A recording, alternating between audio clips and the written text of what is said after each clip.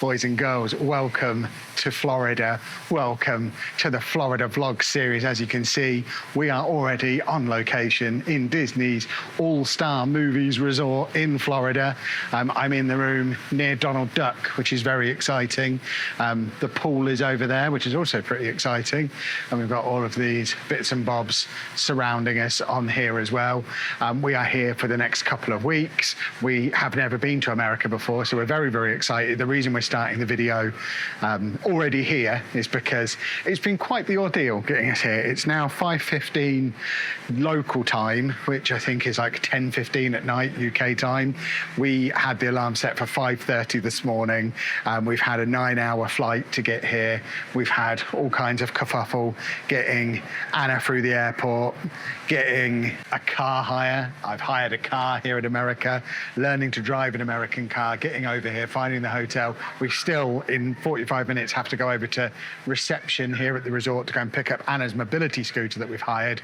But I figured while I'm waiting, because we're trying to keep ourselves awake, because obviously we want to stay up as late as possible tonight so that we can adjust for the 5-hour time difference as much as possible, I figured I'd give you a little bit of a room tour here at the All-Star Movies Resort. So this is our room, which, as you can see, does come with a free female human.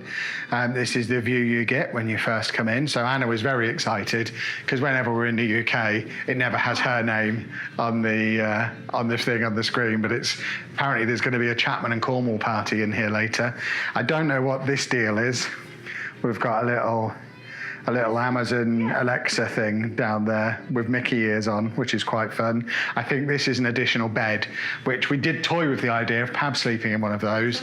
Yeah, Pab's actually sleeping through here in the adjoining room, but every time I knock, he won't let me in. I keep knocking and he's ignoring us. So I think Pab's in there having a poo. Oh, there you go. Look, he is opening it this time. See, Pab's in there. That's Pab in the next room, locking us out. But this is the bed with Donald indicating my side of the bed, because obviously I'm a Donald Duck guy. And I will do the rest of the tour in a second. But first, of course, must thank Holy, who, just like with the cruise we did earlier in the year, this entire trip is sponsored by Holy. I'll shake you next to the microphone so you can hear it. I've got, that's an iced tea, matcha, lime, mint. My brain's not working because I think I should be in bed. But I mixed this up in the lounge at Gatwick Airport this morning and was sipping it on the plane in between my complimentary snacks and bottles of water. But yeah, I think bearing in mind how much the heat has hit us when we've walked out of the airport, I think the Holy hydration in particular is going to be very, very valuable to us over the course of these next few weeks. So if you do want to get involved in buying yourself a Holy starter kit, it'll be linked in the description to every video in this series. We're not going to do the hard sell on every video, but I'm doing a little bit of hard sell on this video because genuinely, if it wasn't for Holy, the trip probably wouldn't be happening. So big thank you to them, and big thank you to everyone who supported them over the last few months as they've been sponsoring us across the channels, because that sponsorship has allowed this trip of a lifetime to become a reality. So that is lovely old stuff. But let's continue touring around the room. So we do have some beverage making facilities over here, including an ice bucket, and there is signs out there telling us where we can go and find ice to make our Holies with. We've got a very confusing looking coffee machine, which seems to have, I think that's just, so that's beans to brew 1 cup, but it's not like pods or filters, or I don't really know how that works. I'm hoping there's going to be some instructions for that somewhere, but we've got replenishment of all of that in here as well, including, I love the fact they've given us green tea. There's not a kettle, so I don't quite know how you make your water hot for a green tea. I guess you use the coffee machine. Luckily, I don't need it because I've got my Holy green tea. We've got a fridge down the bottom there as well, which we will use to keep our delightful beverages cold. And then there's a Bible, because America. We've also got a safe, big telly, and then drawers, as you can imagine, for the putting in of things. Bedside tables complete with plugs on both sides, so we can both set up our CPAP machines. I am a big fan of the Disney theming. Some of the criticisms we've had of Disneyland Paris, particularly in the Center Parc place where there's no Disney theming at all. But even when we stayed at Newport Bay over at Disneyland Paris the other year, I didn't feel like it was like mega Disney themed. Whereas obviously in here, we've got Disney everywhere. It's playing Disney songs out of the TV. We've got the Disney Alexa over there that's desperate to play Disney songs. Everything is themed Walt Disney World. And we've got the Disney art on the wall. And of course, as soon as you step outside, it is Disney has thrown up over this place, which is spectacular. And then if we come through here, we have a little sliding door area. That's the servants' quarters through there where you saw Pab from before. We've got the little wardrobe situation. We have an ironing board and an iron down there. And of course, again, because America, we can plug stuff in the bathroom, which fascinates me. There's your chance to ogle at your old pal Kev, you bunch of pervs. And then we've got a poo pot in there, and then a bath and shower situation. With course, that bath looks like it goes deeper than the floor. I'm fascinated by how that works. But proper shower up there as well. This, I suspect I won't be allowed to open. This will be a souvenir that Anna takes. The Disney Resorts sea salt bath soap. And there's your various flavours on there. And yeah, all very acceptable. I am going to get changed into something that's not jeans, and then we need to find our way back to reception. We haven't actually gone to reception and checked in yet. Again, the system is so clever compared to how the system works when you're at Disneyland Paris. We checked in on the app days ago, and we got a notification on the app basically as we landed, giving us our room numbers, and we've just driven up to the bit of the car park near our room. I tell you what, I'm glad we hired a car. I wouldn't have liked being dropped off at reception with all our bags and had to walk this far because it was quite the distance. But we've parked right next to this, come straight up to our rooms. Anna's scooter due to be dropped off shortly, so we are going to head down there. Have a look what's down there as well. I'm sure I'll take you with me and give you a little bit of a look around the rest of the resort as well. But I know for a fact we're near the pool, which is cool. And there's probably going to be a shop over at reception, so we'll have a look in there as well. And that'll probably be it for this first video. Like I say, our body clocks are screaming at us, telling us it's nearly 10:30 at night. But we are going to be keeping ourselves awake as late as we possibly can. We are going to be sensible about it. When we were planning the trip, we were like, we're not going to go straight into Magic Kingdom tomorrow, because when we experience that for the first time, we want that Pabs there saying, we're what? We're not going to Magic Kingdom tomorrow.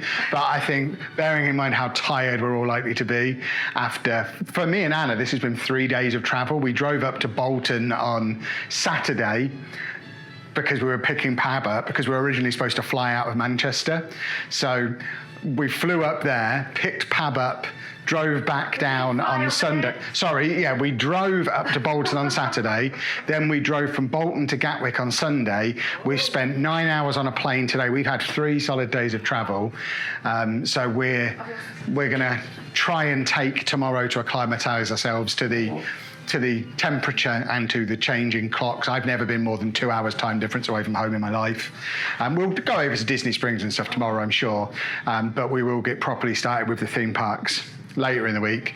But yeah, we'll certainly have a look around here today. We just are now on a mission to keep Anna awake until 6 o'clock, because she's the only one who can pick up her scooter. So she has to come down there at 6 o'clock to get the scooter, or she isn't going to have one. A 20-minute nap is a terrible idea. There's no such thing as a 20-minute nap in your world. We'll see you outside, where I will be wearing shorts. Say goodbye to jeans. I'm not wearing them for 2 weeks. Well, we're out and about, and we've spotted our first exotic critter. Well, no, me and Pab had already seen the flamingo. A very long-necked duck.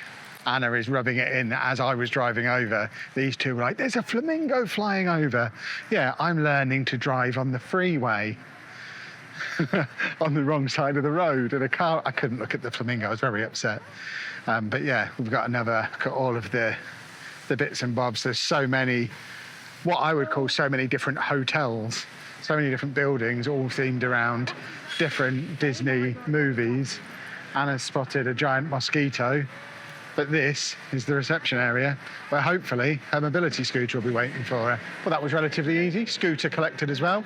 That's car and scooter collection have been completely seamless.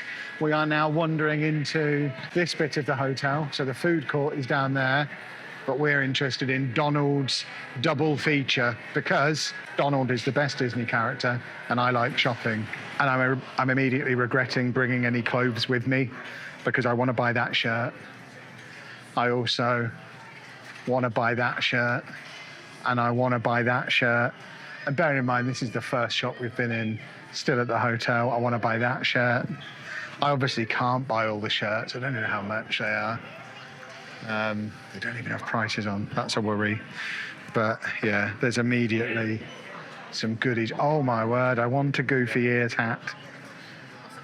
I want that hat. They've got your hat down there, your Donald one that you got in Paris.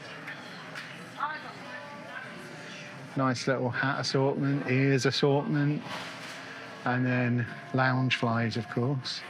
We do love a lounge fly. We're officially not shopping now. One thing we are looking for, though, is magic bands, because it's a pain in the backside having to use the app to get in and out of the room. There's little hey-heys down there. Anna's going to get me back on pin collecting again. Here's the magic bands. So this is what we're officially here for. So prices vary wildly depending on the colour of the one that you get. Wowzers. How much is a Spider-Man one? I'm colourblind. I can't price them up. No. Is it not the colour of this, or is that? No.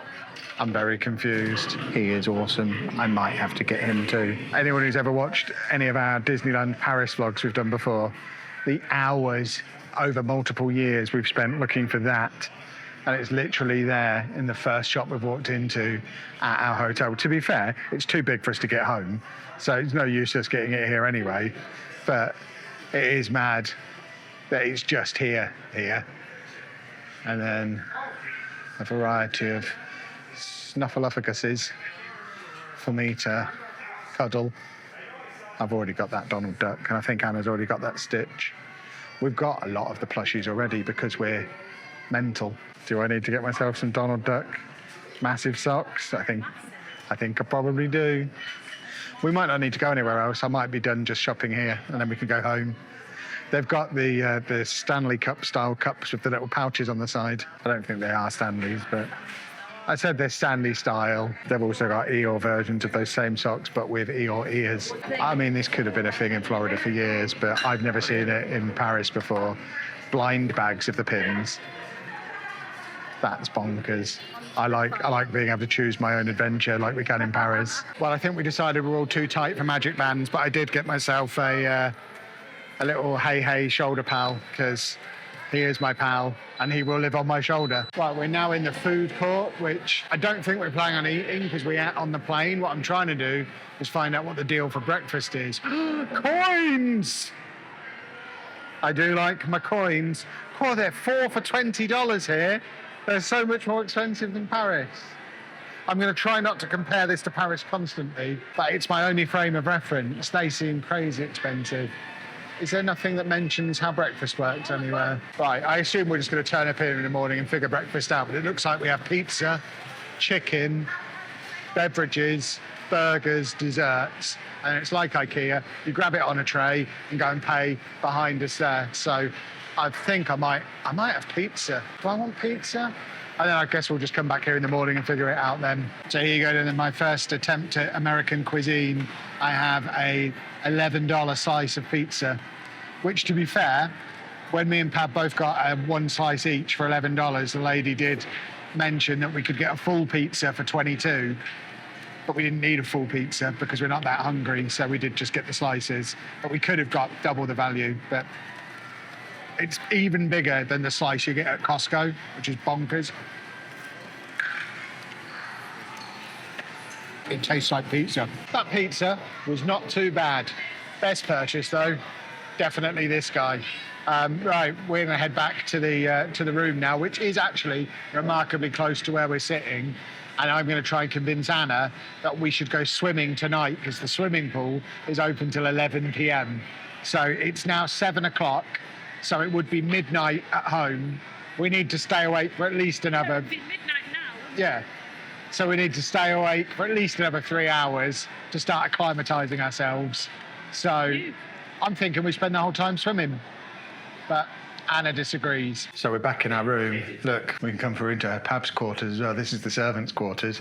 So actually, it's quite nicely set up for old Pabby. Look what he's got over here as well. Oh, it's got a nice one. Yeah, what flasks Pab got from his holy starter set? Well, they have different colours. So I said to surprise you. And there you go. They've surprised you with a yellowy one, which is very pleasant. And he's currently trying to set the volume in here. We are going to go and fill up our ice machine or our ice tub while Anna unpacks. Me and Pab have already unpacked because we're efficient. But Anna's going to unpack now while I upload a vlog. By the way, the internet in here, mega fast. I've recorded a video at Gatwick Airport and edited it on the plane and uploaded it here, and it took 3 minutes. So big thumbs up for the internet here. But yeah, I'm going to go get some ice so that when I make my next holy, I'll have some ice for it, which will be jolly nice. Anna's hanging up her clothes, so she's shouting at me a lot. But I've come out here because look what they're doing out here. If they do this every night, I'm definitely getting involved another day. They've got a little campfire where they've got s'mores, and you buy yourself a marshmallow and you go and s'more your face off, which does seem like a lot of fun. It looks like there's certainly a lot more going on at the hotel than you get at Disneyland Paris. But obviously at Disneyland Paris, you don't need loads going on at the hotel because you step out of the hotel and you're in the Disney Village, whereas we're half an hour away from Disney Springs here. We are close to the Animal Kingdom though, so that's quite cool. But it's now getting on for 7:30. Realistically, I don't think Anna's going to let me go swimming tonight, so I think we are going to wrap the video up here. And we'll pick up with you again tomorrow when we're going to have our first full day here. The plan at the moment, we head to Disney Springs, we see where the rest of the day takes us. Job number one, in fact, we don't need to get that in the car for Disney Springs. At some point, when we go to Universal, we're going to have to figure out how to get this in the car, which is going to be easier said than done because it doesn't look like it folds, but it'll be fine. Worst case scenario, we'll just tie a rope to it and Anna can be behind us, yeah. We're only like half an hour away, so it'll be fine. But if you have enjoyed this first of what is going to be probably a 10 or 15 part series from here in Florida, we've never been before. We're here for 2 weeks. We're very excited. We're also very tired, and we are now going to be trying our hardest to keep ourselves awake. Look, we're all standing up because no one dares sit down, because if we sit down, we are going to go to sleep. But if you have enjoyed the video, leave a thumbs up on there for us. Subscribe to the channel for loads more content from this trip, amongst other things.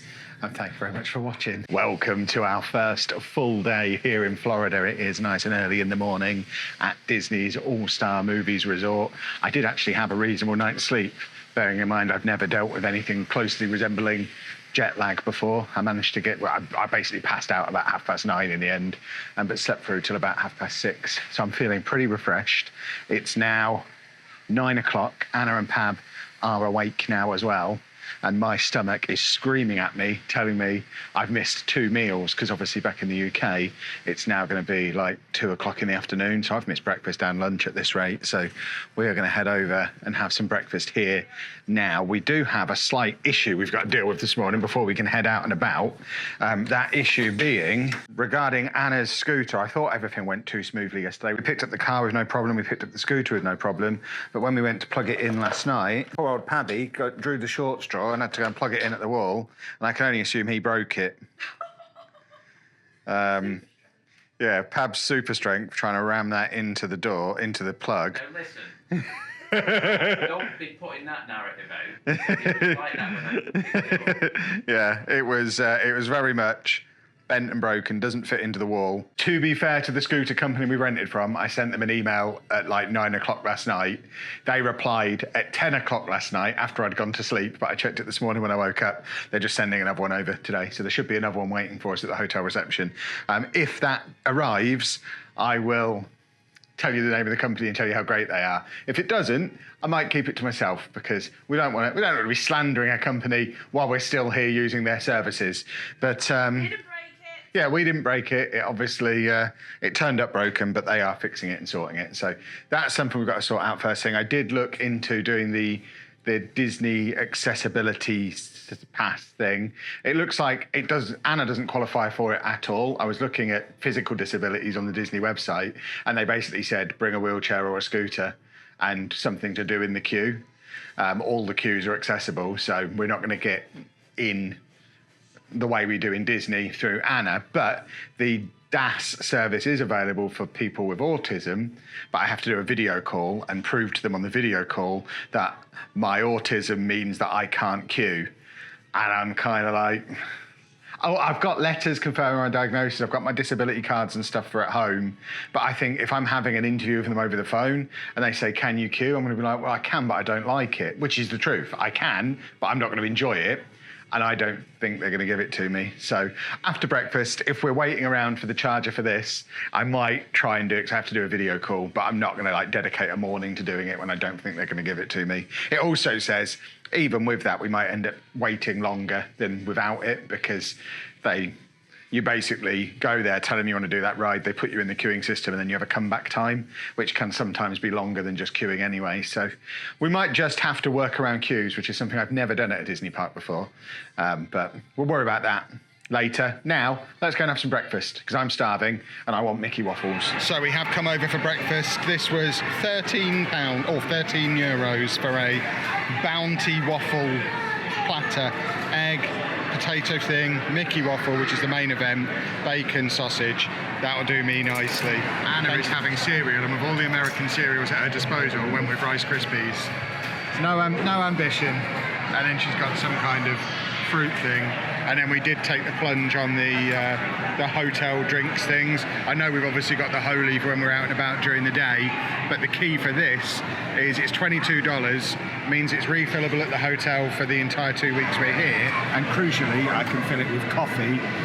One individual coffee here was $6. So assuming we have breakfast here more than 4 times, which I think is a fair assumption, I'll get my money's worth for just filling that with coffee. We're back in the room, no sign of Anna's charger at reception yet. We walked up there and we walked up there. Has there been either the woman knows everything or didn't want to check, because I said, has there been a charger left for Kevin Chapman? She just went, no.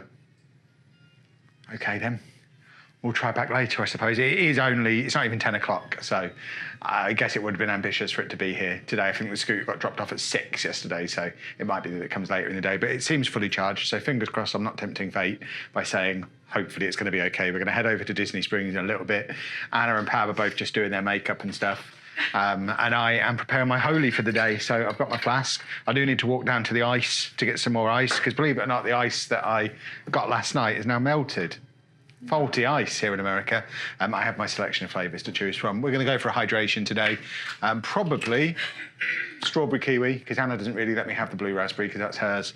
But very important in the hot weather for the hydration electrolytes, bits and bobs. So I'll make one of those, fill my flask up, and then I'm just packing the rest of our emergency stuff that we've brought with us. We have emergency ponchos. Because we're only going to Disney Springs, I don't think we're taking these today, but we have got some cooling towels, which will be for park days. I've also invested in one of these. You'll have seen Anna using stuff like this over the years, but I've invested in a fan as well, so that when I'm stood in theme park queues, I can blow myself. And we've also got this stuff, which is 10-hour sun cream. We're giving this a proper test today because I've applied some at 9 o'clock this morning. So if I'm red before, 10 hours after that? Like 7 o'clock tonight? If I'm red before 7 o'clock tonight, this stuff doesn't work and we're suing them. But yeah, I think that's everything we need to get us prepped for a trip to Disney Springs and an explore. There's obviously a Lego store. There's loads of Disney shops there as well. I think we are officially decided that we want magic bands because it takes so long to get into the door of our phones. So I think we're going to grab some magic bands as well. But check-in was easy. Yeah, Anna. Well, we talked about that yesterday when you were half asleep. But yeah, check-in was easy because we just came straight to the room. But yeah, I'll finish packing up my bag and we'll probably meet you over at Disney Springs shortly. Well, so much has happened. One thing, forgot to mention when I was waffling about Holy before, the series is sponsored by Holy. Don't want to risk getting my wrist slapped for not doing proper disclosure. You probably figured it out from what I was talking about. But also we got to the bottom of the scooter issue. I kept going to reception asking for a new charger. They'd actually given us a whole new scooter. So we've swapped the scooter over for one that now has a working charger. And we've just got the bus over here to Disney Springs. It's 11:30. We finally made it out. Good job we weren't planning on this being a park day. One quick dash through security later and we are in. Obviously my main priority while we're here is to get to the Lego store to make a block party video, but we are going to be in and out of almost everywhere. This is pretty much our plan for today. Mooch around here. I know there's a Sephora. I've seen the list of shops that are here. I don't know what she's doing to me. What are you doing to me? She's rubbing something on my face. I don't know what it is. Various creams that I've put on. I'm very sticky. I've got every cream and lotion on you can possibly imagine. But yeah, let's hit some shops. I want to buy a Disney Magic Band. I want to go to the Lego store. I want to buy one of each Disney plushie that they sell in the entire place. Might not be able to do that one. But yeah, we are just going to have a full day rummage. Well, quite some time later, Anna has just had a half an hour Sephora experience as the first shop we've been to. In here, you can create your own headband. We're finally going in the first shop with Disney in the name, Disney Ever After. I think this first shop is not one necessarily aimed at me. Aside from the make your own headband, it was all very girly. We're leaving very quickly. I need plushies and bright colours, not pastel tones and handbags. This place really is on a whole other scale to the Disney Village that we have in Paris. It goes on all the way up there. It goes on down there. It's a little bit round this corner as well, with some escalator taking you somewhere. There's a lot here. I'm still hunting for the Lego store. We're in Uniqlo and they've got the print your own t-shirt stuff, including the Pokemon Pokopia stuff that they had in London but didn't have in Edinburgh when we were looking for it. So I need to think very carefully about what I want because there's so many different designs we can have for it. They're $30 each. I kind of want to do 15 of them. So I'm going to walk away for now and have a think. But I think there is one of those in my future for sure. Well, we're getting closer and closer to the Lego store, which is just over there. But I have been distracted by this massive world of Disney. So we're going to go in the massive world of Disney. This has the potential to do some damage. Oh my word. The size of this shop is something else. I think we're going to be in here for a while. I don't know what Disney wishables are, but they do look cool. Yeah, I think they're blind boxes. But I'm just going to go and dive into this pile of cuddly toys. Oh my word, they have Kermit the Frog. He is sensational. I can't pick up the first cuddly in the first shop I've been in, but I do like him. That's great. They've also got Doug. We do have a Doug at home somewhere because we were supposed to buy him as a gift for Dave a few years ago, but I couldn't bring myself to give him to Dave. So I took him home with me. And he now lives with my other cuddlies. My guy, just hanging out. Box in the house. No idea who this guy is, but Pab tells me I'm going to become familiar with his work. This is one of the best Pooh Bears I've ever seen in one of these shops. And Pab wants me to buy a hippo. I don't want a hippo. Oh no, they have exclusive Pandora bracelet charms that I'm gonna have to get involved in. I don't know if the microphone's picking up Anna yelling my name, but I think I need to head this way. Oh, she's found a shark. Anna does love sharks. Who is this guy even from? What's this? From Nemo. Oh, he's got sharp teeth. Well, you've got to get him. You love sharks. Also, for the second day in a row, we've found Bullseye. Having spent forever looking for one in Disneyland Paris for Andy and never finding one. Does Lotso smell of strawberries here, though? He doesn't. French Lotso smells of strawberries. What is the deal with the... what are the peas from? I don't remember peas in Toy Story. Are you just buying a load of Toy Story stuff? I watched this on the plane on the way over, so I'm now familiar with their work. But I do like Wally as well. That's a cool Wally, which is already being added to Anna's pile. I've gone beyond being worried about getting it all back on the plane in 2 weeks' time. I'm more about how on earth we're going to get it back to the hotel today. She's just grabbed a ball as well. She bought 2 of these in Paris last year. Yeah, you literally have them already. These charms aren't labelled as exclusive, but potentially even better. I love that Donald one. I'm going to have to buy bracelet charms. Oh, they've also got collectible medallions. which I'm a big fan of. Pab's amusing himself with the Warlow hats. Meanwhile, Anna just yelled the word ears and then sped off over here. So I think she is now ear shopping. She needs a basket. There is a basket here. There you go, have a basket. Oh my goodness. I really might have to. That is extraordinary. Okay, there's a lounge fly I'd potentially wear. The Disney Railroad one is absolutely awesome. There is, as ever, quite the large assortment of lounge fly bags though. But yeah, this train one is great. Kind of want that as well. These socks are fantastic. I really like the Eeyore ones down the bottom. And they had some Donald Duck ones in our hotel the other day. But it doesn't look like they've got them here. I think Anna's over there near the bags somewhere. Well, of course, I'm going to have to buy a Kevin t-shirt if they have one in my size. That is absolutely coming home with me. Spectacular. The Kevins together. They also have a load of the Roosevelt shirts in here, which I've now learned not to iron after I've ruined one of them, ironing them. But I might have to get involved in one of these, although I don't think they've got any that scream must buy to me. So we might be getting away with it, but knowing they're on sale here is dangerous. That Toy Story one is quite cool. How much, Alex? These are really expensive to buy online, so you have to pay to have them imported as well, $80. I've looked at buying three of those from the website before, and it was going to cost me over £200 because of the delivery cost of them.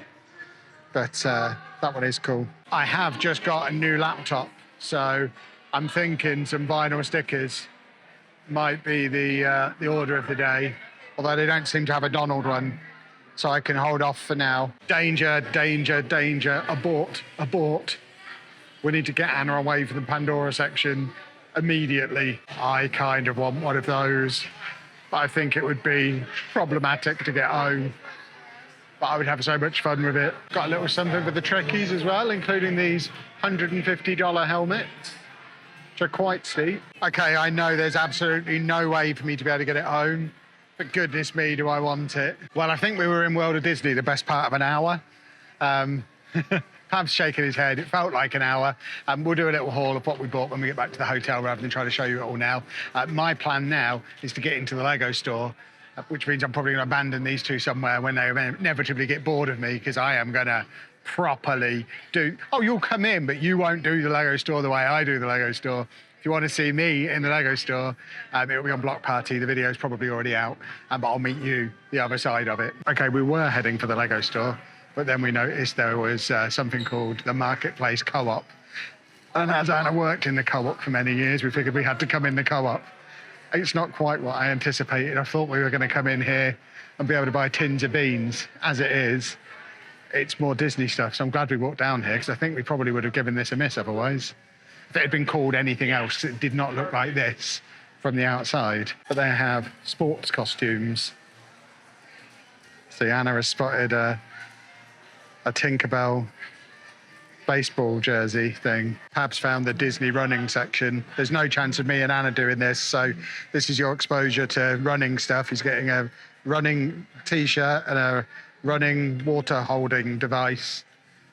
But yeah, they've got all the running gear in here as well as whatever Disney drop shop is. It looks like it's absolutely full of blind bags. It looks like a Disney version of Pop Mart over there. The question now, of course, is do I get myself a glittery Donald jacket? Not that I have any reason to need to wear anything like that while we're here, and there's certainly no room in my luggage. The bag's cool. I like the hat. The hat is cool as well, although it's probably too small for my giant head. Still not made it to the Lego store, but if anyone's wondering how hot it is here, Anna's had the bag from we bought that 10 minutes ago, and that's been dangling off the handle of her scooter, and it's melted all over her leg and all over her hands. So Anna is now in fancy makeup. I know you're annoyed, but that is bonkers. They need to get some paper bags, because that is silly. Lego store perusal complete. I didn't buy anything. I'm saving that for Friday when the new Toy Story sets are out. Anna managed to get her leg clean, by the way. She gave herself a sponge bath in the toilet. Yeah, but she's now sun creamless on that leg, so we can't be out We can't be out for much longer now. What's the matter? Only Anna. We're going to go and find something to eat, I think. We're now in a crystal shop. Again, a very dangerous place to bring Anna. Stuff like this is not cheap. And she's going to want to bring it home with her. That one's quite cool. Yeah, you're reading that right. $285,000. That's almost as much as a 2-week holiday to Florida costs. That is, I mean, it's awesome, but absolutely insane that it's priced at that level. Boys and girls, what a time to be alive. At 2:30, I'm finally getting some lunch. We're heading to Earl of Sandwich. Although we found a bunch more shops, I'm making them walk past along the way. We've got Disney Trend, we've got pin trading, we've got all sorts of stuff we want to go to. But first, if I don't eat, I'm going to start getting grumpy. So we're going to go and get a sandwich. Dinner consumed, very pleasant it was too. And now we can go in all these shops we walked past before. They've got Lefty's left-hand store, but I think we're going in the pin trading shop because that looks like it's got a very nice assortment of magic bands, and we are very much after a magic band. We also want to go in Once Upon a Toy. There's quite a few places we missed as I was on the charge for lunch, but I do just need to say hello to my guy who stood here in the doorway as well. Hello, Donald. How are you today? Right, I think this is as wide an assortment of these as we're going to find. And we are already fed up of having to unlock our room with the app that is just rubbish. So we need to find magic bands. We have purchased magic bands, so I'll show you them when we do our haul back at the hotel. But Anna's making Dave a dog tag first. Because, you know, got to make Dave a dog tag. Well, something's happening. It's going to go to the point where I can't film it. I can't see it. Oh, there you go. There you go. Dave's name. How very exciting. Just trying to focus on Anna's face. There you go. It's tiny. But it's there. Yeah. Dave is now Slinky the dog. Here we go then. Once Upon a Toy, which does look magnificent. They have loads of the shoulder pals in here. I got him yesterday in the shop in the hotel, so he'll be coming into Magic Kingdom with me tomorrow. But Anna doesn't have one. I still really like this Kermit the Frog. I'm not going to buy him. Anna wants a Woody just because it has Andy on the foot. My boy Remy, just hanging about. This is one of the shops that you can build your own glow stick in, which Ab decided he didn't want to do because they're hard to get home on the plane. And if you don't want to build your own, you can buy a pre-assembled one. You'll be able to get a Lego version of the Darksaber for free at the Lego store in a couple of days if you spend $150 on Star Wars Lego. Advert. They're not sponsoring us. I'm excited. And then we also have a variety of hats as well, which I'm trying to convince Pab to get one of these. So I think he'd look very fetching in one. Well, we are now over the other side of Disney Springs. We've just walked past a whole load of restaurants that didn't seem worth showing you because no doubt we'll eat at a lot of them over the course of the week. But we're now into this area of shops, including Disney Style. So we'll have a rummage in Disney Style. Of course, we have a big Disney Style like that in Paris now. Here we go then. We've now got the Star Wars Galactic Outpost and Marvel Superhero Headquarters next door to each other. We'll obviously see what they've got for the Trekkies first. I want to take him home with me, but I don't think it's for sale. So many masks and things. These are the masks. And over here we have the things, including that thing, which is very snazzy. And annoyingly, they've got these like baseball jerseys all over the place. And the one I like colour-wise is this one, but it's a Star Wars one. So I guess I'm not getting it. They also have all the shoulder buddies and various other bits and bobs. And now you're talking. This is much more my speed. Lots of very snazzy Marvel bits and bobs, including, do I get myself a Wolverine mask? Maybe I do. The Daily Bugle. Do you reckon they'll let me take that on the plane? Oh, that's cool. That's very cool. And then various other masks as well. I'm quite tempted to get myself an Infinity Gauntlet. I already have one made out of Lego. That doesn't make it any less cool. That Marvel shop was good for big, massive, expensive stuff that we can't fit in our luggage. But for normal person stuff, they do have toffee apples in there. For normal person stuff, nowhere near as good as the Spider-Man shop in Paris. But this is the Candy Cauldron, and they do have toffee apples. I don't need a toffee apple, but I mean, it's not even a toffee apple, it's a cake pop. That one's a caramel apple. Not today, but I suspect I'll be having one of them before we leave. Pab diving into the sunglasses hut despite having a perfectly serviceable pair of sunglasses sticking out of his t-shirt. And then we have the most bonkers shop that's here, Pele Soccer. Presumably to be replaced at some point fairly soon with Messi Soccer when he becomes more famous in America than Pele. But I think I've just seen a Declan Rice Arsenal shirt in the window. This shop is mad. It's just full of football shirts. You've got loads of various international Premier League up there. There's a Declan Rice and a Victor Gyökeres Arsenal shirt up there. We've got Inter Miami. But yeah, it's just a football shop full of football shirts. Random Ajax shirt just knocking around in here as well. It's cool, but I don't know who comes to Disney to buy a football shirt. We came to the M&M store and I got them to print mine and Anna's face on some M&Ms. I'm showing you them now in case they melt into M&M spread by the time we get back to the hotel. But hopefully the camera's picking that up.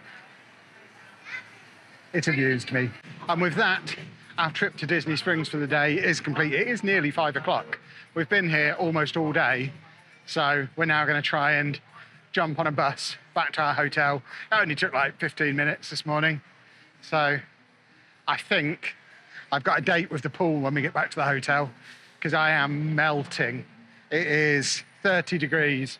It's not even the warmest day we're going to have while we're here. But I am a warm man. All right, we're back at the hotel, so quick shopping haul. First thing, not the shirt, the t-shirt that I've already hung up to try and get some of the creases out. So that is my main purchase. My other purchase is my Magic Band, which I have tested and it works because using the app to get in the door takes forever. It is rubbish. Anna also got a Magic Band, which is there. And then the rest of Anna's purchases that are now all in my packable bag because she leaked everywhere. She's got a bullseye for Andy after all these years. And there you go, you have your bullseye. She also got some ears for when we're at Magic Kingdom tomorrow. And she got some peas because she's from the north and she likes peas. Oh, they're for Andy apparently as well. And then she also got a Wally because she likes Wally. There you go. Well, they can't go back in that bag because that's going backpackable. They can go in here now. Yeah, there you go. They can go in there. Don't suffocate. And then the other thing was I showed you the M&Ms, didn't I? So I showed you them. And I think that was it. Oh, Anna got some stuff from Sephora as well. She was in there ages. Do you want to show us what you got from Sephora? She wasn't. She just said she wasn't in there ages. How long would you say she was in there? Must have been half an hour. I started feeling woozy in there. Yeah. So she got this squirty hand sanitizer stuff. She got some whatever that is. And then whatever that is. For my eyebrows. Obviously it's SPF for our eyebrows. Why wouldn't it be? The yellow one is for my lips, and the other one is to make my eyebrows. I don't think the microphone is even picking you up, but she's having a shout about it. And I believe that was the sum total of our purchases. We've all got some long shopping lists for when we go back, but it was only our first full day here, so we didn't plan to buy loads. We kind of failed a bit, but we'll try harder next time. I think we're going to end this video here. It's nearly 6 o'clock. We do plan to just nip over to Walmart. There's a Walmart about a 5-minute drive away. Pab is showing off his new running flask holder. There you go. Oh, he's got his holy flask to go in it, look. So he's got a little Disney holder for when he goes running. No, it's for the park. Oh, this is for when he goes around the parks, is it? He's put his little flask in. Look at him. Mr. Flask holder. That is quite cool. I might have to get a flask holder. Okay. I do like that. That is good. But yeah, we plan to nip down to the nearby Walmart. I realise, as someone who's never been to Walmart before, it is ambitious thinking we're just going to nip in and get a few essentials. But we do plan to go and do like an American shopping day later in the trip. So we'll save actually showing you around for then. Because quite apart from anything else, the battery on my camera's about to die. And I think this video's probably already been long enough. So we'll wrap things up here for today. The next video, which should be out in a couple of days, will be our first look at Magic Kingdom. We're going there tomorrow, and I'm very, very excited. And look, we've even got a working charger for the scooter now. What a time to be alive. If you've enjoyed this video, please make sure you leave a nice big thumbs up on there for us. Subscribe to the channel for loads more videos from this trip. We've got weeks of content left from this trip yet. And thank you very much for watching. Boys and girls, welcome to the main event of our Florida trip. We've already been here a couple of days. We've already made a couple of videos, but this is the one we have been waiting for. Magic Kingdom is behind me. We've just come in on the shuttle bus, which is far less glamorous than the monorail and the big river steamboat that we've seen on the way in. But we just made it through security. The park entrance is behind us.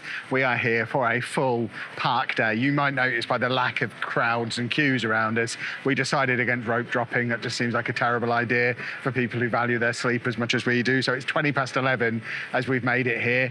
The plan is that we make it all the way through to fireworks. I don't know if we actually do, or whether we disappear in the middle of the day and come back, or if we maybe do the fireworks separately on another day. We've got the flexibility of kind of just being able to play it by ear today. We've still got more than 10 days of our trip remaining, and although we want to get around all the Disney, Universal and Legoland parks on the trip, we're not that fussed when and how, and we've planned in some empty days to do catch-ups if we don't get everything done. But main goals for today, obviously, It's a Small World, Pirates of the Caribbean. Got to compare them both to how they are in Paris. We need to have a mooch around the castle, and that's about it as far as plans for me. I know Anna and Pav have got other things that they want to ride on as well, but yeah. Let's get in, let's have a look around, let's have our, wow, there's the castle for the first time moment. Wow, my first impression as I walk in is, oh, I've been here loads of times. It is, they're playing the same music they play in Paris. I mean, obviously it's a slightly different layout, but it is very much the same vibes. We're straight in, straight to Main Street, USA. And my magic band is currently vibrating at me. But yeah, yours isn't. I don't know what mine's doing, but yeah. It all feels very familiar and very cool. It's like being in Paris, but in nice weather. So it's like Paris in the summer. What have we got over here? The Town Square Theatre and various town squares areas. And I'm sure when I walk around this first corner, we are going to get that view for the first time of the castle. Now, when we saw the Paris castle for the first time, like 7 years ago now, Anna cried. Are we going to get Anna tears? We're kind of hoping that we will, because tears mean views, and we like views. There we go. We walk around onto the top of Main Street, and okay, that is big and impressive. And that obviously does look different to the one in Paris. I mean, if you just glance for a second, you could be like, oh, it's very, very similar. But yeah, that is a completely different castle. And obviously completely different shops down Main Street as well, but very familiar vibes. Are we getting tears this time? Oh, for goodness sake, what a waste of money. What a waste. You were happy last time, but you still cried. I don't cry. I don't have emotions. Unless I meet Eeyore, in which case all bets are off. Obviously, at some point, we will have a look into all of these shops along here, but we spent all day yesterday at Disney Springs, so we've probably seen most of the available merch that's available. So I think we can probably walk past it all and go and check out what some of the ride queues are like and get ourselves on It's a Small World before it's too late. They might shut it for the week. Anna's moved us down a little bit closer. So there is your money shot. There is your thumbnail. There's your thumbnail. You got to get taller. We'll fix that in the edit. I know it is traditional to save the main event for the end of the video, but I just can't. Obviously, job one, Small World.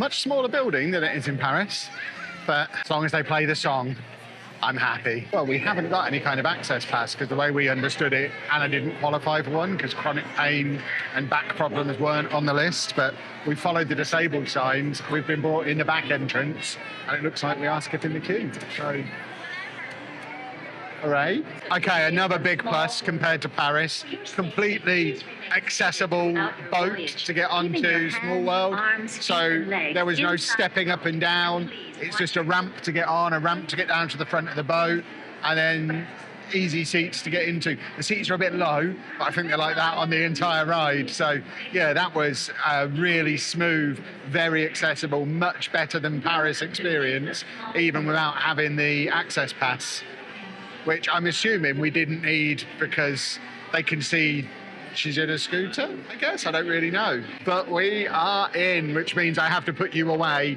because otherwise we'll get a copyright strike for the music. Brace yourselves, boys and girls, they're here. The giraffes! Look at those magnificent specimens.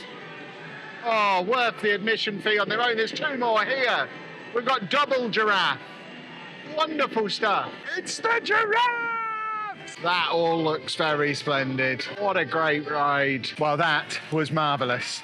Very smooth getting on and off. So that was something we weren't really expecting coming in. I was a little bit worried about what that was going to be like. If that's just for Small World, it's still a bonus. If that's how it is on all the rides, that's a triple bonus with bells on. But I think our plan now is that we're heading over to Pirates of the Caribbean. But as you can see, Anna is taking a moment to have a holy break. We have all got loaded up with our holy hydration today, full of electrolytes in the hot sun. It's 12 o'clock, it's already 28 degrees here. The electrolytes and the hydration stuff really saved us at Disney Springs yesterday, and we are loaded up on them for today as well. So thank you very much to Holy for sponsoring the series and for sending us with so much of that stuff just to keep us hydrated throughout all these very hot park days. There's a link to where you can buy some Holy for yourself down at the top of the description below. Well, we've now come over seeing if if what I'm still describing as the trick at the moment works for Pirates of the Caribbean or the Jungle Cruise. And if it is, then we have to rethink the entire week on much smaller queues than we were anticipating. Because we were planning on doing like 3 rides a day because I didn't want to queue up for hours. But yeah, we're over in this area. It's theming strong, as you would expect. We've got the magic carpets of Aladdin over there. And somewhere in this area, I'm reliably informed by Pabby, we will find Pirates of the Caribbean, which is my second favourite ride at Disney. I'm not deliberately forcing the day to just be my day, but these two are not offering any suggestions. So they were like, we came off Small World and they were like, well, what should we do now? Oh, I don't know. They stood there looking at the app, so I just said, shall we go on Pirates of the Caribbean? So I think I can subtly mould the day to my purposes. So Jungle Cruise is over there, which is another one they want to go on. So we might head over that way, or we might walk past. Do you want to do Jungle Cruise or Pirates of the Caribbean? Well, Jungle Cruise is there. Should we go and have a look? See? Mouldable. Okay, so it looks like it's at the discretion of the cast member for each ride situation, because we walked up to the disabled entrance for Jungle Cruise, and they asked, do we want to have a return time? And we said, yeah, that's fine. But then she asked Anna if she could stand for like 5 minutes. She said, yeah. So rather than getting a return time, they've put us in the lightning lane entrance without needing a return time or booking or paying for a lightning lane. So again, different to how it was on the previous one. I'm happy to just roll with this and see what happens. We're benefiting everyone so far. Second ride, second set of giraffes. There they are. Well, that was marvellous. I had absolutely no idea what to expect going into that. Wasn't really able to film much of it because the man was talking the entire time. But I guess that's kind of the point, and I guess that's why we don't have one of those in Paris, because all of the gags would have to be in multiple languages. But that was fun. And I think we're now fairly close to Pirates of the Caribbean. We've only been in the park an hour. Just over an hour and 15 minutes, and we've already done 2 rides. So we are making much better progress than I anticipated we would make on this trip so far. Hopefully we can keep that run going with Pirates of the Caribbean. So there we go, literally next door to where we just were, we have Pirates of the Caribbean, which is my second favourite ride in Paris. So I'm very excited. So Pirates of the Caribbean, a third different accessibility method. I think we just have to accept we're going to be completely playing this by ear over the course of the day. This queue does not have any kind of access at all for scooters. We had to park up the scooter and get a courtesy wheelchair and then join the normal queue. So we've got the normal 25-minute wait, but we have got a wheelchair, so Anna gets to sit down in the queue, which again is fine. The concern was only ever if she had to stand in queues, because she can't stand for 25 minutes. It's not a thing that we're going to be able to do. So yeah, Pirates of the Caribbean coming up next. That was good, but I think it's got to be said, not quite as good as Paris. There was only one drop and it just felt a little bit shorter. Pirate shark there, and I love sharks. I couldn't use the camera on there because risk of dropping it in the water, but I did do a little bit of filming on my spectacles, so I'll drop a little bit of that in now. The only bit that was really different from Paris was the bit where you have the big boat firing the cannons, and that got me very, very wet. But yeah, jolly good. We've now been in the park almost 2 hours and we've done 3 rides, so we are making incredible progress. Anna is warm, so she has wheeled her scooter into this thing. It's going to squirt water at her to try and cool down. She's covering her face. There, yeah, that's your spot.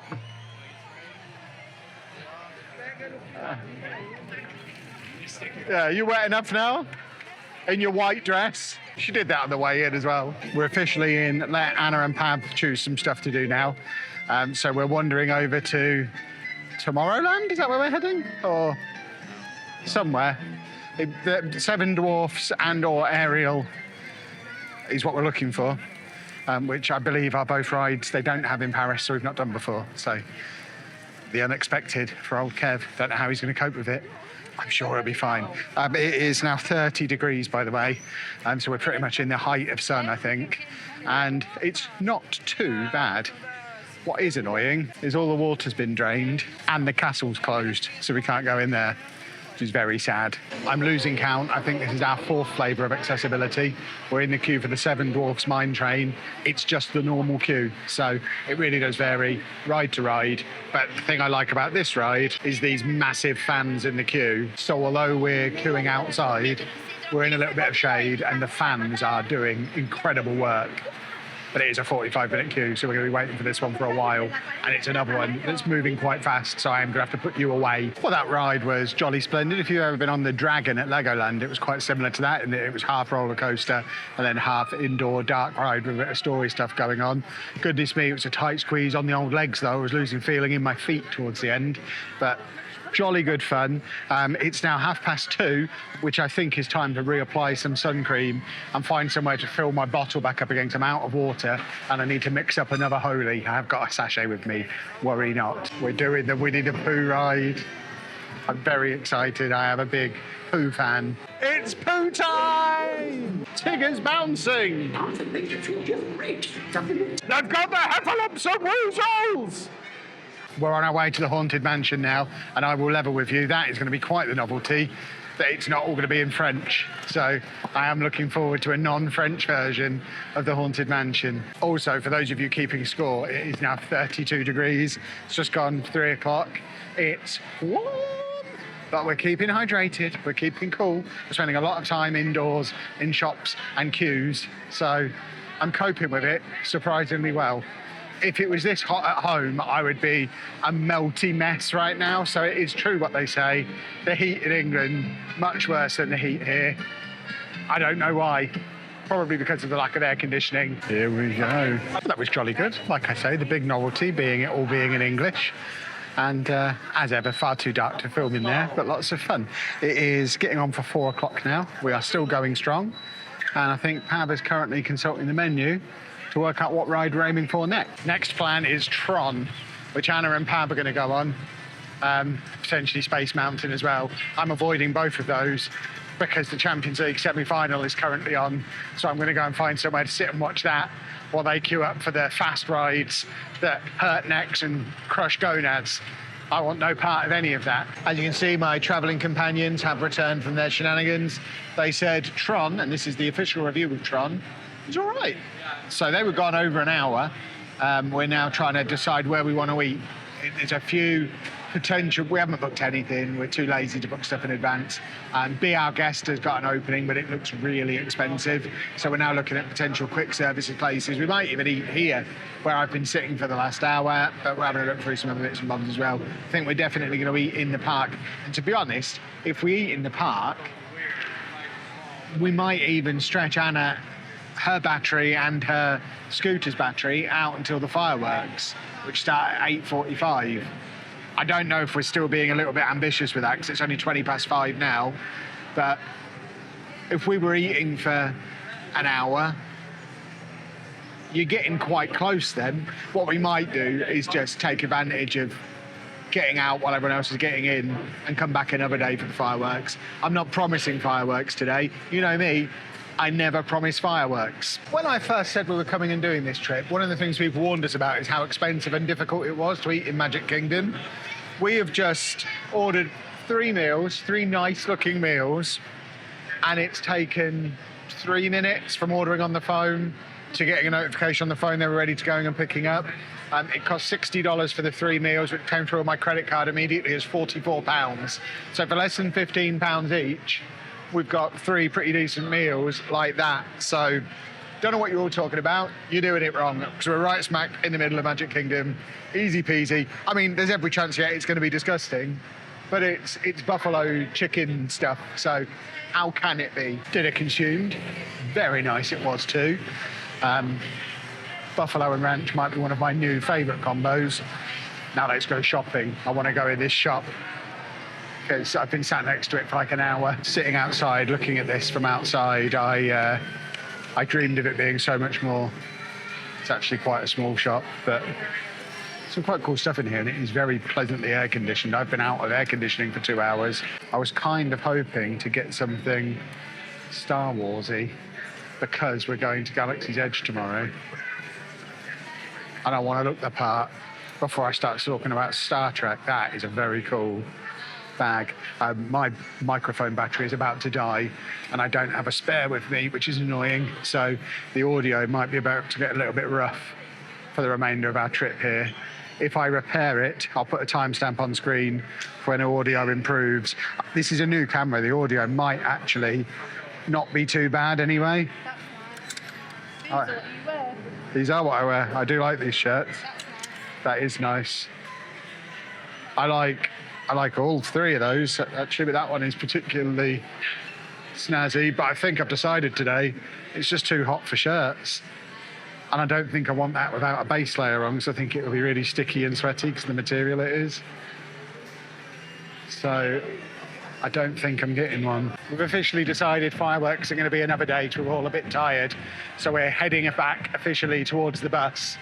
And the plan was to mooch in some of the main street shops on the way. Unfortunately, it seems like there's some kind of parade going on. But it does mean today we can only mooch this side of Main Street, because we're not a bit across the road. Well, we had a little bit of a mooch in the shop, but I think everyone else will have the same idea. So we'll do that maybe at the start of the day, another day when it's a bit less busy. So we are now going to make our way back to the bus stop. Because we're in one of the cheapest hotels, our bus stop is always one of the furthest away. We found it at Disney Springs yesterday. It's definitely the case here as well. But fingers crossed, we can get on a bus relatively quickly. We do have to make sure, because we need a scooter space, you can only fit 2 scooters on each bus. We've been lucky so far, but we've never tried to do it from Magic Kingdom at just before 7 p.m. when there is a lot of people leaving the park. So I'll meet you back at the hotel, hopefully with a microphone again when I get there. There we go, back on my microphone now, and we are back in the hotel. We got back super easy, actually. We had to wait maybe 5 or 10 minutes for the bus. There was another mobility scooter in front of us in the queue, but they managed to fit 2 on the bus. And there was another bus coming to our hotel that pulled in as ours was leaving as well. So we definitely would have had no problem. Unlike yesterday, where we got stuck in traffic for ages, we were back at the hotel within like 15 minutes. And it is now just gone 7:30, and we are back in our room, and I think this is probably us for the evening now. And yeah, we're gonna rest up. I've got some editing to do. I've got the last 2 of these videos to edit. So hopefully I can have a day off of editing tomorrow. And the plan for tomorrow is we're heading over to Hollywood Studios. So make sure you subscribed and back in a couple of days to watch that video. But if you have enjoyed this one, please make sure you leave a nice big thumbs up on there for us. Subscribe to the channel for loads more videos from this Florida trip, plus of course all the other travel content as well. And thank you very much for watching. Hello folks, and welcome to another morning here at Disney's All-Star Movies Resort. As you can see, it's another lovely, sunny, warm day here in Florida. It is just gone 10 a.m. It's already 25 degrees. It's only going to get warmer. We are heading over to Hollywood Studios today, so I had planned to start the video there. But just as we were walking back to our room from breakfast, just down here in this little area where they do the campfire in the evening, Donald Duck was just hanging around, like actual Donald Duck, not that statue, actual Donald Duck. Goofy and Pluto were here as well, but I completely ignored them. Made a beeline for Donald Duck, and Anna took about 1,000 photos. Here's a couple of them here. I'm very, very happy. I got to meet my favourite Disney character without having to queue up in the parks and go through all of that hassle. It's also the first time I've ever met Donald in his normal gear. The only time I've ever met him before was at the Royal Banquet in Disneyland Paris, and he was dressed for a royal banquet, as you can imagine. So yeah, very happy that I got to meet my guy so early in the trip. So I guess we now need to see how many more we can tick off. I'm just a little bit disappointed that I wasn't wearing my any of my Donald Duck stuff. I was wearing a Donald Duck shirt yesterday, but I'm dressed, ready for Hollywood Studios. I have my one piece of Star Wars paraphernalia on because we're going to Galaxy's Edge. So I hope he doesn't mind, and I hope everyone else doesn't mind that I'm wearing a flat Death Star Society t-shirt. I've already had one really dirty look over breakfast. It's not a political statement. It's a joke about the Lego set. I hope it's seen that way. But yeah, I'm going to go and wake Anna up. She's already awake. She's been over to the thing. But Pab rope dropped Hollywood Studios this morning. We've sent him out on a scouting mission. We are not rope drop kind of people, but we're going to meet him over there now. He's already ridden all of the main rides. He's been giving us progress reports. So we're going to get there and Pab will be ready to show us around, take us to the highlights. I am going to go on at least one of the Star Wars rides. The other one he's described as one that will probably make me travel sick. So we might give that one a miss, but we'll see. And by the magic of jumping on the bus, we have made it to Hollywood Studios, and actually this is probably more of a wow moment than we got at Magic Kingdom yesterday, because Magic Kingdom felt very, very familiar, whereas this is completely different to anything that we have in Paris, which immediately intrigues me. I am titillated by what I'm witnessing. So we've got our own little Hollywood Studios version of Main Street here, which is very, very cool. Good to know that there's going to be some shopping opportunities. I'd hate to think I'd be in a Disney park and there not be any shopping opportunities for us later in the day. Our tour guide, Pab, is already here and has already been on all of the rides. That's what the advantage of rope dropping is, so I would highly recommend it, unless, like us, you don't want to be out there getting the bus at 6:30 in the morning like he was. That, to me, is bonkers. I would rather have the extra time in bed, the relaxing morning, and just queue for a little bit longer later in the day, especially because I think it's probably only the 2 Star Wars rides that I'm interested in doing. I certainly don't want to be doing Tower of Terror. I don't really know what else is in here. I've done minimal research. I'm very much wander about and see what takes my fancy while I'm in here kind of guy. And as we've talked about loads of times before on all of our theme parky, travel-y videos, for me, the big thing is not the rides, it's just soaking up the atmosphere and just being somewhere cool, surrounded by cool things to look at. And we've definitely got a lot of that here, so rope drop. So first up, we are investigating Mickey and Minnie's Runaway Railway to try and figure out what the deal is with this. Anna's looking for a disabled entrance, because we always do. We never know what the things are. It's never clear whether it's a take your scooter in the queue situation or what. So our first queue of the day is a good opportunity for my first Holy top-up of the day. As we keep saying in these videos, the entire series is sponsored by Holy, so thank you very much to them for sponsoring. I have got the hydration drink again, so strawberry and kiwi flavour, which is very, very important on these hot days, especially as this queue is about to take us out into the sun, so I need to make sure I'm keeping myself hydrated. So I've got this, I've got a sachet for a top-up of it later in the day as well, and yeah, I'm going to need it because we are doing out in the sun queuing. It's 28 degrees currently, but the link to buy your Holy is at the top of the description below. I'm going to put the camera away so it doesn't overheat standing out in this sun. Well, that ride was officially excellent. One of the best ones I've done since we've been here. I actually think that might be my second favourite ride we've done so far, after Small World, obviously. But that was really cool. And most importantly, as someone who notoriously gets travel sick on those kind of rides, because it was lots of big screen stuff going on, I took a travel sickness tablet this morning, and I found the combination of a travel sickness tablet and wearing contact lenses rather than glasses means that I don't get travel sick on them anymore. But that was really, really cool. I did do a little bit of POV footage, which has probably been running next to me while I've been talking about this as well. But now we're just having a little look in the gift shop. Oh, see, I do like that song. I'm actually quite tempted by that. It's quite cheap, actually. Cheaper than normal. Yeah, that's on my list of potential T-shirts because the song is great. It's going to be in my head all day, and I have now officially given up with wearing shirts over the top of my T-shirts. It was recommended as a way to keep cool, wear a light-coloured shirt. It's just 2 layers is 2 layers. I think I'm T-shirt guy. They've got a Scrubs poster up there. How very exciting. We're in the ABC area. They've got posters for Scrubs. The reboot of Malcolm in the Middle is up there as well. American Idol, Shark Tank. You love sharks, don't you? Now I've got that Disneyland Paris feeling. It's just like being at home. Everything is under construction. Although I'm being informed that's where the Muppets used to hang out. So as a Muppet man, I am fuming. It's a bow tie shop. I might buy a bow tie. Or a hanging sausage. I'm assuming these are pretend shops. We're about to head into a very welcome dark tunnel, because it is very warm out here in the sun. Here you go, we've got a little something for the Trekkies. I'm reliably informed. This is a Star Wars themed area. I would have no way of knowing based on just what I'm seeing now. I need to see one of the rascals walking around to know for sure. But here we have it. We had originally planned, or I foolishly had planned to do this park on Anna's birthday, Monday the 4th of May, before I was informed it would be a bad idea to come here on Star Wars Day. But it does look cool. There's all kinds of Star Wars stuff going on.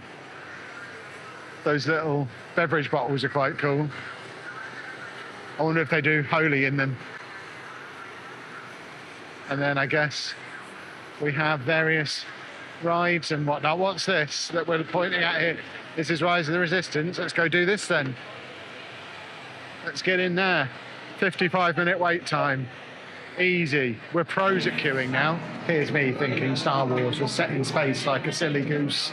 We've been in the Rise of the Resistance queue for about half an hour, and we've just been walking through caves. I think it's set in a cave. This looks like some kind of space contraption. So maybe there is some space involved. I think this is a space Lego brick. There's lots of stuff under here. We've been in here ages. I've forgotten what the outside is like. Well, I know I've hidden it well over this and all the other videos I've made over the years, but believe it or not, I'm not a Star Wars fan, but that was awesome. Really enjoyed that. Lots of fun. A long queue. We probably waited about an hour for it, but the ride itself was really cool. Multiple stages. I captured some more POV footage on the glasses, so hopefully we've got some cool stuff to show you from there as well.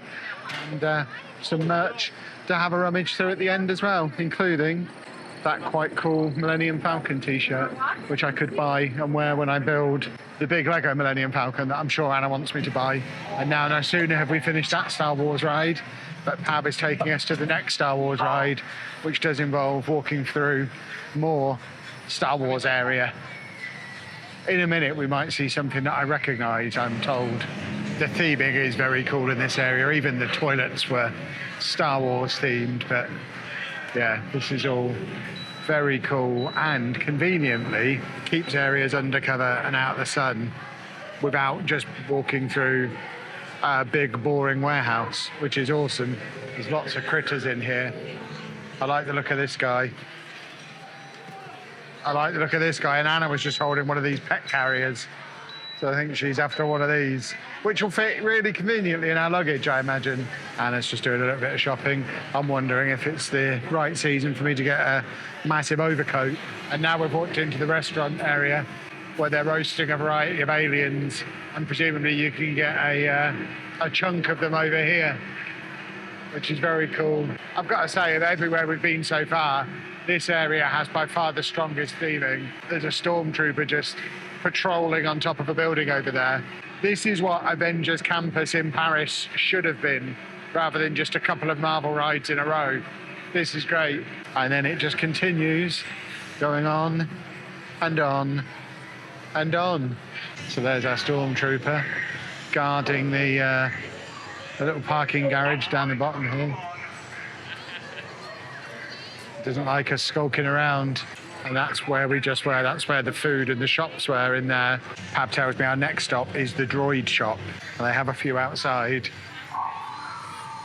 I really hope this doesn't mean I have to buy a droid, because I will want one.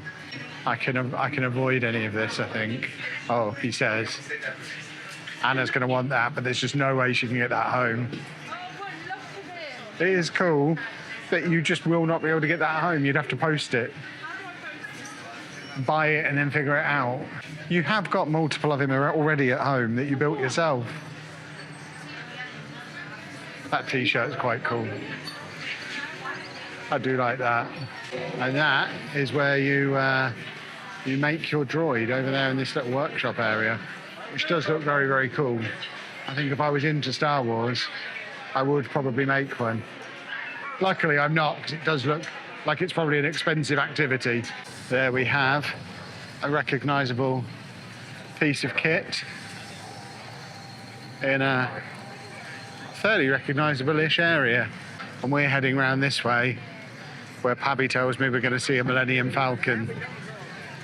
This whole area is huge. Right, Pab has told me to have the camera rolling as I walk round this corner, because it's going to be very exciting when we get round here. And there we have, in all its glory, the Starship Enterprise. It's quite large. It's almost as big as the Lego version. And by the way, again, the theming around this area, not just with the big spaceship being there, but you are completely immersed in this whole deal. That's where we just came from over there. All you can see is Star Wars. There's no peeking over the top of stuff and taking you out of the experience. And this obviously is very, very cool. So here we go. Next Star Wars ride. What's this one called? This ride. Smuggler's Rum. Or something like that. This is quite a cool get-up. Getting onto this one. We're wandering through a very, again, another very well-themed area. I'll spin you around. I know some of you don't want to see my face. We'll call them the weird ones. But yeah, we have quite a lot of business going on in here. Quite an extravagant queuing system, which Anna is getting quite good at slaloming around on her scooter. Well, that was very splendid. I was the pilot, and we all universally agreed I was the starman. Unfortunately, engineer Pabby and gunner Anna just didn't get the job done, but I successfully made up for their lack of being able to shoot straight by tactically crashing the ship into all of the targets, thus reducing the need for a gun anyway.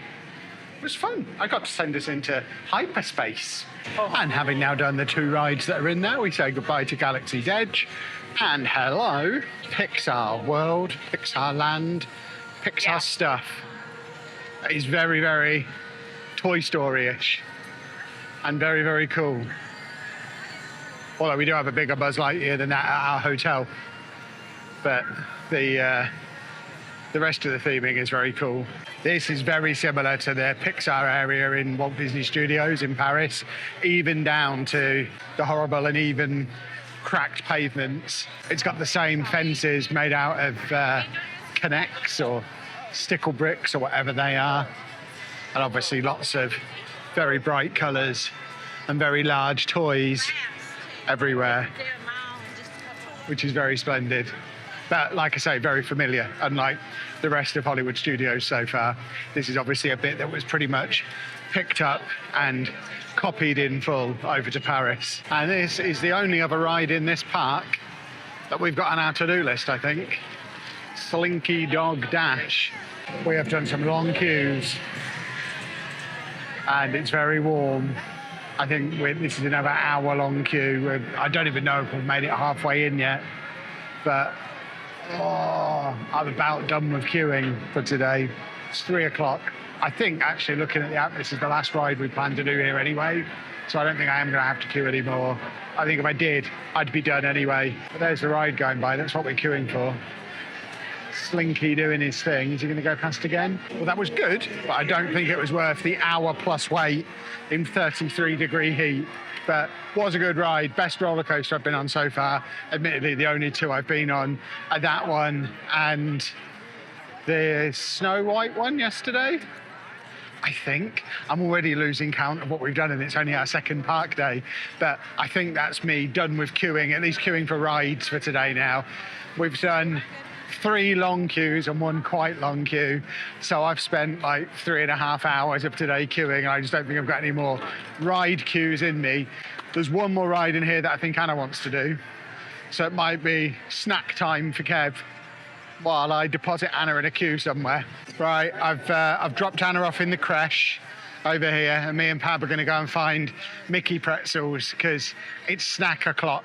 So while Anna's on the ride, I've got a Mickey pretzel, which did come with cheese. I did not want wet cheese.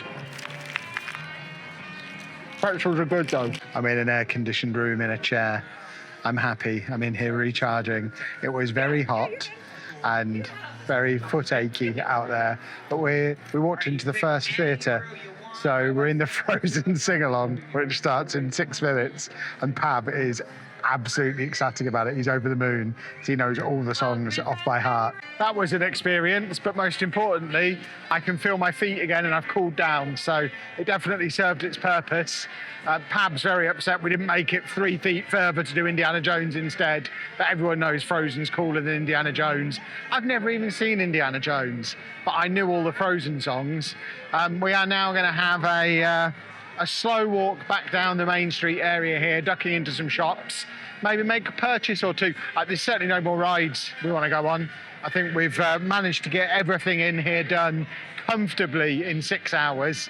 So I don't think rope dropping is a necessity. In fact, I think if it would have been, Pab was saying he got in here for rope drop this morning, and if he'd have just been on his own, he probably would have been leaving when we turned up because he'd just about done everything by then. So yeah, I don't think it's necessarily a park you need a full day in, but we'll do a bit of shopping on the way out. I suspect we might not be back in this park, but you never know, we might be. Got various Loungefly paraphernalia and t-shirts, and there's my t-shirt that I got the other day. Kind of want the Remy one as well. These are cool, car magnets.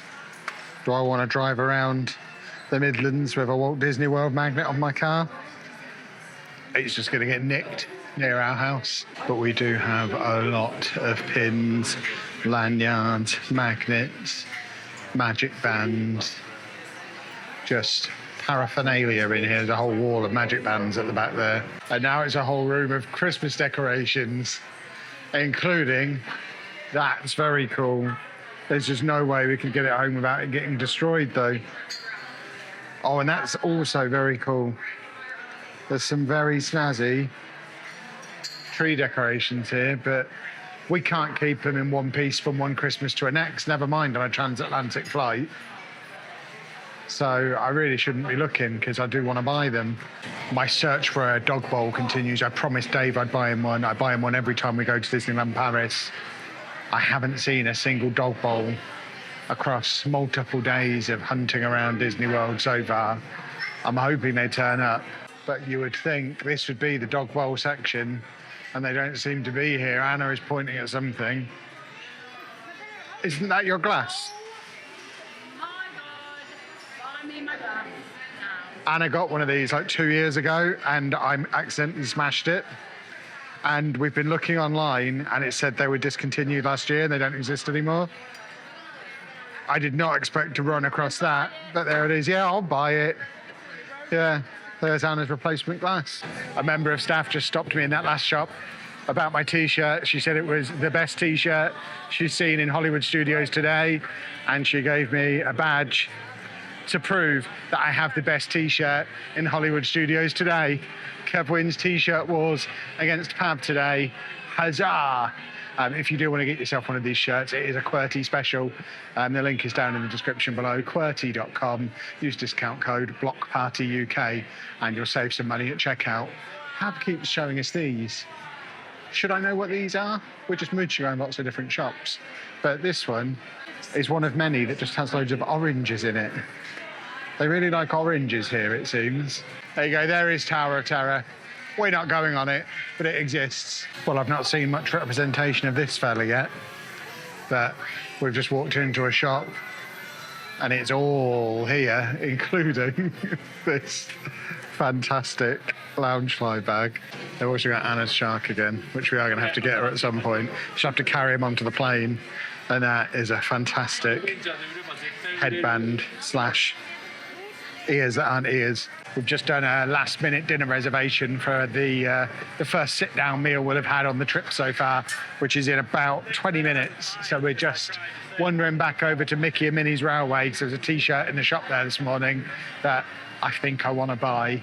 So I think I'm going to buy a T-shirt, and then by the time we've done that, a slow mooch back over, we should be ready to head back round that way to have some lovely dinner. I decided against the T-shirt in the end. The material was far too thick, and we are now just killing time before our dinner. We've got like 20 minutes to kill.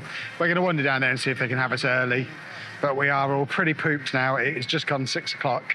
It's been a long day of lots of queuing, and I think we're ready to just eat and go back. We had planned to get the Skyliner across to EPCOT just to do it and get the bus back from there, but I think I've been overruled on that one, and I might have to wait another day to get on the Skyliner. I've told them I ain't driving them to the airport unless I've been on the Skyliner first, so we've got to do it at some point, but just not today.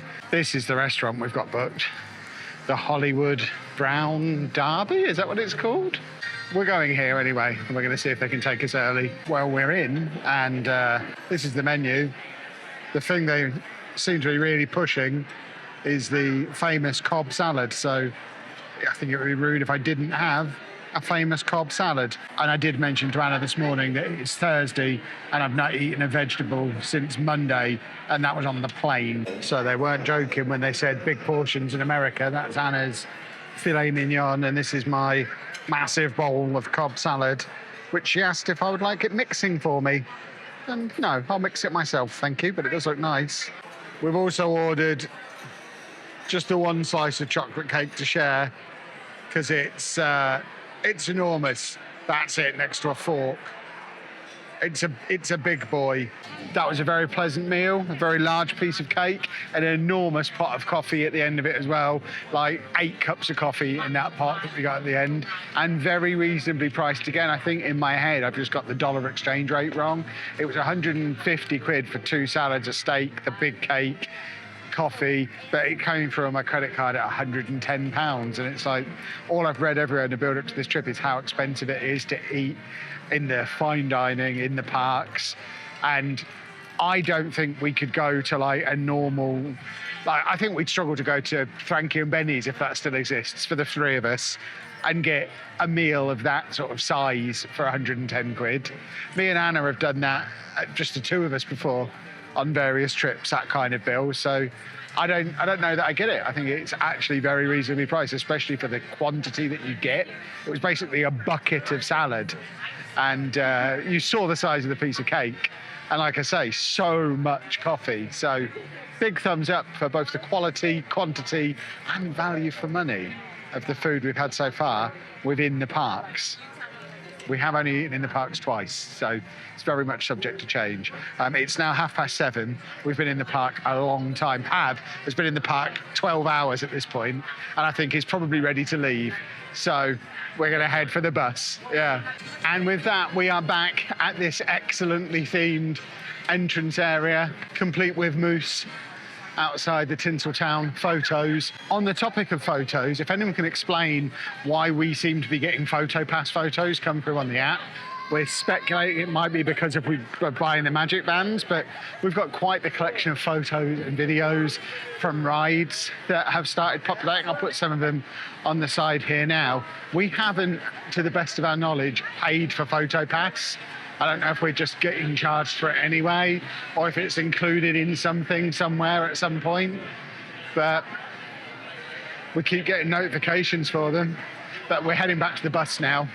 And I think we're probably going to end the video there, because all we're going to do is head back to the hotel and get ready for bed, because we're all very, very tired. So tomorrow is going to be a slightly different day, because I need to be out at Disney Springs again for the Lego new release day, making a video for Block Party.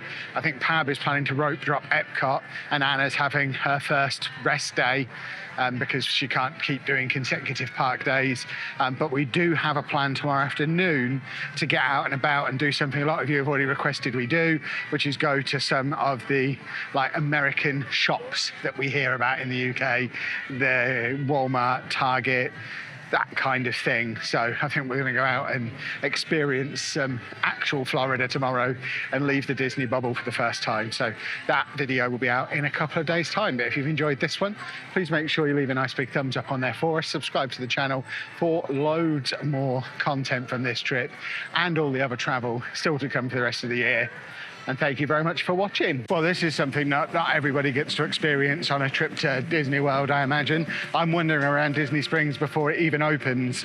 The hotel buses haven't even started arriving yet, but I've already been in and done my shopping at the Lego store. They opened an hour early, so I was in that Lego store at 9 o'clock this morning. As you can see, it's already got a big queue outside now. The rest of Disney Springs doesn't open up for another half an hour or so, but the Lego store is fully up and running. I've done my shopping and now I'm leaving. So I'll be leaving Disney Springs before most people actually arrive. So I need to head back, edit my Block Party video, and then I'll catch up with you after that for whatever we get up to for the rest of the day. I think today is going to be our US shopping day. So keep your eyes peeled for that. And meanwhile, I need to figure out how to get back to the car park I came in at. I didn't walk past this massive dinosaur on the way in, so I've definitely come the wrong way. I might actually still be in here when other people start arriving, just because I can't find the car park. I might have to get the bus back to the hotel and have Pab come and help me find the car afterwards. But I will try and meet you back at the hotel. As it is, I should be able to get back to the hotel in time for breakfast, because I am starving. I haven't eaten yet this morning. But we're going to jump back over to the hotel, and I'll probably see you there with a plan for the rest of the day. I am back in the hotel. Work is complete. The first Lego video, the Lego store video, already edited and released. I then recorded another one because they announced a load of new sets overnight, so that's also recorded. I just need to edit that one later on today. Anna's had a lovely lie-in. It's 1 o'clock. I did get back here after the Lego store in time to still have breakfast here at the hotel, so the omelette here, very good. You should try the omelette. And our plan now is we are going to go out and about into some typical American shops. We're going to go to Target. We're going to go to Walmart. We're going to go to Walgreens. And we're going to go to anywhere else we might find along the way. There's a good chance we'll probably eat somewhere weird and American today as well if we find somewhere while we're out and about. But yeah, we're just having our first kind of break from the parks. We can't go every single day for 14 days because that's bonkers and we'll go insane. Pab's been to EPCOT this morning because he is not afraid of going insane the way I'm afraid of going insane. But we will be back to the parks tomorrow, Animal Kingdom tomorrow, very exciting. So if you don't care about anything that's not Disney related, you can come back to the next video where we'll be to Animal Kingdom. This one is going to be ignorant English people being confused about things they find in America. We'll meet you at, I think, Target is going to be our first step. And I am going to be filming on my phone rather than my camera because I want to sneakily do it so they don't notice I'm doing it. So I'm going to leave you here We'll be back to this beautiful audio-visual quality a little bit later on today, though, I'm sure. So stop one on our shopping adventure is Target. I'm just refueling quickly with my Holy before we go in. Thank you to Holy for sponsoring the series. The link is at the top of the description, so you can buy yourself a beverage. Means we don't have to buy beverages in here, but yeah, we're going to go in there, have a little rummage. We don't necessarily need anything. We're just fascinated. And I am, of course, making a block party video while I'm here as well. So if you want to see what Lego they've got in there, make sure you head over to Block Party, where you'll be able to find out about that. And of course, as you would expect, just like the Primark next to Disneyland Paris, the Target next to Walt Disney World, absolutely full of Disney merch, Disney t-shirts, Disney toys. It is like an extra Disney shopping session, loads of ears and hats, and I mean, it's much cheaper as well than it would be buying in the parks. So what for the ears? The ears in here are $11. How much were they in the park? $30 in the park. So yeah, definitely recommend, if you are in the market for some ears, get in here. And stuff like this, I mean, it's almost identical to some of the stuff that we've seen in the parks over the last couple of days. Same with the plushies. They are pretty bleeping similar to what you would pay so much more for in the parks. I mean, that one is $15. So much cheaper. Anna's found the cricket section. Glitter stuff for cricket. What we were actually aiming for was the colouring section, because we do like a drop of colouring, and we don't have any colouring doodads with us. They've got a K-pop Demon Hunters Crayola colouring book down there, and then all manner of pens and stationery. You can make me a little trophy and put a photo of me in it. But oh, okay. Oh look, it's got That's cool. Storybook. Yeah, that is cool. We can get Anna a motorised shark model, and as you know, Anna does love sharks. I mean, I have been enjoying having Disney waffles. I'd need a waffle maker for the plates to be any use, but I could make Donald waffles if I were to ever get a waffle maker. We're not sure what tiny vinyl is, but it exists, and it's here. But more excitingly, we have hashtag BookTok, so we can get involved in all the latest BookTok trends. This is starting to smell like we're heading towards a potential Lego area. We're getting more towards a me end of the shop. Looking for Masters of the Universe Stranger Things mashups? Here's your place. Hold on. We have American Fugglers, including Powerpuff Girls Fugglers, and various down here Fug Stars. He's got gold teeth. Video games, which appear to be cheaper than they are at home, because if that's $70, that's what, 50 quid? I don't know if that's a good deal or not. We have many Nintendo items, including Nintendo beverage holders. Oh, and our first sighting of some Lego. Might have to get myself a massive Pokemon plushie. I think I need to keep Anna away from the Fallout section, or she's going to want to try and transport a neon sign home. We've got some irregularly shaped sports balls up there, and some normal shaped ones over there. I might buy myself a massive, uncomfortable looking wicket keeper's glove. We're just seeing him everywhere. Now we've got him in Funko Pop form. Anna likes these little bitty pops. I've never seen them on a display like that before. That's really cool. We've wandered into the food area, so let's get all the cliche comments out of the way as quickly as possible. Goodness me, look at the size of the milk. What? The eggs are in the fridge? What else? What else are we supposed to say that's cliche? This is a whole fridge dedicated to cookie dough and pie crusts. What a magnificent country. I need to get an Airbnb for a few days just so I can have access to an oven or a microwave or whatever I use to make these things edible. Every single part of Dolly Parton's Shrimp and Grits fascinates me. Oh no. Oh, I mean, we have a long-running rule that if I see something with my name on, I have to buy it. We have no means to cook any of this or keep it frozen. I need to just pretend I never saw that. That is a lot of different flavours of M&Ms. Almond M&Ms sound amazing.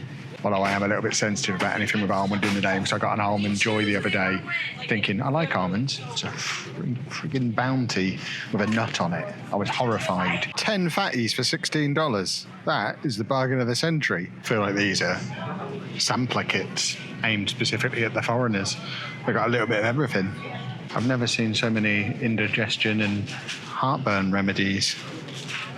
Yikes. So there's a CVS pharmacy and a Starbucks just in the shop. There was one thing everybody said we had to try, and that was the cereal aisle.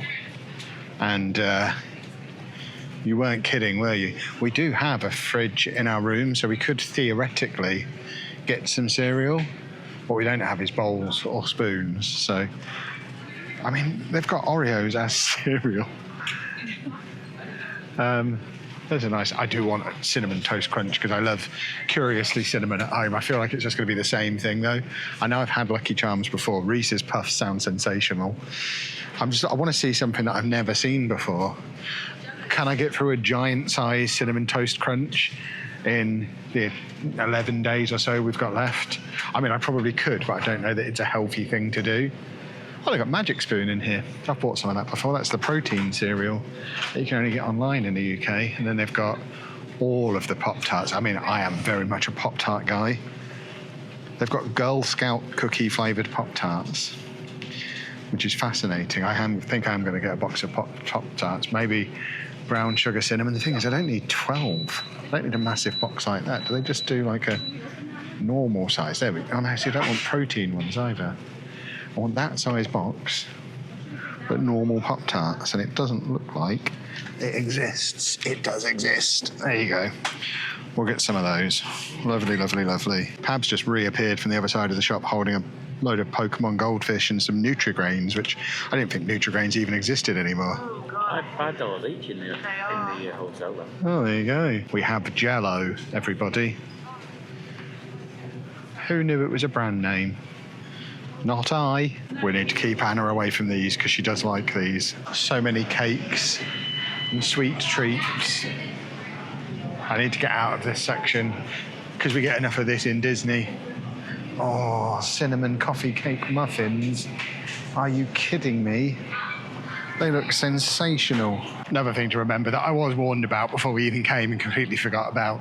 You can't pay by Apple Pay in the supermarkets. Left my wallet in the car and Anna in the shop. Let's go and make these purchases. Success, $35 of snacks and unnecessary items. And now we're on our way to Walmart to do it all again. Next up, Walgreens, which I think is like American Boots.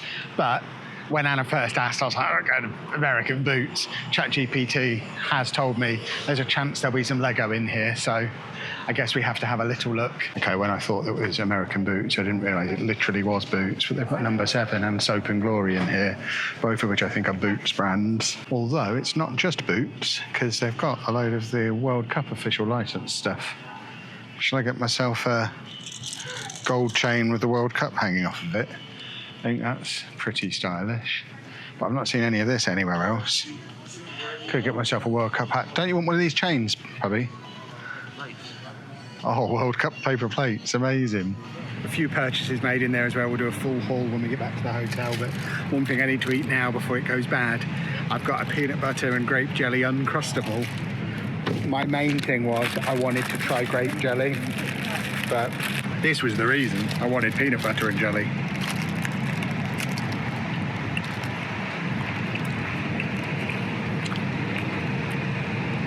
That is one of history's greatest sandwiches.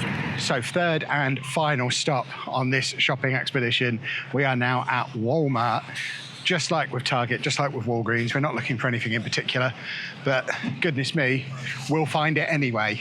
Let's go and see what goodies we can grab. Straight away, as soon as we walk in, we have ducks of various pop culture phenomenon, which is always fun to see. And what's also fun to see is melatonin, which of course we can't get in the UK, but very handy for dealing with jet lag. We got some the day we arrived and it sorted us out very, very quickly. Good stuff. Would love to be able to get that in the UK. And as with Target, one of the first things you see is all of the Disney stuff.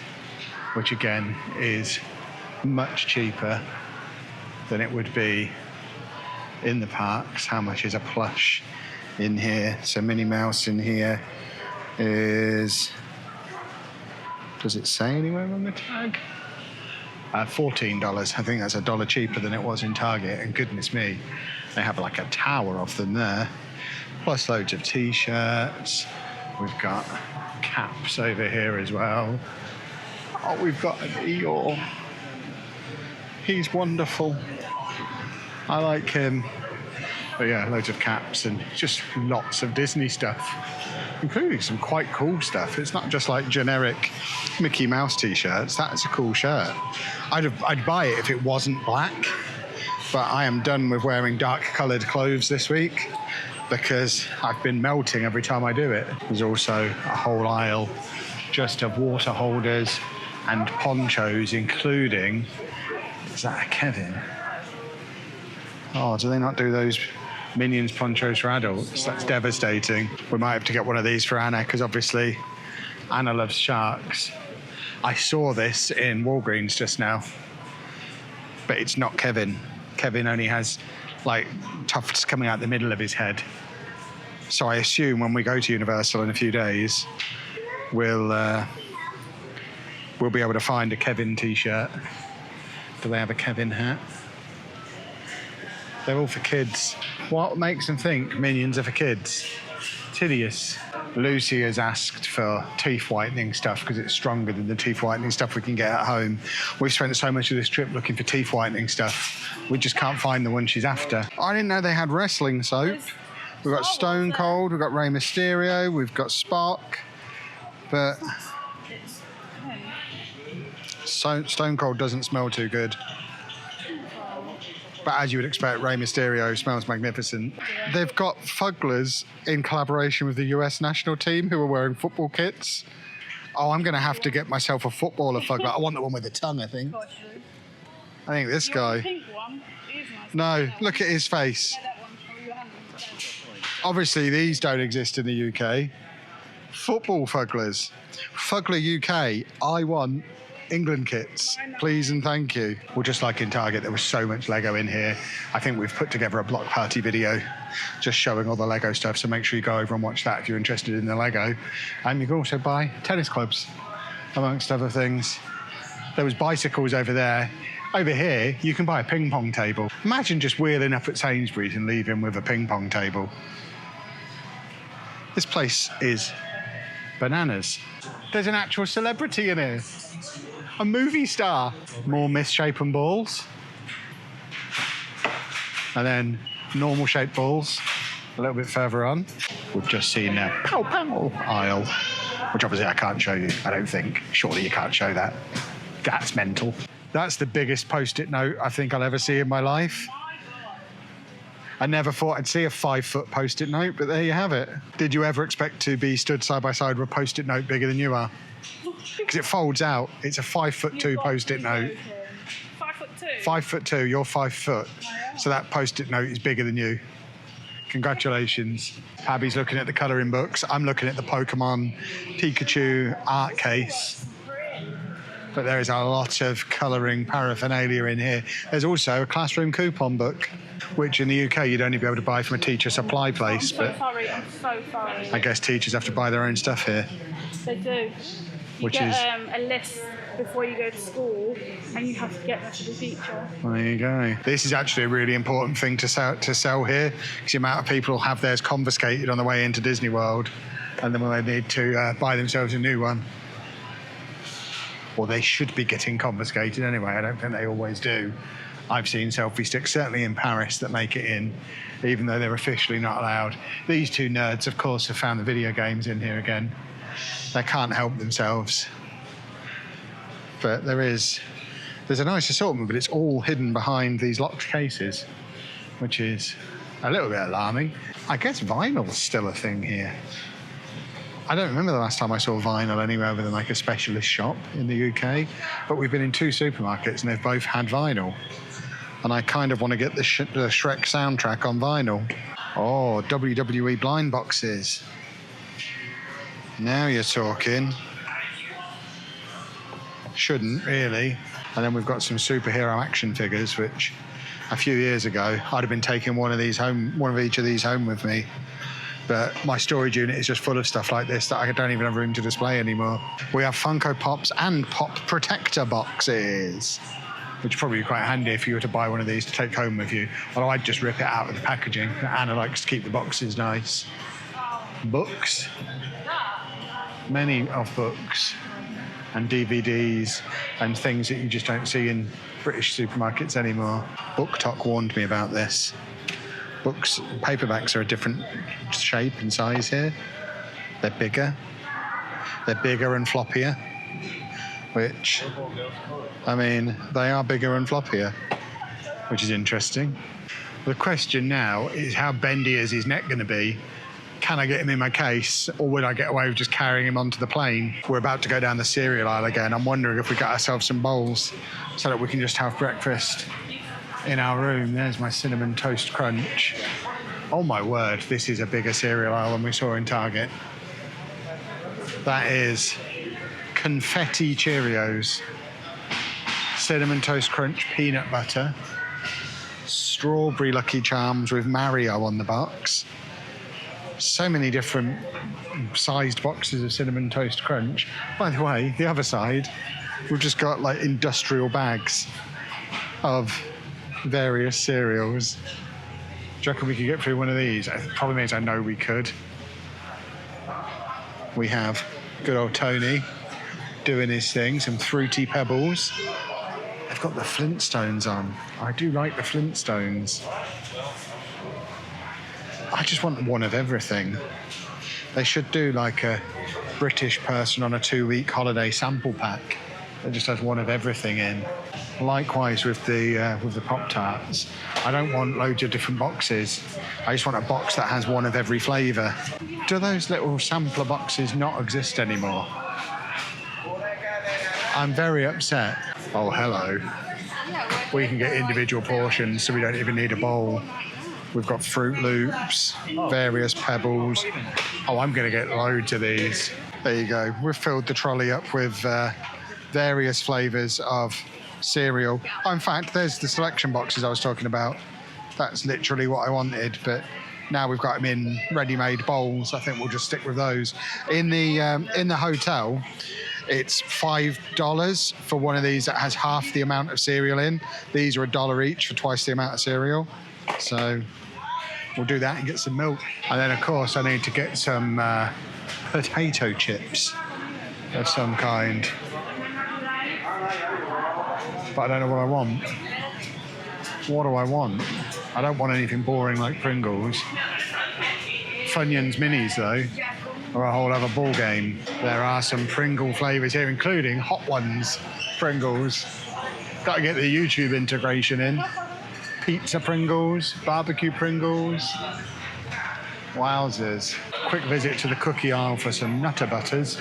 I think we've got everything we planned to get, and loads of stuff we didn't plan to get, which is a problem. Good job we're not going to come here many more times. Well, we have a nice trolley full of mainly cereal, biscuits, crisps. Yeah, I think we're over this way. And of course, my new American football fuggler friend, who's currently tugging Anna's bag. We'll show you our full haul when we get back to the hotel shortly. The hotel with our haul, including another fuggler to add to the collection. He will be coming out of his box shortly, but in fact he will, because I want to show his shirt. There he is, complete with his American football kit, Sir Belch, number 58. So we'll always know he was the American one. Welcome to the family. Sir Belch. His name's Sir Belch. You go up there with the rest of the boys. You'll get to know them. And then we also got all of the cereals America make. They're $4.99 here. Yeah, they're so cheap compared to... But there's more somewhere. We've got another bag of cereal somewhere as well. That was my Uncrustable that I ate, which was very pleasant. Oh, you only get 43 grams in I got some flip-flops because I had to go barefoot to the pool last time, and I don't want to. I also got that because I've got a spot. Anna's disgusting medicine-flavoured Tic Tacs. recommended by Lucy. A magnet for the fridge at home, so that can go over here. We also got a little thing of Tylenol because I thought the thing was cool. I don't know, is Tylenol aspirin or paracetamol? I don't even know. I also got some Altoids because I wanted the tin, because the tin is cool.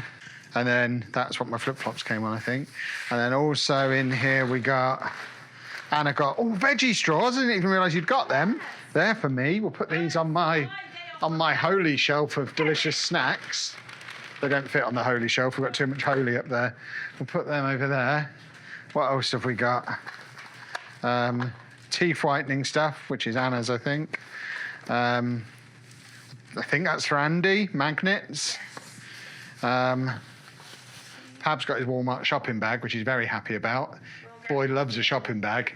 I got some brown sugar cinnamon Pop-Tarts, which I'm going to be brave and pop over in the toasters. Brown sugar cinnamon. I'm going to pop them over there. Chips Ahoy. Did we buy Chips Ahoy? Yes, we did. Okay. I did. They're mine. Okay. They're not yours. They're ours.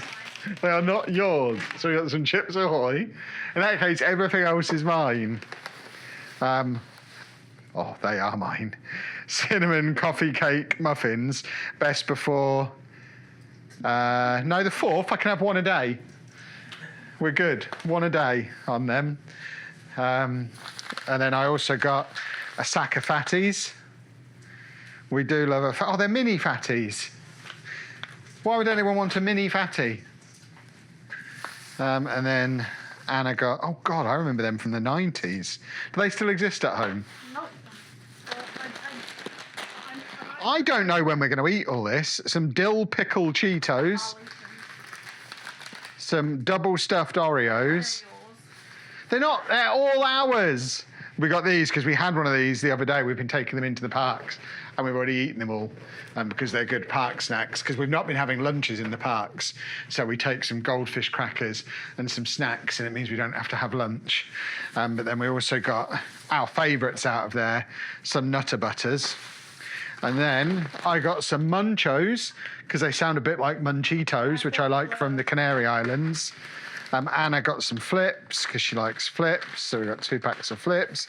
And then more cereals. All of the cereals. And then the other thing I needed, because the reason I've got a spot is because I forgot to bring face wash with me. So I bought some face wash, which I can use for the washing of the face. I'm going to tidy that lot up and put that away a little bit. And then I think our plan is to go and find... Is it the world's biggest McDonald's? No, because Paris just built the biggest one, didn't it? The second biggest McDonald's in the world. Is it the only one with a pizza oven? It's the only McDonald's in the world with a pizza oven. It's about 20 minutes away, apparently. So we're just going to wait for the traffic to die down leaving here, because it was hellacious. So we're going to give it a little while. But then we're going to go and find a massive McDonald's with a pizza oven in for our dinner, because that's our kind of dinner. Here we go then, boys and girls. Until recently, the biggest McDonald's in the world, and supposedly a McDonald's that has a pizza oven in it. So I guess I'm having McDonald's pizza. Also across the road is Hulk Hogan's wrestling shop, but these two won't let me go to it, which I think is very unreasonable. The man's only recently died. They should show some respect. I just want to go in and have a look. The idea of it fascinates me. I feel like I might actually have to get a McDonald's collectible medallion and a slice of cake. It is big in here. And there is the pizza oven over there. How very exciting. So we're having a look on the thing. Where's my pizza on here then? If you're telling me I've come all this way and I can't have pizza. Oh, they've got pizza on the menu. That is absurd, but it's obviously what I'm having. I don't even know what's normal on the American McDonald's menu in general, but obviously we're here for pizza. So I will have, oh my word, we've got to have some pepperoni. You're not going to have some Canadian bacon? Oh, we're there. Well done. Seeing what my other choices are. Olives. Are we sharing this pizza? Oh, so I can put whatever I want on it. So we're having mushrooms as well then. Obviously not spinach. We'll slap some olives on there as well. What about onions? Yeah, we'll have some. Nah, you know what? I don't want to overdo it. That'll do, I think. Bacon. No, this will do. Canadian bacon. And I'll have it with pizza sauce, mozzarella cheese. Add to my order. I'm having a pizza from McDonald's. Well, I'm waiting for my pizza to cook, but I have got American fries. Okay, common. They taste the same as the fries at home. You want to try one? One other thing, still plastic straws here. Not only that, plastic cups as well. It's interesting. No paper to be seen. I remember McDonald's pizzas in the UK in like the late 80s, early 90s. They did not look anything like this. I could customise my toppings. This looks like a pizza and a half. This is good stuff. It's on a plate as well at McDonald's. You don't throw the plates away though, it says over there. It tastes like real pizza. That is really good. Can you believe I'm this close to Hulk Hogan's wrestling shop and Anna won't let me go in? Very sad. Well, now we're out. We've decided to go out. And on the way back from the McDonald's, we've stopped in at, what's this place called? Vineland Factory Outlet or something. Importantly, one of the Disney character warehouse places is here.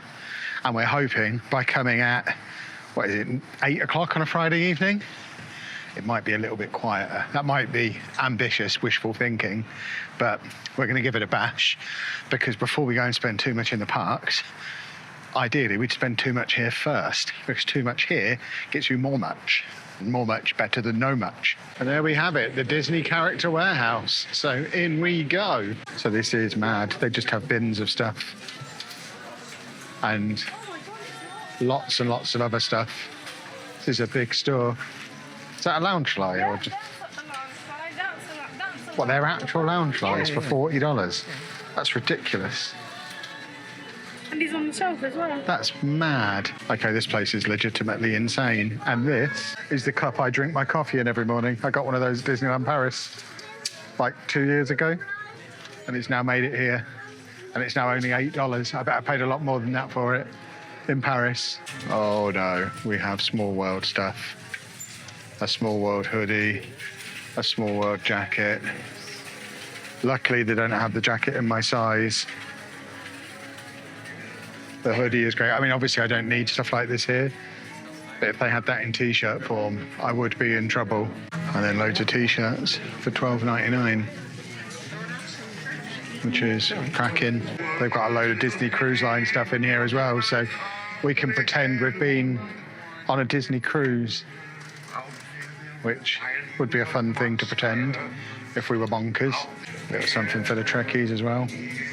Star Wars lounge fly for $40. I'm back looking at this again. It was originally $220. It's down to $75. I've tried it on and it fits. But we have decided that that brand and the jacket in general, I say we, it has been decided it might be a little girly. So I think I'm leaving it there. However, this I really did like in the park yesterday. So I might see if we can squeeze into an XL of that, because the sizes all seem to come up really big. Right, this one fits. It's reduced from 75 down to 30. Like I say, I eyed it immediately in the shop yesterday and liked it. I've just tried it on and it fits in an XL. I'm normally a 2XL. It seems American sizes come up a little generous. So I think I'm going to grab one of these.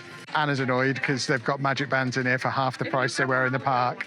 And it matches her bag. She's got a Scarlet Witch lounge fly with her. So that would have been perfect for Anna. These are $20 compared to how much they are in the parks.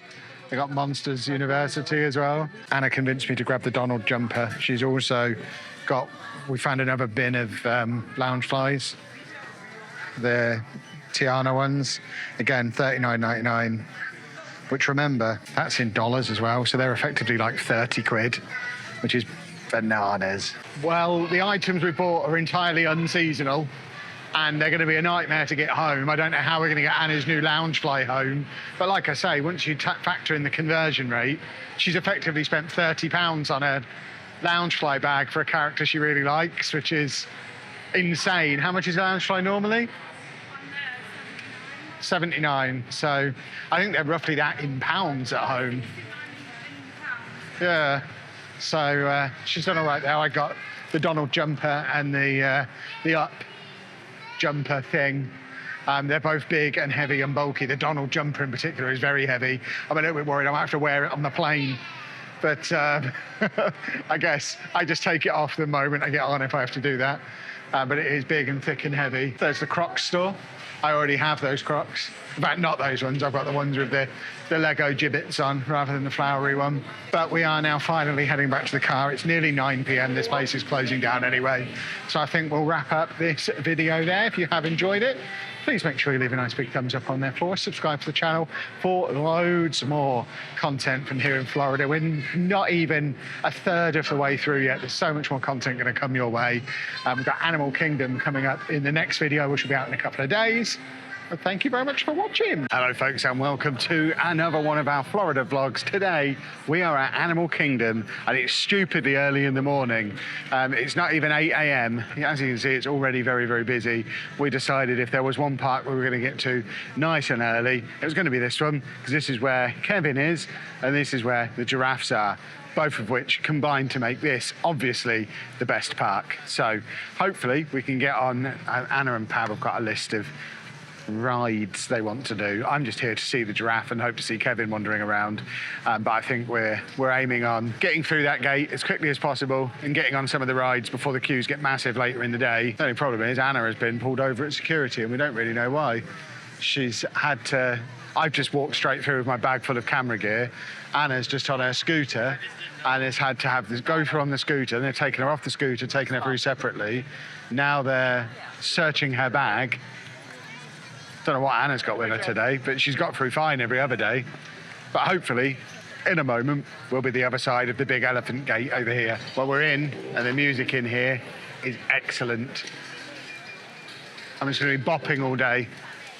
I like bopping. Anna and Pab both took pictures of this tree. They won't tell me why. I assume it's, well, like, oh, it's Lion King, apparently. I don't see any lions on it. I've seen the Lion King, but I don't recognise the tree. They've got giraffes. That's all, that's literally all I'm here for. This is a day at the zoo for me. They also took pictures of these rocks. No idea. I've had a look at the map and stuff for this park. I think anything that's not just the zoo is going to be very lost on me. So this is the queue to get in the queue for the Avatar ride, which I got 5:30 to join a queue. Madness. We weren't able to get on the shuttle bus this morning. We had to get a mini bus over. Because there was 2 mobility scooters already in the queue for any Animal Kingdom bus, plus no standing room on there or anything either. So our plan to be here and rope dropping was scuppered by the bus being full, and then us having to get a taxi, which cost $37 plus tip. And then we've still got here, and the queue for this is over an hour long, and it's a ride I'm not even going to go on because I've looked at it. There's 2 types of rides I can't do. The ones that are basically simulators because they make me really travel sick, and the ones where I go backwards because they make me really travel sick. And the 2 main rides in this park are this one and the Everest one. This one is basically a simulator. The Everest one, you go backwards for half the ride. So I'm not doing either of them. I'm literally here standing with them until they join the queue, which I think is here. And I will see you later. Let me know when you're done. I'm going to go and find some animals to look at. I'm having a day at the zoo. See, this is much more my speed. We're looking for critters. There's no critters in here. But there could have been. And that's part of the excitement. I found this guy. No matter what they're doing, it's not as good as finding that guy. He's great. You know what? The safari's only on a 20-minute wait. I think it'd probably be rude not to. I'll probably go on it a second time with them later today, and I'm completely comfortable with that. I'm on. There's a rhino over there. We've got some hippos. Lots of hippos. I've just seen a giraffe. We're getting close. There we go. There's a giraffe over there. Way back in that left We've got corner, a couple of giraffes. Sable and slope. They're that reddish-brown color. They're the emblem of our reserve, right? There's what, 3 They giraffes stand there, I 6 feet think? tall, just at shoulder height and weigh 2. There are some other critters back there as well. There was some antelopes, but obviously the giraffes No, at the main giraffes event. is- Got some elephants over there as well. Elephants, they are And a part of the there's some monkey family, as they critters do as well. have tails, and all monkeys. They're going to stand around There's 5 feet loads tall, like of that saddle-billed stork we flamingos saw in in the there. forest. We've also got an they elephant also over there use as that well. trunk. There's cheetahs in there as well. There's one just The walking past across there. semi-retractable claws, mane. There's a lion just up on the top of that bit over there. Their roar can be heard Just up to wandering 5 around. miles away. I don't think I've ever been near a lion without a fence between us before. There you go, there's 2 lions there, that's so cool. But yeah, there you go, we've got a lion in position, which is very cool. And away he goes. Never been that close to a They are lion more before. active in the evening. Also a little bit terrifying. Oh yeah, wow, right at the top of there, there's a lion as well. How do you even get up there? So They're a lot we've got larger some too. They're kind of like rhinos. tortoises, We have some They goats do as like to hang out well. together in groups. They have a great sense of balance, which makes Well, that was awesome. If you've ever done the similar thing at Chessington, it's basically that, but on a bigger scale. There's obviously more going on. You're a lot closer to the animals as well. We'll be very happy to go on that again later in the day. No issues at all there. And now I think there's a gift shop as well. And Anna and Pab are probably still about half an hour from the front of the queue for the ride they're queuing for as well. Looking at the times on the app, I could probably ride everything else in the park while they queue for the one ride that they're doing. We've got giraffes and ostriches near each other in here.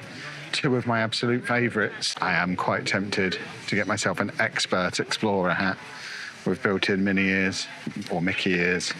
I suspect, yeah, it's kid size. I'm not going to be able to get that on my massive head. Always being discriminated against. Right, we've got the Gorilla Falls Exploration Trail here, which I think is more animals, but this time on foot, I think. So we'll have a wander through here as well. So that is an okapi, who apparently is a relative of the giraffe. As you can see by the little horns on the top of his head. And he's currently having his breakfast. He is much smaller though, because there's a giraffe skull compared to a skull of one of these. But yeah, it's very cool to get up that close and watch him munch on his delicious breakfast. I'm now in a massive bird dome thing, very similar to the one at Wicksteed Park, which I do like going in. But down there, there is a little yellow bird, which probably stands out to you much more than he does to me, because he's kind of blurring in because of my stupid colour vision. But he is also having his breakfast, and I am about 2 feet away from him. It's bananas. But this, I mean, you can probably hear this area absolutely riddled with birds and fish in a multitude of flavours.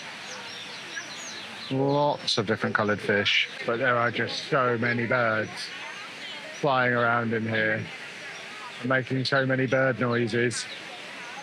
Then we've got these guys with the excellent beaks, who I suspect are rather keen on eating these fish, you would think. And now we have a lot of fish, as we're kind of below water level. No sharks in there though, I'm afraid. And we didn't see these from the safari. So we've got some meerkats. And then behind the meerkats, there's zebras. So there's a couple a bit further away over there, and one quite close up behind that tree. I am a big fan of the meerkats. And then we have some gorillas in here as well, having their breakfast. That one at the back's just having a little sip of his beverage. We have another shop. We have a little baby giraffe in a blanket, which is excellent. And then what else have we got in here? One of my favourite shops at Disneyland Paris is themed very much like this one. The giraffe shop that they have there. Goodness me, this is much bigger. But if I'm going to find things and items, this is likely to be a location for me. That's awesome. It very much goes on the list of things that I'm very unlikely to be able to get home. Likewise, I mean, can I walk onto the plane with a giraffe hiking stick? I suspect I probably can't. If there's one thing I'm pretty sure Anna wants me to get, it's a drum. I also might have to get that t-shirt. And then we've got some more very cool, loads of very cool giraffe stuff over here. But again, I just can't get home. I've got a mask just like that I got at Alton Towers a few years ago. It's all very snazzy. And then these hiking sticks. They would be ideal for my dad. He's also a fan of giraffes. But I just don't think that goes on the plane, does it? I've made it into another gift shop. It's still only 9:15 in the morning. I tell you what, this is the time to come in these places because it is absolutely deserted in here and everything's still in. So you can actually have a proper look around. So I might get myself an Eeyore. I say might, I'm definitely going to get myself an Eeyore shirt because I am an Eeyore guy. That backpack is also awesome, but I don't think I need another bag. That shirt is also great. There's some very cool stuff in the up area for sure, including the shirt that I'm wearing now that I got the other day in Disney Springs. Oh, this mug is awesome, but I already bought a mug from the Lego store yesterday, so I don't think I can fit another one in without them just getting smashed to pieces. I've just had a message from Anna at 9:30. They've just finished the ride, and I think they're on their way down here. That's taken them nearly an hour and a half. I'm very glad I didn't queue up for that. But the main event, what we came for. Kevin is here. Very cool. There you go. Russell and Kevin have just met up. And now Kevin's going that way. I wasn't quick enough to get to him for a proper picture, but I got a couple of pictures from a little bit further away. I'm supposed to be meeting Anna and Pab. Oh, there you are. Anna's just come flying past me. Well, I went over for my picture with Kevin, taken from the Anna angle back here. So the angles are a bit off, but there you go. There's the pictures. And she did notice my excellent Kevin shirt that I'm wearing. So I got a Kevin noise as well, which I'm very pleased with. So it's just before 10, just met up with Anna and Pab again briefly. They're now in the queue for Expedition Everest, which I'm also not going to do. I guess there's some kind of show that goes on out here, but I'm going to have a mooch around in some shops and see what other goodies I can find. I assume there's shops over this side as well. I think there's only like 5 rides in this entire park, and I've done one of them in the shape of the safari. Then I've done the other 2. We've seen Zootopia, so I guess there's one more. We'll do the Zootopia one together, I think. We won't do the whole day without doing a ride together. But now I'm trying to find the lavatory because I must relieve myself. Because we got up so early this morning, I missed breakfast, which I hate doing. I had a slice of leftover pizza from McDonald's from yesterday. I'm looking for something breakfast food adjacent somewhere in the park. I found the ice cream man. I found a bar. I'd take anything savoury, I think, at this point. I don't really want an ice cream or whatever they've got at the bar as my breakfast. Why don't they do bacon rolls? It's still not 10 a.m. They should be serving bacon rolls in here. I can have an ice cream and a beer, but I can't have anything, actual food to eat. Oh, there's a shop. That'll take my mind off it. Aside from a couple of ride-specific T-shirts, it's the same stuff I've seen already this morning, and I'm still hungry. There was a Starbucks back this way. Do you reckon they do the sausage sandwiches they do in the UK in the Animal Kingdom branch? Well, I found some breakfast from Starbucks in the shape of, if I can get it out, a Mickey cinnamon roll, which is falling apart, but very good. Anna and Pab are back. We're going on the safari. The queue is a little longer than the first time I went on. This is the queue to get into the queue. I waited about 15 minutes this morning. I think it's going to be over an hour now because we are... Yikes! Well, this guy wasn't out when I was in here this morning, which is why it's good to ride different times of the day. So I get to see him wandering across his little garden. It is getting warm again, especially in these long queues. So once again, we'd like to thank Holy for sponsoring the series. Their hydration drinks, absolutely keeping us upright on these very, very warm days. I've got the blue raspberry today. I have been going with the strawberry and kiwi for most of the trip so far, but I'm running low. So I've stolen some of Anna's blue raspberry. It's very, very delicious. The only problem is I might drink it too quickly, and I don't have any sachets of that to top up with my next drink. But I do have a sachet of iced tea with me. Either way, the link to buy your own Holy starter kit is down in the description below. Use our codes that are down there to save yourself some pennies. And thank you once again to Holy for sponsoring the series. This is where I would drink from it, but I couldn't have the lid off because then the ice would melt because it's really hot. And I was filming for 1 minute. I'm back on the safari again. There we go. I didn't see any antelopes this morning, so it was worth coming back on. Themselves from getting stuck in all Lovely of the stuff. And these Hello, are tree females. friends. I can tell because they don't have any horns on their I head. didn't see them earlier Only the males will either. have horns. With a Lengthy wingspan of bird about over there. 9 feet wide. So just We've bear got with some me. hippos I and want to see if I some can get another view of them on the pelicans. other side of the river. They're all going to have their These own unique zebras are stripe just having pattern. a fight. And a large group of zebras But they is called seem to a have dazzle. calmed Because down when they're all now. clumped together, those stripes. More And this one here is the antelope. female. She's slightly. Well, I didn't see this baby giraffe this They can be found morning. in herds up to Just having a little sit 1.5 down. million, and they migrate about 500 to Hanging out 1,000 with the miles wildebeest. each year. It's called the Great Migration. Which is And that baby very giraffe right there, splendid. she's about 8. And there's the rest You can of the also tell them giraffes apart from others having because their those lovely spots lunch. are a little more jagged around the edges, kind Look of at like that. puzzle pieces.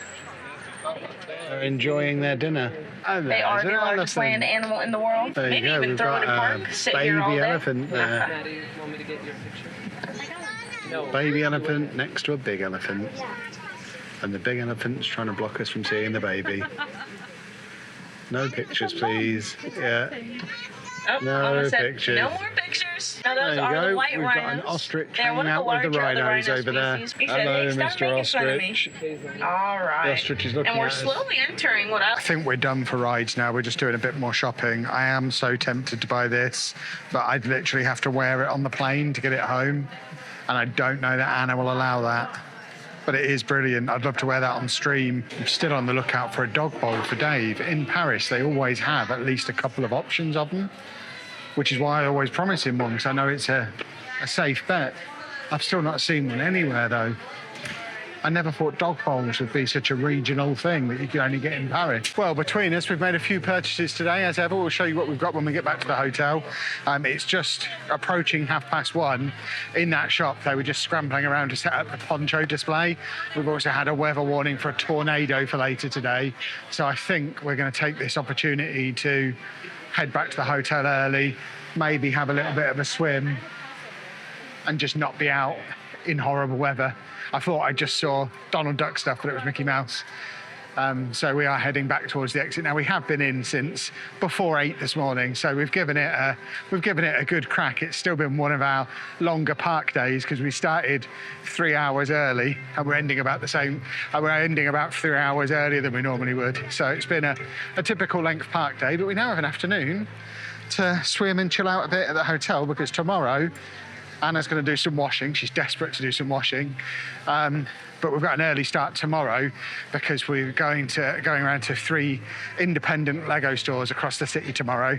And we're getting early access to one of the stores. And one of them wants us in at 9:30 and they're 45 minutes away. So we've got to be up early again tomorrow. There's also a Lego convention going on in Orlando this weekend, which if we get done with the Lego stores in time, I'm tempted to try and sneak in that for the last couple of hours.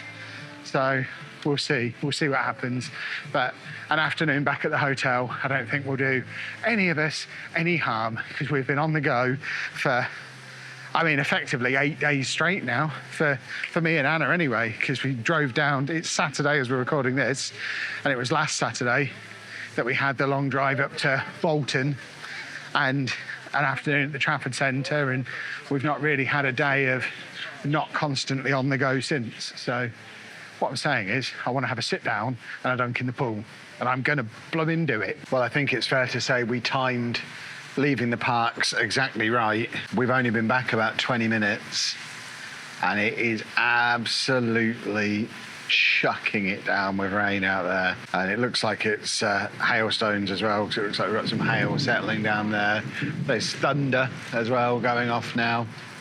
So according to my watch, we should expect the rain to last for at least another half an hour from here. So this isn't one of those quick showers we were told to have a poncho to cover us for. This is a full like 45-minute proper storm. We were just watching the end of the football, just watching the end of the Arsenal match, in fact, on the TV, and they were interrupting it every 15, 20 minutes or so with actual broadcast weather warnings. There's like a proper tornado weather warning, vehicle damage, property damage that's going by just north of us.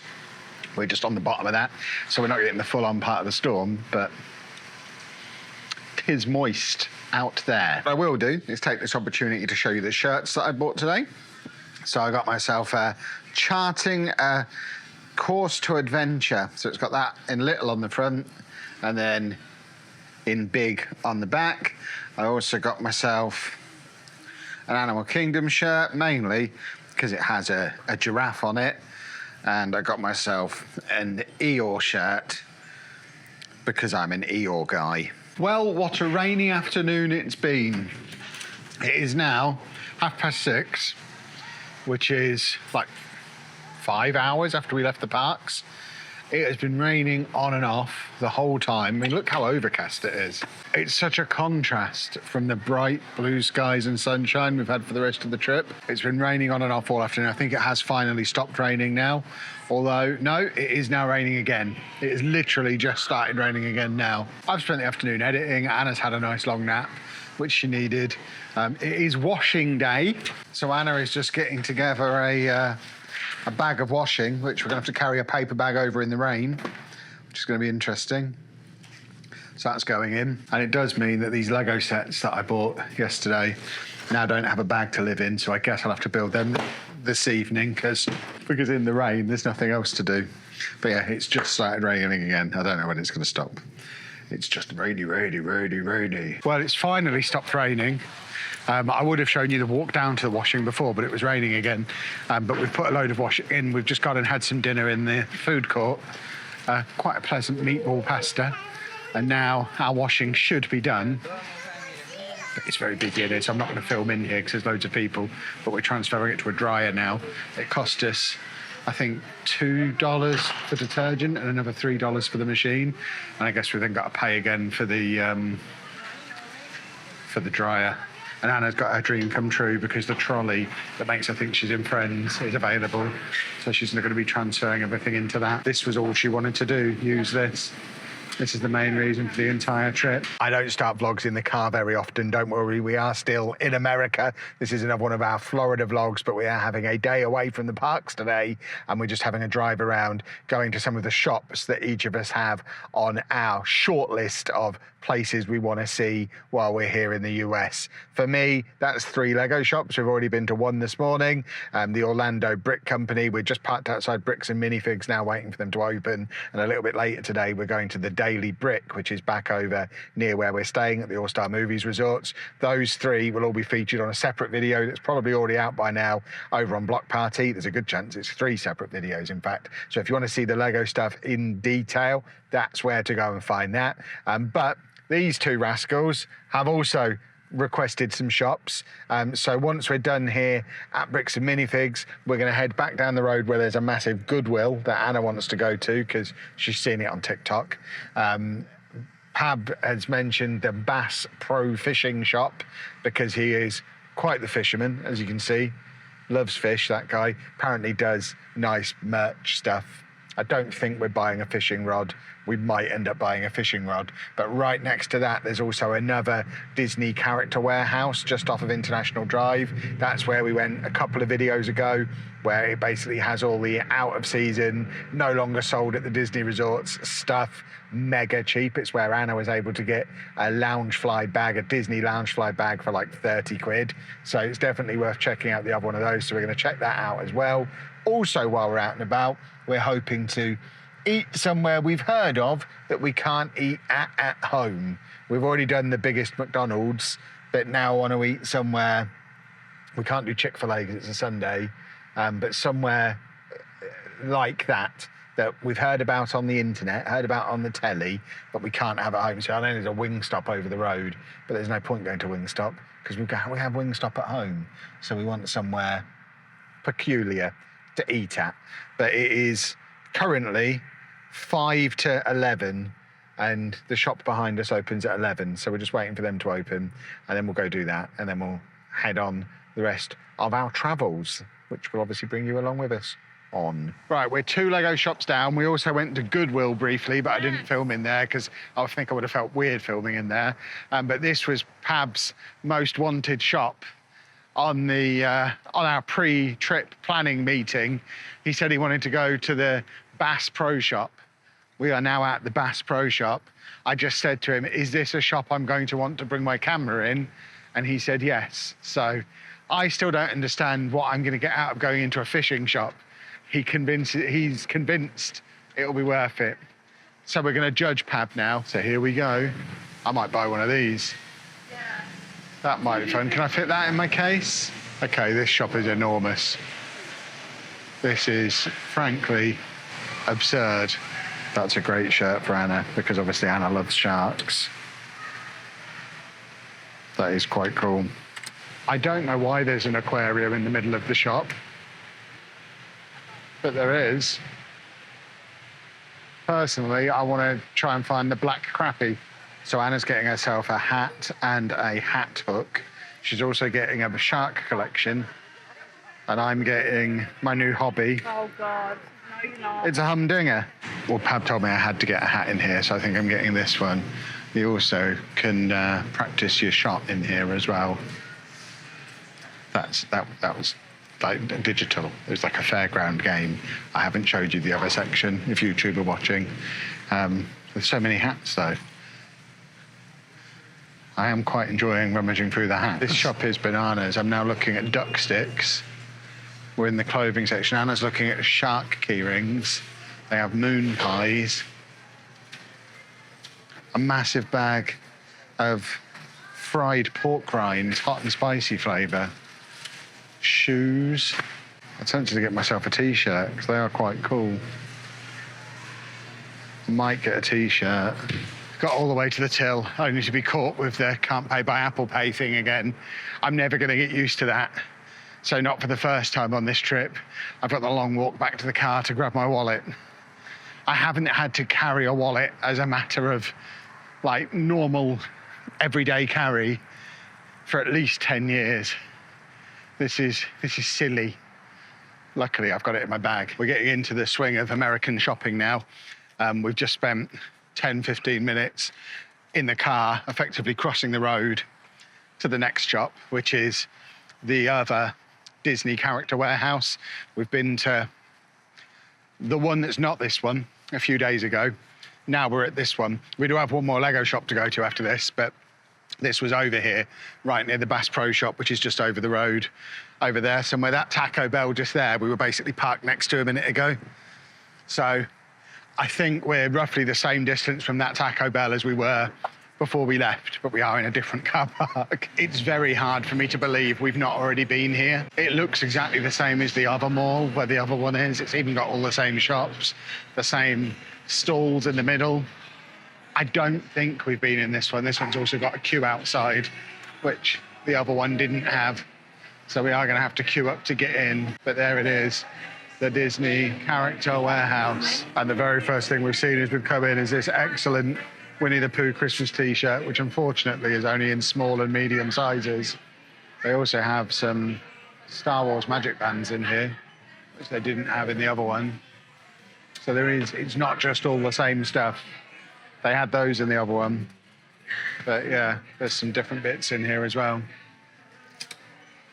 which is very splendid. They also have some Star Wars figures, Star Wars jumper, jacket situations. I don't even know what LEO is, but 8 figures for $4.99 seems pretty good value. I shouldn't even be looking because I can't fit more mugs in.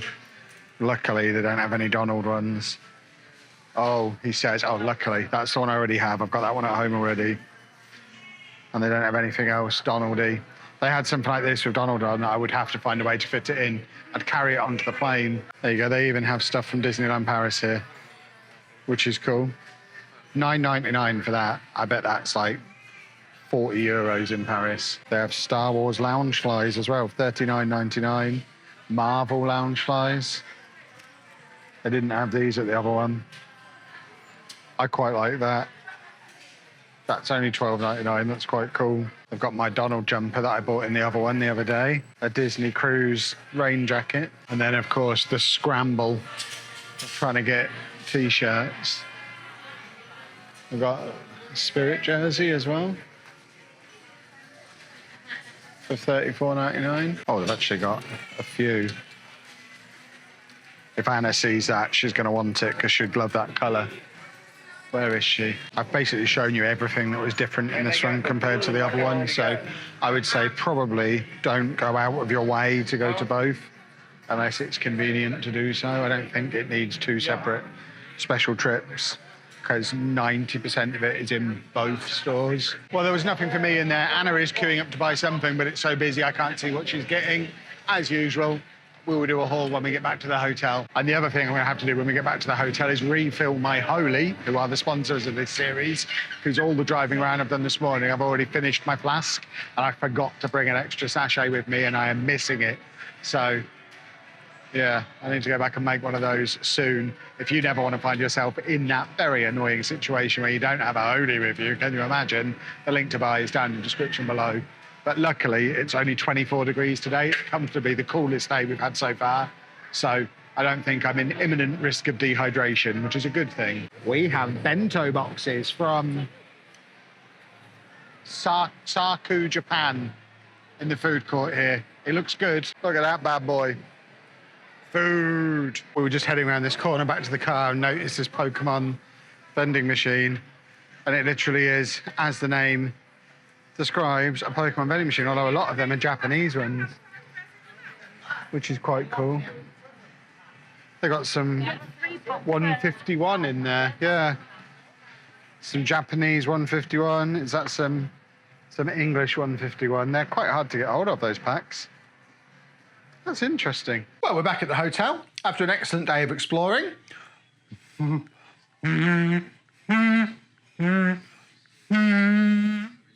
I'm learning the kazoo. I'm not very good at it yet. You have to hum into it, apparently. I don't think I know how to hum. But yeah, we went out at like 8:30 this morning. It is now 4:45. We have been out all day. I know it might look to you like we've not done a lot, but we have gone to 3 independent Lego stores for block party videos. We had a lot of fun doing that. I even bought some Lego, look, a tiny little set for me to take home with me. And we were given stickers. The lovely people at the Daily Brick gave me some laptop stickers. This is my new laptop that is starting to take shape with some of the decals I bought in Animal Kingdom yesterday. And those new stickers, I guess the job now is to try and have it completely covered by the time we go home. But I did promise you a haul. So I got myself one of these hats because it's a fun hat. I also got myself a fish t-shirt from the same place because it was cool. I liked it in there. Although I'm now not sure if it's something I can wear in America or if it's something I have to wear when I get home. Because what I don't want to do is wear it and it'd be like don't want it to be a symbol of supporting shops that sell guns and stuff, even though I effectively am. And it's fine anyway because it's legal here, I guess. But yeah, I've got my lovely hat. So I like my hat. I got my kazoo. Anna got me some animal crackers from the same shop. I also got this enormous bag of pork rinds, which I keep choking on, and Anna tells me I have to stop eating, and then when she's not watching I start eating them again, and it's fine until I start choking again, and then she tells me to stop eating them again, and that's going to be how it works until I've run out of them. And yeah, we're just deciding now what we're going to do for the rest of the day. Anna, of course, is in need of a rest. It's her birthday tomorrow. She's 50 tomorrow. No, don't you dare say that. You were 40 last year. Anna's 41 tomorrow. So we're definitely going to EPCOT tomorrow. By tomorrow, we'll have been here a week and we still haven't seen the fireworks. And we discovered today there's a fireworks evening thing in both Magic Kingdom and EPCOT. So I think the plan for tomorrow is we're not going to try rope dropping. We tried rope dropping yesterday at Animal Kingdom. It was a disaster. So we're just going to go back to our normal default of turning up at EPCOT about 11 o'clock having a mooch around, and then aiming to stay for fireworks. So get there just before lunch and try and stay all the way through to fireworks. There's not a huge number of rides we want to do in EPCOT. The main thing is just experiencing it. We've never been there before. We're very excited to go. It's the one Anna wanted to save for her birthday. So I think that's our plan there. So if we're doing the EPCOT evening thing tomorrow, we've got to figure out where we're going to fit in the Magic Kingdom one. Tuesday, and well, we've currently got Tuesday, Wednesday and Thursday penciled in as Universal days. We've got a 14-day Universal pass that we still haven't used yet. Actually looking at what's at Universal, we're starting to suspect we might be able to do the 3 Universal parks in 2 days and do the 2 original ones on the same day, because we only really want to do the Harry Potter stuff anyway. There's not really much else, and I think you can get the Hogwarts Express between the 2 of them. So I think we could do all that in one day and then have another day doing Epic Universe where all the Mario stuff is. We've got Legoland coming up later in the week as well, which I think we're going to do on Friday, and then Saturday, Sunday, and then we go home next Monday. So we've got to fit in a day. We've got to fit in an evening at Magic Kingdom for the fireworks. We need to fit in a water park as well. We haven't got that on the agenda at the moment. We do. I want to do a water park. So we're going to fit in a water park as well. And then we should have a couple of empty days, which we're going to use to basically go and do more of the things that we really enjoyed or that we want to do again or that we want to go back to. We obviously want to go back to Disney Springs. Big Thunder Mountain reopened today in Magic Kingdom, so we need to go there to ride Big Thunder Mountain. And the people in the Lego shop we were just in now recommended a couple more Lego shops to us as well, so we could potentially do a little bit more of that. So there's still lots more to do. We're just trying to slot it all in now to make sure we don't go home with anything left on the table, but all of which gets me to the point of what I was saying, which is I think I'm just going to stay here and edit some videos now, and Anna is going to have a bit of a rest. We'll probably have dinner here on the resort again. It's actually quite nice. We've done it a few times now. It's pretty cheap and pretty tasty and pretty filling, so I'm not here to eat. I'm here to experience everything else, so I don't mind eating here. If Anna has a burst of energy and wakes up, we might go over to Disney Springs, but I suspect we'll be eating here. And yeah, at some point we need to fit in Magic Kingdom, but we shouldn't do that the night before what is going to be a long day at EPCOT. So we're charging up the batteries, and I'm watching Espanyol versus Real Madrid, which is on the telly. There's 3 minutes left, so can't miss that. I'm going to do some editing. I'll see you at dinner. Anna's having a little snooze, so me and Pab are going hotel hopping. We're going to have a walk down to the ones a few doors along, just to see if their shops and food courts are any different. But outside our room, we've got Donald and Daisy. Anna's going to be fuming when she sees this one. Anna and Daisy have got proper beef after what happened in Paris, and part of sneaking along to the hotel next door, which the next one along I think is music. This is All Star Movies. I think it's All Star Music and then All Star Sports, which theoretically should both be walkable. Nothing else in America is walkable, but I think these 3 hotels are.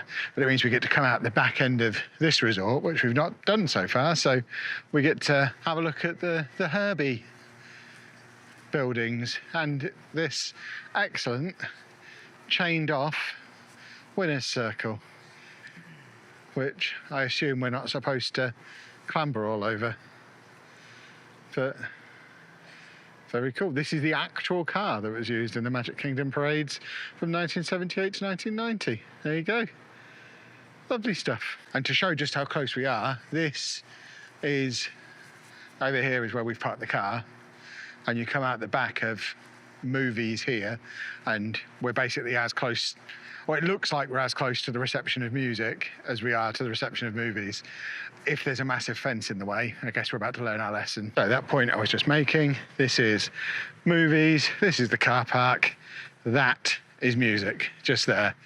Although it does look like it's surrounded by a hedge, which, I mean, we don't need to get into the hotel bit, we need to get into we just want to get into the shop. So I'm guessing if we just go around the front, there'll be a way to sneak through. Sneaky, sneaky. I mean, we are completely allowed to do this. We're not being rascals. I just like to pretend I'm sneaking. Okay, so we've wandered into the back of All Star Music. So far, so looks exactly the same, other than the fact that in their pool, they've got Donald squirting the water and we have Mickey. But our shop is Donald, and I think the one here is somebody else. I'm sure we're about to find out, but the building itself, other than the branding on it, the actual layout looks identical. Okay, food court is basically the same, with the same menu. I'm just checking the collectible medallions. Oh, they are different. Some of them are different. I've got Bell. I'm gonna have to do some tactical, because they're 4 for $20, but I only need 3 of those 4. This is how they get you. Right, we're heading down to the shop, and the shop here is Mickey, by the looks of it. So this is Mickey's shop. I'd rather have Donald's shop and Mickey's pool than vice versa, I think. But that's the bus through to their transportation, and this is Maestro Mickey and his shop. So we're really looking to see if there's any different stuff. Because if there is, we need to do this properly. If it's all pretty much the same, then we don't need to worry too hard. And on first inspection, I think it's exactly the same stuff, which means we don't need to walk all the way down to sports. Although, that being said, there was a t-shirt I was looking for, but they've not got it here. There's a Hey Hey t-shirt, which they haven't got in my size at our hotel. They haven't got it at all here, which means one of those t-shirts must be not at ours. Which is interesting. So there might be very slight differences. That's a really nice hoodie, but I just don't have room in my luggage for another hoodie at this point. That is a lovely Loungefly bag as well. I've not seen that. So there are a few different bits. That Winnie the Pooh Loungefly is great. And then a few other bags and bits and bobs back here. Gonna need a couple of them, I think, to get all this home. And then over here, we've got all the mugs and stuff. Let's have a look at them. And I really shouldn't even be looking at mugs because I haven't got room for more mugs. I love that flask. You'd fit a lot of Holy in one of those. There's still loads of bread in here. Do they have that in ours? Oh, they've got Nutter Butters. We saw someone at breakfast in ours doing a loaf with his loaf of bread going to the toaster. We thought he'd snuck it in. I don't remember there being a little supermarket section in ours. Maybe there is, but we can get bread, peanut butter, grape jelly. They're the 3 main food groups. I think the shop is a little bit smaller than the one in movies. And I don't think they've got any decals in here, which is one of the other things I'm looking for as I try and cover my laptop. But yeah, it's a little bit different. It's probably not different enough to do unless you've got an afternoon to kill like we have. But I think we're gonna head on one more down. We may as well check out sports as well while we're on tour. And then similar to what we did coming out the back of movies, we've just come out the back of music, and in front of us is All Star Sports. So we're going to check them out as well. So we are now in sports, and this is quite cool. Similar to how we've got the big Toy Story stuff over in movies, they've got loads of big rugby helmets and a large pitch. And I think this is their pool just ahead of us. It definitely feels like the further down this road we go, the more upmarket it gets. This looks like a real place rather than the cafeteria that we've got at our end. The food court area itself, again, exactly the same. And the menus are exactly the same as well. So once you get past like the decoration, they are basically 3 copy and paste hotels. You come out of the food court, you've got the rest, the arcade is in the same place. You have reception off to the left in the same place. And then you've got the shop in the same place. So this one is Goofy. So this is Sport Goofy, gifts and sundries. So let's see what we've got in here. Okay, this is some different stuff. So there are differences. It is worth wandering around and doing the 3, I think. Slightly different assortment of t-shirts, including this one that I bought yesterday in Animal Kingdom. And they've got a Stitch Loungefly in here that I've not seen in either of the other 2. Similar assortment of bags. They've got the decals in this one, but not very many of them. The actual layout once you're in here is very similar to the previous one. Those swimming shorts are quite cool. I would say we've got the biggest of the 3 shops. They must have known we were coming and know what we're like. Although, that's cool. I don't think I've seen that. I've seen it as a t-shirt. I've seen that t-shirt, because I almost bought it yesterday, but I've not seen it as a flask. until now. And then the one other thing to check, of course, is the coins, which are different again. And I don't think I have any of these ones. And yeah, we have an actual All-Star Sports one. So I think we will grab these ones because I haven't got any of those for. So I've got my coins. One other thing to note is that we think the pool here might be bigger than our pool, but there's not much in it if it is. Well, I think it was definitely worth taking half an hour to wander down and look at the other two hotels that we can get to. If you stay in any one of these, it's very easy to get to the other two, so I'd recommend you do the same. There's some slight differences in the shops. The food is the same, so I don't think it makes any difference where you choose to eat. They've both got one big pool and one small pool. They're both very well, all three of them are very well themed. And yeah, well worth having a little look. But I think on the whole, when you combine theming, layout and size of the food court, size of the pool, I think I'm pretty happy with the one we chose. I don't think I'd want to swap for either of the other two. I think ours was the cheapest of the three. It's certainly the furthest away, and it's always the furthest away bus stop point and all that stuff. But yeah, I'm pretty happy with what we chose. I certainly don't think Anna would get very much out of this one at all. I don't think she'd be remotely amused by it. So much later in the day after somebody's nap. It's nearly 8:30. You're actually 41 tomorrow. We're back in the food court here. I tell you what, we really like the food court. Anna's got gochujang, glazed, tenders. She wanted these yesterday but couldn't say it. So I think she got a kid's meal yesterday. I've got a showstopper burger, which is a cheeseburger with crispy onions and jalapenos on, which looks really nice. And this is a piece of fruit. I'd forgotten what they are. It's not for me to eat, but it's interesting just handling one again after a week here. We are back in our room. There's no actual wrestling on tonight. We've watched wrestling every night, so I'm having to watch Wrestling Legends because I've just got accustomed to, apparently in the US, 8 o'clock every night, wrestling's on somewhere. But I have, because I've seen so many other people decorating their windows, I've got jealous. I didn't have anything to decorate them with, apart from some fugglers. So we now have fugglers in our window because they're cool guys. But yeah, I think it's nearly 9 o'clock. It is time to go. Tomorrow is Anna's birthday. It is already Anna's birthday back in the UK, but it's officially Anna's birthday in the morning. I have, oh crumbs, I did have a birthday card for her. That was, oh yeah, her birthday card's still up there. It's a bit creased, but birthday card is ready to go. And she has selected as her birthday thing that she wants to do is a day in EPCOT. We've deliberately not gone to EPCOT in the first week we've been here because she wanted to experience it for the first time on her birthday. So that will be the next video in a couple of days. But if you have enjoyed this one, please make sure you leave a nice big thumbs up on there for us. Subscribe to the channel for loads more content from this trip still to come.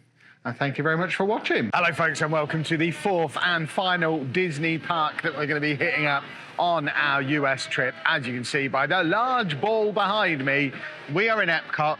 It's also Anna's birthday. She has her little birthday badge on. And yeah, we're here to tour around the world. We've looked on the app on the way and it's nearly lunchtime when we're getting in. Anna's had a birthday late start to the day.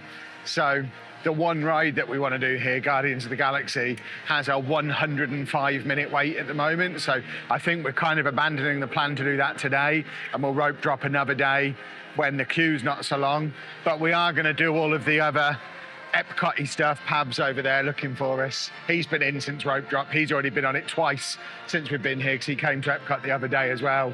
But there we have the large ball. Look at it, being large and bally. Well, we've attempted our first ride, Spaceship Earth, but it's not wheelchair accessible at all, so we've been given a return time in 20 minutes. So we're just killing some time in these shops. And I'm trying to buy this T-shirt, which I've seen in multiple places, but everywhere I see, they have larges, they have 3Xs. It's the same issue we've got in our hotel. I could wear an XL or a 2XL, but they don't have them. Yeah, that's a different shirt. I think it's coming right to the end of its run and all the normal person sizes are gone, but they have this buy 2 tees, get them for like $3 cheaper. So I'm holding off on getting that one to get it at the same time as that one. If you buy that, I'll be furious. That's my shirt. Oh no, they know how to get me. I've got myself a passport, which comes with a load of stickers when we go and do the World Showcase. I'm also now an honorary ambassador. What I want is a lanyard to hang it from, so I don't have to keep fishing it out of my bag, which that shop didn't sell, but I think the first shop I was in did. Annoyingly, I've left my own lanyard at the hotel, so I didn't think I'd need it today. And I've tried to eliminate all unnecessary stuff from my bag, because I've now mastered just getting straight through security without having to empty my bag.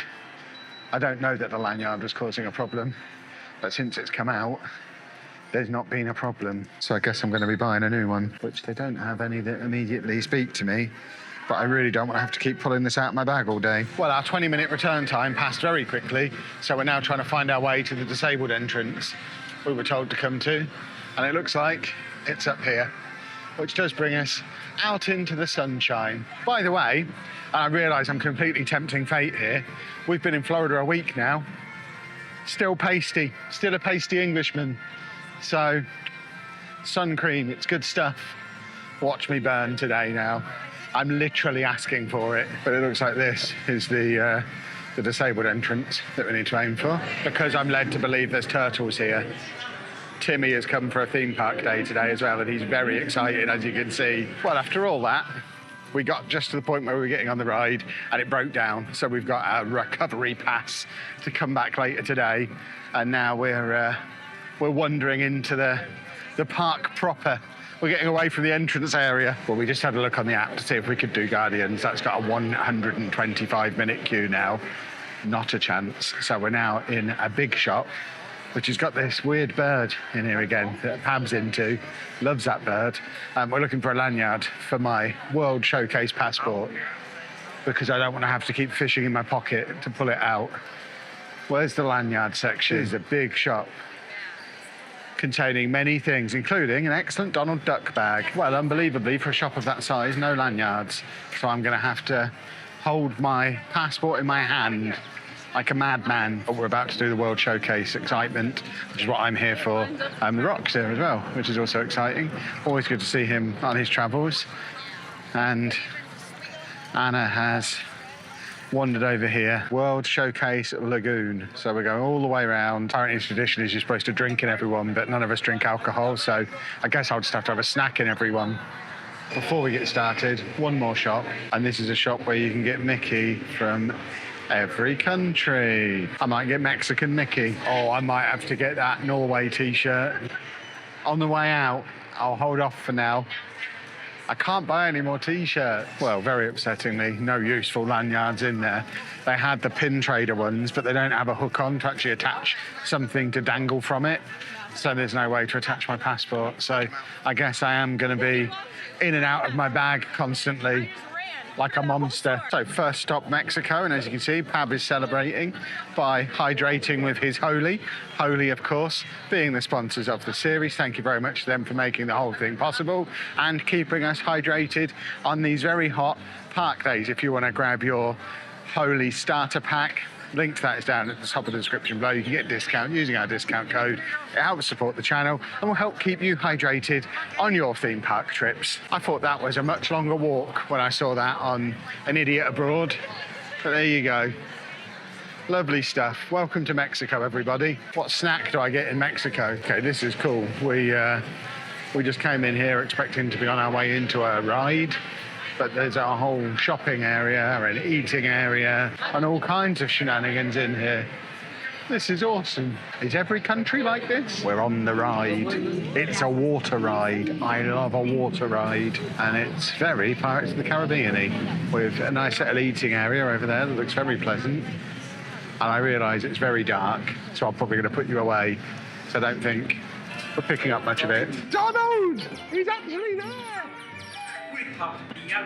That's so cool. Well, that was excellent. It was like It's a Small World, but with Donald Duck and Mexican things.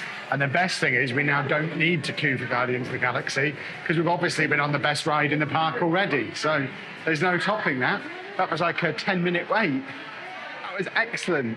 Now I need to get what we saw on the way in, a souvenir from that ride, which is a little Donald plush wearing a Mexican hat, which is over here.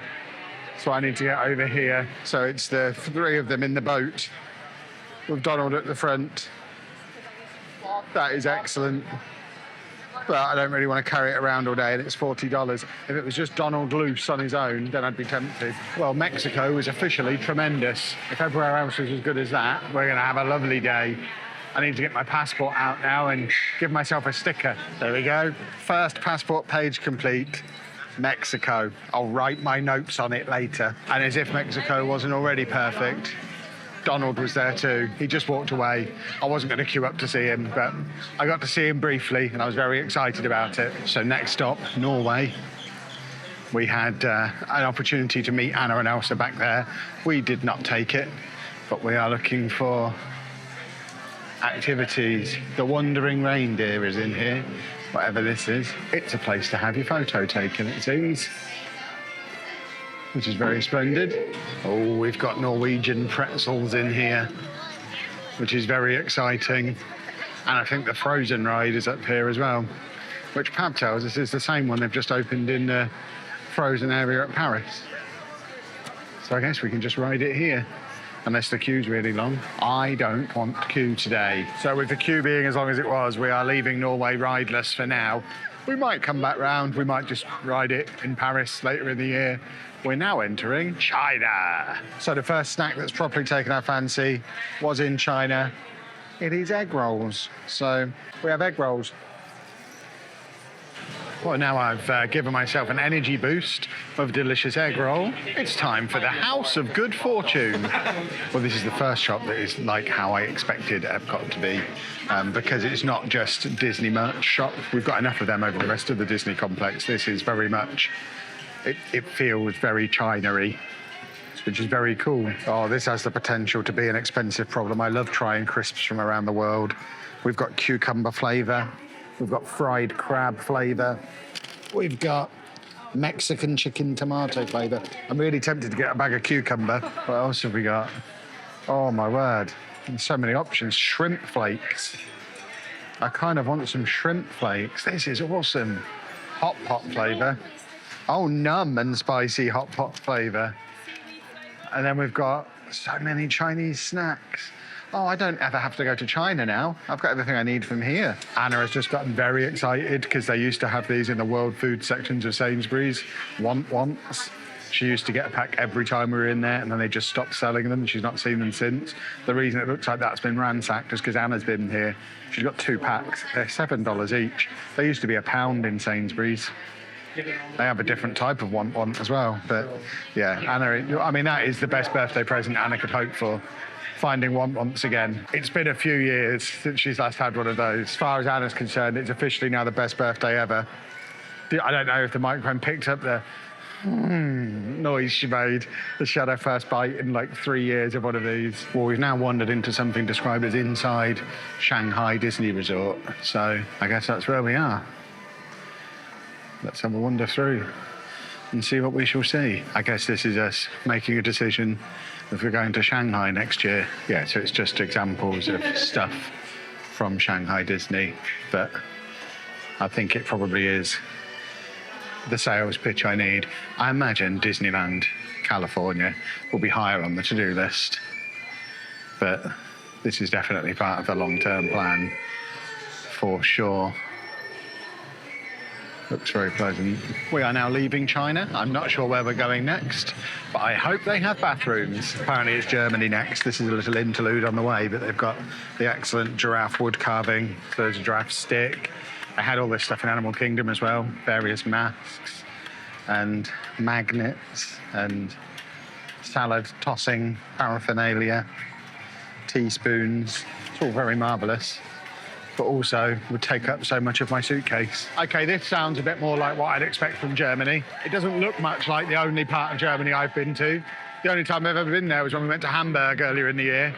They had no buildings like this in Hamburg, at least not in my bit. It was just bridges and Lego stores from what I remember. Right, I am troubled by what's about to happen here in Germany because this is a Werther's Original shop.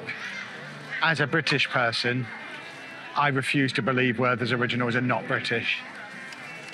But this is Germany, and this is every flavour of Werther's Original you could possibly imagine. What flavour? Coffee.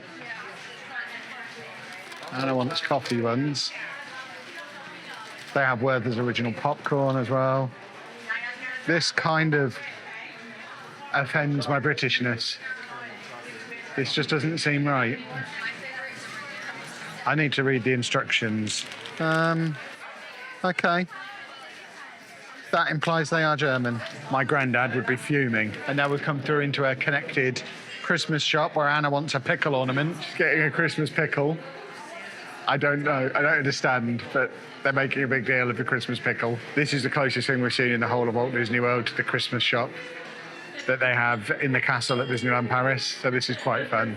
In other news, somewhere on the Mexico ride, Anna lost her birthday badge that she picked up at reception of the hotel this morning. So we've just been to guest services to get another one. And excuse the cleavage shot for a moment, but obviously, if someone says Anna, you hear Amma, and just assume that's her name and write that on the badge. So this, from now on, is Amma. Anna wants a bell. I kind of want a little German hat. I think I could wear this for the rest of the day and pull it off. I think that's a great hat. They do have some very cool bits in here that I've not seen anywhere else, like Oktoberfest pretzel ears and I Pretzel Oktoberfest t-shirt. We are officially shopping for Anna's birthday present as well while we're out. I'm a little bit worried that she wants this.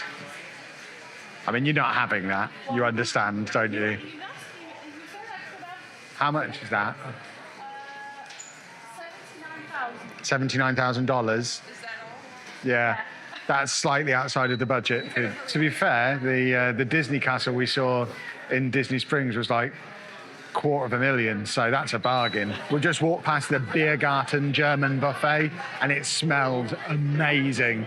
We've just checked on the app and we've been able to book ourselves a meal there for $7.45 tonight for Anna's birthday meal. So looks like we're coming back there for delicious smelling German food. Here's a blast from the past from my old Vine days, mustard news. We can get mustard in the shape of a beer glass, which is very pleasant. And if it wasn't for the fact we had to fly home with it and it's heavy, I would get one because it's excellent. I am hoping as we wander around all the European areas, in amongst all of the booze, there'll be somewhere just doing proper, like, European coffee. I would very much enjoy a German espresso around about now, rather than all this weak filtered American coffee I've been drinking. That's an excellent hat. If I was a German man, I would buy that and wear it every day. I'm hoping there'll be something that excellent in the UK area. I am now glad I couldn't find coffee in Germany because apparently next up is Italy. And if I'm going to find a proper espresso anywhere, it's going to be Italy, right? Oh, it's a miniature village. I love a miniature village. It's got a train. Now it really is like being back in Hamburg. This is awesome. We've got a train coming past here, going under the bridge. There's another train over there, but we need to see where this bad boy ends up. There he goes, look. Oh, we've got so many trains. There's that one going past as well. There's a giant bird attacking the village over there. This is great. Loads of coins in there. And then we've got shenanigans here of some kind. Lovely little water stream thing flowing through. I haven't carried cash for 10 years. What's she asking me? And then the train should come back through here again. We've had a bit of a train crash there, it seems. But we've got the train looping back round again. Big thumbs for a miniature village. I love a miniature village. And next up we have Italy, the second country in the World Showcase that we've actually been to. And this is described as a kitchen, which surely is going to sell me coffee. Let me have a look. You're honestly telling me I'm not going to be able to buy a coffee from an Italian kitchen? Fuming. Well, we're in a Dolce & Gabbana shop, apparently. It smells expensive in here. One thing I'm slowly cutting onto is I think the staff in each area are the nationality of the country that they're in, which is a nice touch. Good work, Disney. Do any of these look like they're going to sell me a coffee? It's all I want. I just want an Italian espresso. I'm starting to feel like this is great if you just want to wander around getting absolutely hammered. There's different types of booze everywhere, but I cannot find a cup of coffee anywhere. It's madness. What a time to be alive. Here we go. We're now in America, where you can buy a turkey leg. There you go. This is America, apparently. Lovely stuff. What's in there? Disney's epic theatrical event. Oh, that coffee was so hot. I bought it as we entered the US, and I've only just finished it as we arrive in Japan. And here they have funnel cakes, whatever a funnel cake is, but there's quite the queue for it. It just looks like a plate of icing, possibly with some sponge cake under it. I'm confused. I tell you what, people talk about coming to Disney as being really expensive, and it is, but I feel like it's saving me a fortune in all the world travel we now don't have to do, because Anna's seen all these things she wants to see, and we now don't have to go to Japan, because she's getting all of her pictures anyway. You wouldn't know. So here we go into Japan. This is one that Anna's been particularly looking forward to, because apparently this is a proper like Japanese department store, similar to the one we had over in China, where it's not just going to be a load of Disney merch with the name of the country on. There's going to be actual Japanese stuff in here, which is very exciting. Oh yeah, this shop's going to be a problem. They even sell cat hats. Whatever's going on here, Anna's very interested in it, which sounds worryingly expensive. Opening, oh God, she watches this on TikTok. She'll watch people opening oysters for hours. I don't see the appeal, but Anna loves it. Well, having spent so much time with the Chinese crisps, it would be rude not to look at the Japanese ones as well. There's some interesting stuff in here. I'm interested in shrimp chips. I think I've had them before, and I know they're quite nice. Anna wants ramen snacks. Honey butter. Is this popcorn or are these crisps? They're honey butter crisps. Japanese style barbecue. Wasabi flavour. There's just so many very interesting. It seems like butter is a flavour. These ones are just butter flavour as well. Butter flavoured potato, which I really don't think sounds that appealing. Garlic flavour ramen snack. I don't need any more crisps. I already got the ones in China. Rice cracker with seaweed. I'm starting to question the geographical accuracy of this World Showcase. We've got America, Japan, and now we're in Morocco, or entering Morocco, which is in front of us here. And looks very fancy. It is getting warm out here now. We've had a couple of days of not so warm. Today's definitely a warm day again. You can meet Jasmine in there. And then there's the restaurant Marrakesh. There hasn't been a big shop here yet. I don't know if you've missed it somehow. I need to do some shopping. Well, meeting Jasmine aside, there wasn't much in Morocco. There wasn't even a big shop in there. It looks like we're about to enter France, though, after I've nipped the lavatory. As we enter France, it's just gone 3 o'clock. I just had a quick check of the queue times again. Guardians has not dropped below 100 minutes all day. It's bonkers. I think we definitely have to come and rope drop at some point over the next week, or else we are just not going to do. I cannot queue for that amount of time. It would just ruin the rest of my day. In other news, this is France. Now it feels like we're at Disney. My home park. It's like being in Disneyland Paris. Lovely stuff. The level of hope that I've just experienced by seeing the word boulangerie, and there might be some real bread in here. I suspect it's just going to be Disney merch, though. It actually is a boulangerie. We're contemplating queuing up for bread. But bearing in mind we've got dinner booked for 3 hours, I don't know that we need a whole French bread. I want one, because we haven't had bread for a week now. But no, I don't think we need it right now. They've got all the ratatouille stuff that you can get at Disneyland Paris, which is fun. What are you showing me? That is quite cool. I'm holding out for something good in the UK. Looks like there is usually a ride here, but it's closed for refurbishment. We are more than halfway around. We've still only been on one ride over in Mexico at the start, but we have got more shops. Oh, it smells nice down here. Well, we're now entering the UK, and I, for one, can't wait to get into B&M. Presumably it's around here somewhere. I don't know what all these colours are. I'm not familiar with them from home. I suspect they would be the worst fish and chips in the history of the world. Although, having said that, we did have cruise ship fish and chips earlier in the year, and they weren't terrible, so I bet they don't have vinegar. I'm not seeing a bottle of vinegar anywhere. There's mayonnaise, hot sauce. Oh, hold on, there we go. There we go. I've never seen Heinz vinegar before.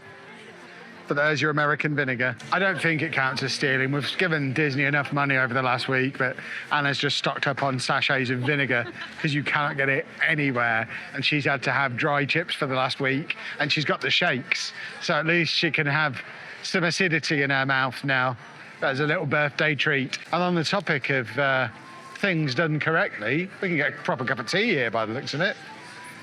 Interesting. What the hell is all this? Where's the actual tea? I mean, tell me I'm not losing my mind. I guess English breakfast is the closest. They might not have much in the way of tea in here, but they do have Tunnocks caramel bars and Terry's chocolate oranges. So it's not all bad. You can get Kendall mint cake. I tell you what, we should have come here on the first day. They've got jammy Dodgers. You get a Lion bar. An actual Mars bar that's an actual Mars bar.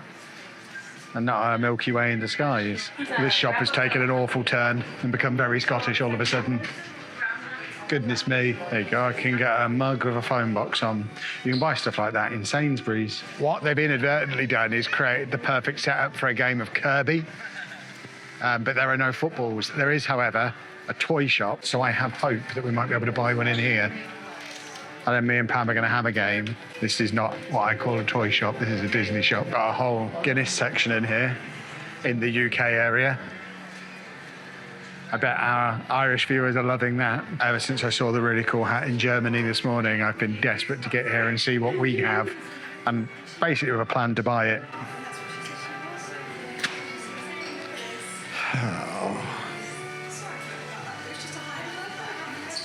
We don't need another hat. My guy Eeyore, with a pig on his back. But it's Eeyore, made out of a bush. Kermit.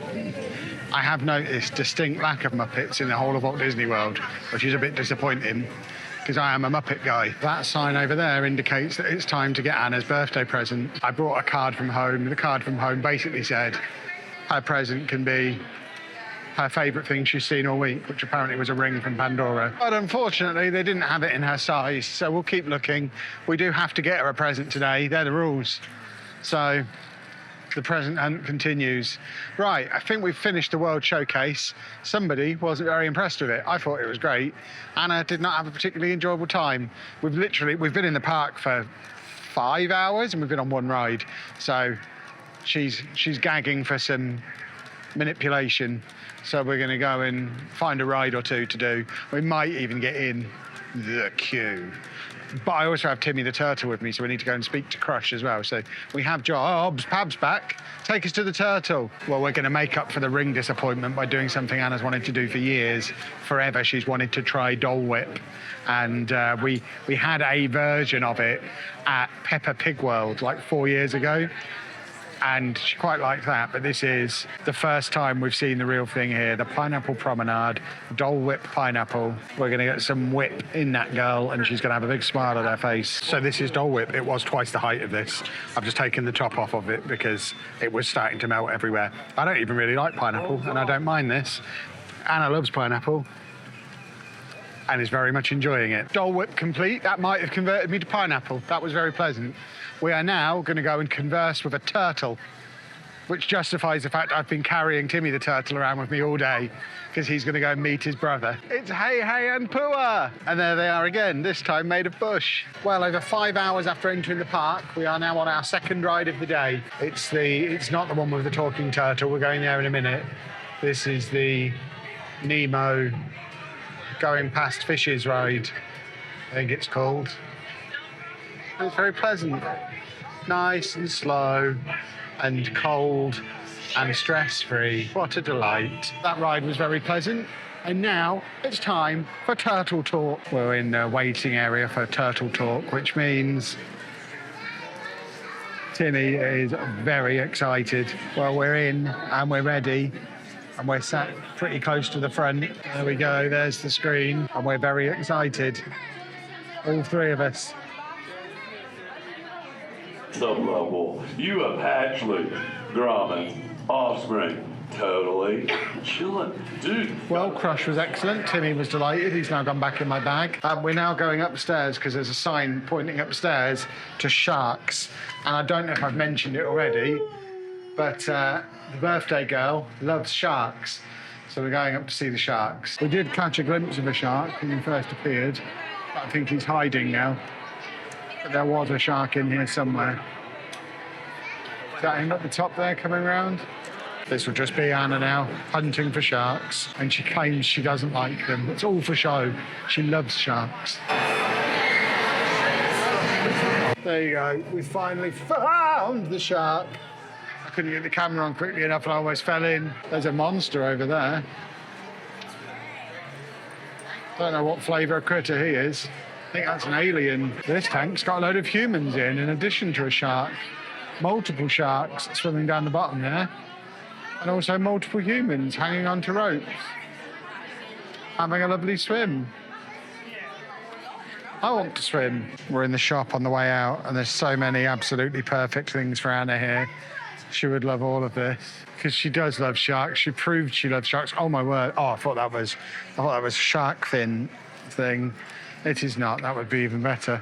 Is that an axolotl hat thing? We're just in Moana walking about area, but my microphone's about to die, so I need to put that on charge, so you're going to go away for a bit. Anna wanted me to film her with the vapour.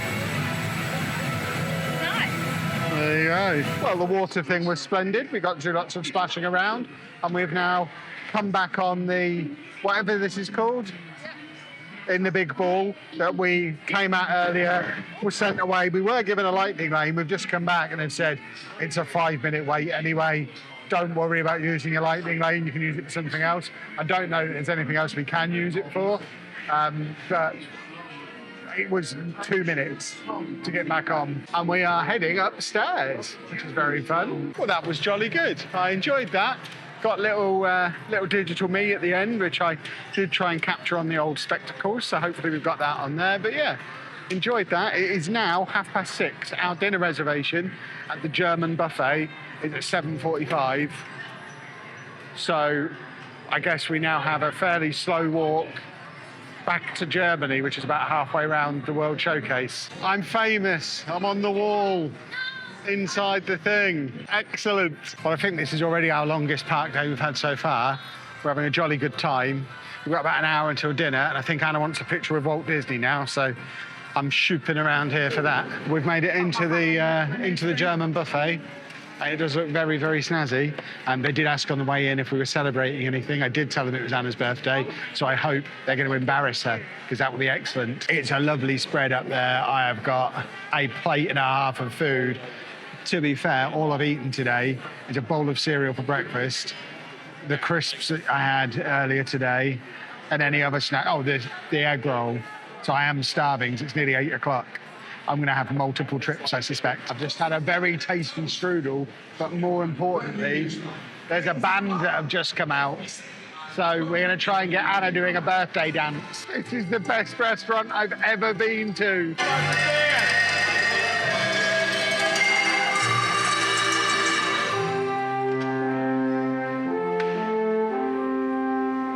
Dinner consumed, and we are now in position for the evening entertainment, which starts in 22 minutes. And on first impression, everywhere's much less crowded than it gets around fireworks time at Disneyland Paris. I guess people are split across the parks, and it's a much bigger area because you basically surround the lake.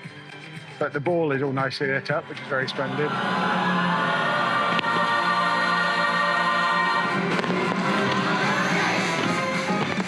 Well, that was great because we weren't rammed in the way we are in Paris. But do you want to tell the boys and girls, speak into my chest? It made me cry because of the Toy Story. Because she loved me. It was really good, though. Very, very good show, all out across the lake. Big thumbs up to that. And even now, there's not loads of crowds of people around. We weren't rammed in to watch it. We were in the disabled area, but all around us, there's so much space. It's such a different experience to watching in Disneyland Paris. We still haven't done the Magic Kingdom one yet, so we'll see how that compares. But this, big thumbs up to this. Let's see how easy it is to get a bus back to the hotel now. It's weird that this is here rather than over at Hollywood Studios with Galaxy's Edge, but they've got an actual lightsaber farm on the way out of the park. This is where they harvest them and turn them into Star Trek glow sticks. Well, in the end, it's even quite civilized getting us back here. It's just before 10:30, so about an hour after the fireworks finished, but we had a slow walk back through the park to get to the bus. We didn't get on the first bus that arrived, but another one came immediately after. The biggest hold-up has been getting back into the All-Star Resorts area because there's a barrier before you get to the 3 hotels that are in the row, and we sat there for a good 10 or 15 minutes. But we are back now. I think EPCOT, having now been to all 4 parks, I think EPCOT has been the best of the 4, and that's without riding the big must-ride ride. We are going to be going back to do Guardians of the Galaxy on a rope drop before we go. We've still got a week here. We've got plenty of time to go and do that. But I think that's it for Disney for a few days now. We have also got 14-day Universal passes, and we've not been over there yet. So I think tomorrow we're going to be heading to Universal. I don't know which park yet. We haven't really made a plan, but that video will be out in a couple of days' time. So if you have enjoyed this one, please make sure you leave a nice big thumbs up on there for us. Subscribe to the channel for loads more content from this trip yet. Like I say, we're only just now at the halfway point, so there's plenty more videos to come. And thank you very much for watching. Something a little bit different from our Florida series today. I am currently stood on top of the multi-story car park at Universal Studios, Florida, because we're waiting for a scooter delivery. We've had all kinds of hassle trying to figure out how to get Anna's mobility scooter that we've hired for the 2 weeks into the back of the car that we've hired for the 2 weeks. We can't do that. It's too heavy for us to lift. And we thought we might be able to get an accessible taxi over here because we did that to one of the Disney parks the other day. We got one of the minivans that just put Anna's scooter in the back. No problem. Doesn't seem like any of them run between the Disney hotels and Universal. It's almost as if they're 2 competing companies. So we've ended up driving over here, parking in this big parking building, and we've hired an extra scooter just for the day that's being dropped off here anytime now. And theoretically, when that arrives, we will be going and having a day in Universal Studios. We do have the full 14-day passes for Universal. I don't expect us to be here more than a couple of days. We're thinking today we should be able to get everything done in the City Walk, Universal Studios and Islands of Adventure. We certainly don't need to see everything that's here. We're not looking to ride loads of rides. I just want to meet Kevin the Minion and buy a Minion t-shirt, have a look at the Harry Potter stuff, and I'm not really sure what else is here. I think Pab wants to look at some Jurassic Park stuff, but it's not like we want to be in and out of every area and riding all of the rides. We actually thought Epic Universe, the new park, was on the same site, but apparently that's not. So I think we're going to come back either tomorrow or the next day, hire a scooter again to be delivered to Epic Universe, and do that all in one day in a couple of days' time, because that's where the new Mario stuff is and more of the Harry Potter stuff. So yeah, that's the plan. The scooter guy says he's going to be here in the next 5 minutes or so. So we're just waiting for him to arrive, and then we'll meet you, assuming all goes to plan, inside Universal Studios. Well, that was a very straightforward process. As you can see, Anna is now all wheeled up. I got to razz it across the car park as well because I had to go and collect it. They're good fun. I might get one in future. Yeah, that was easy peasy. All we've got to do is, when we're done with it at the end of the day, just text the guy, give him an hour's notice, and he'll come and collect it. What sort of thing? It should be fully charged for the day, he said. So I guess if it's not, we text him and say, come and collect it, it's dead. Come and get it from Jurassic Park. So this is Universal Orlando Resort, complete with Bubba Gump Shrimp, Super Nintendo World over there, where presumably I can buy my Mario paraphernalia, and all sorts of restaurants in here. I feel like I could tick off most of my American fast food places that we've not been to yet, just in here. And I'm trying to resist the urge to go in Super Nintendo World now, because we're going to Epic Universe tomorrow, but it does look glorious. Okay, we came into Super Nintendo World because we figured the shops would be quieter at the start of the day than the end, and we're here mainly to shop rather than rides anyway. That Yoshi headband is cool. I love the bag. I love the shirt. There's so much wonderful Nintendo merch in here, and I am very much a Nintendo guy. That bag is great. Anna wants the Player 1, Player 2 t-shirts, but we both immediately claimed Player 1, so we can't have either of them. We can't have nice things because we both want to be Player 1. Get myself some lovely lounge pants. Oh my word.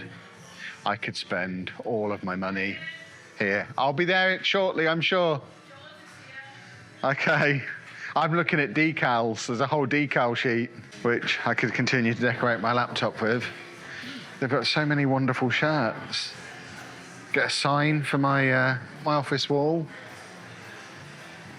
Oh my word. Oh wow, okay. Anna does love sharks, so of course she's found the Jaws shirt. The hat's cool. Have you seen the hat? With the bit bitten out of it. Oh, that looks cool. That's also quite cool. Oh, I think there's going to be some merch for us today. This is alarming. Oh, that is great. That sign is awesome. Oh, goodness me. I might just have to leave. Because as Anna has just rightly asked, how are me and Pam planning, because we're both buying too much stuff, how are we planning on getting any of it home? The answer is, we're still here for a week yet. Only nerds are planning how to get stuff home at this point. If I have to leave my CPAP machine here and fill the bag that comes in with merch, then so be it. Oh, they've got wicked stuff. Homer Simpson Jimmy Jams and a donut hat. And then we've got the Harry Potter section in here. So we've got butterbeer stuff. See, this kind of thing I don't need to get here because obviously we live less than an hour and a half from Warner Studios, London. So if we want Harry Potter merch, we can get it there. So it's really the Mario stuff we're here for. So I don't need to be in here. What have we got? Is this more Harry Potter through here? Yeah, this is just all Harry Potter stuff. So I can give this a miss because I can get all this from home.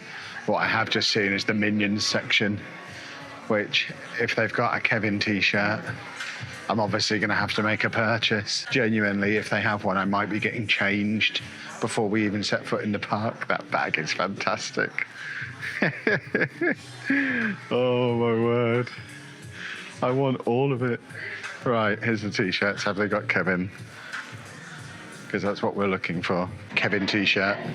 Also, even better, Kevin drinks holder, which my Holy bottle fits in perfectly.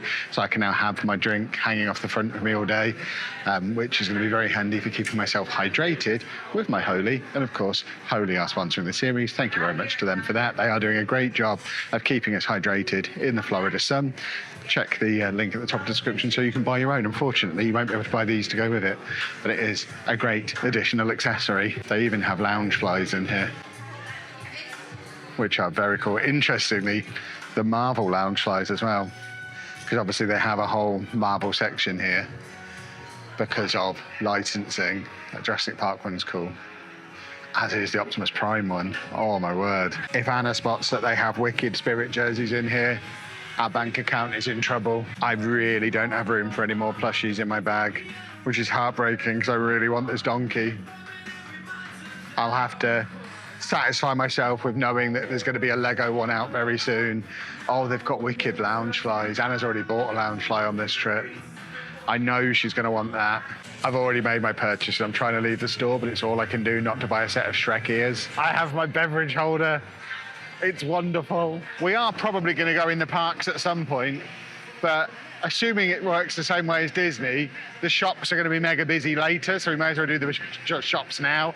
All the rides have already got queues, so we're now going in the Legacy store in the hope that we can get some cool stuff, like all this Jaws stuff for Anna, because as you know, Anna loves sharks, so she's going to love all of this.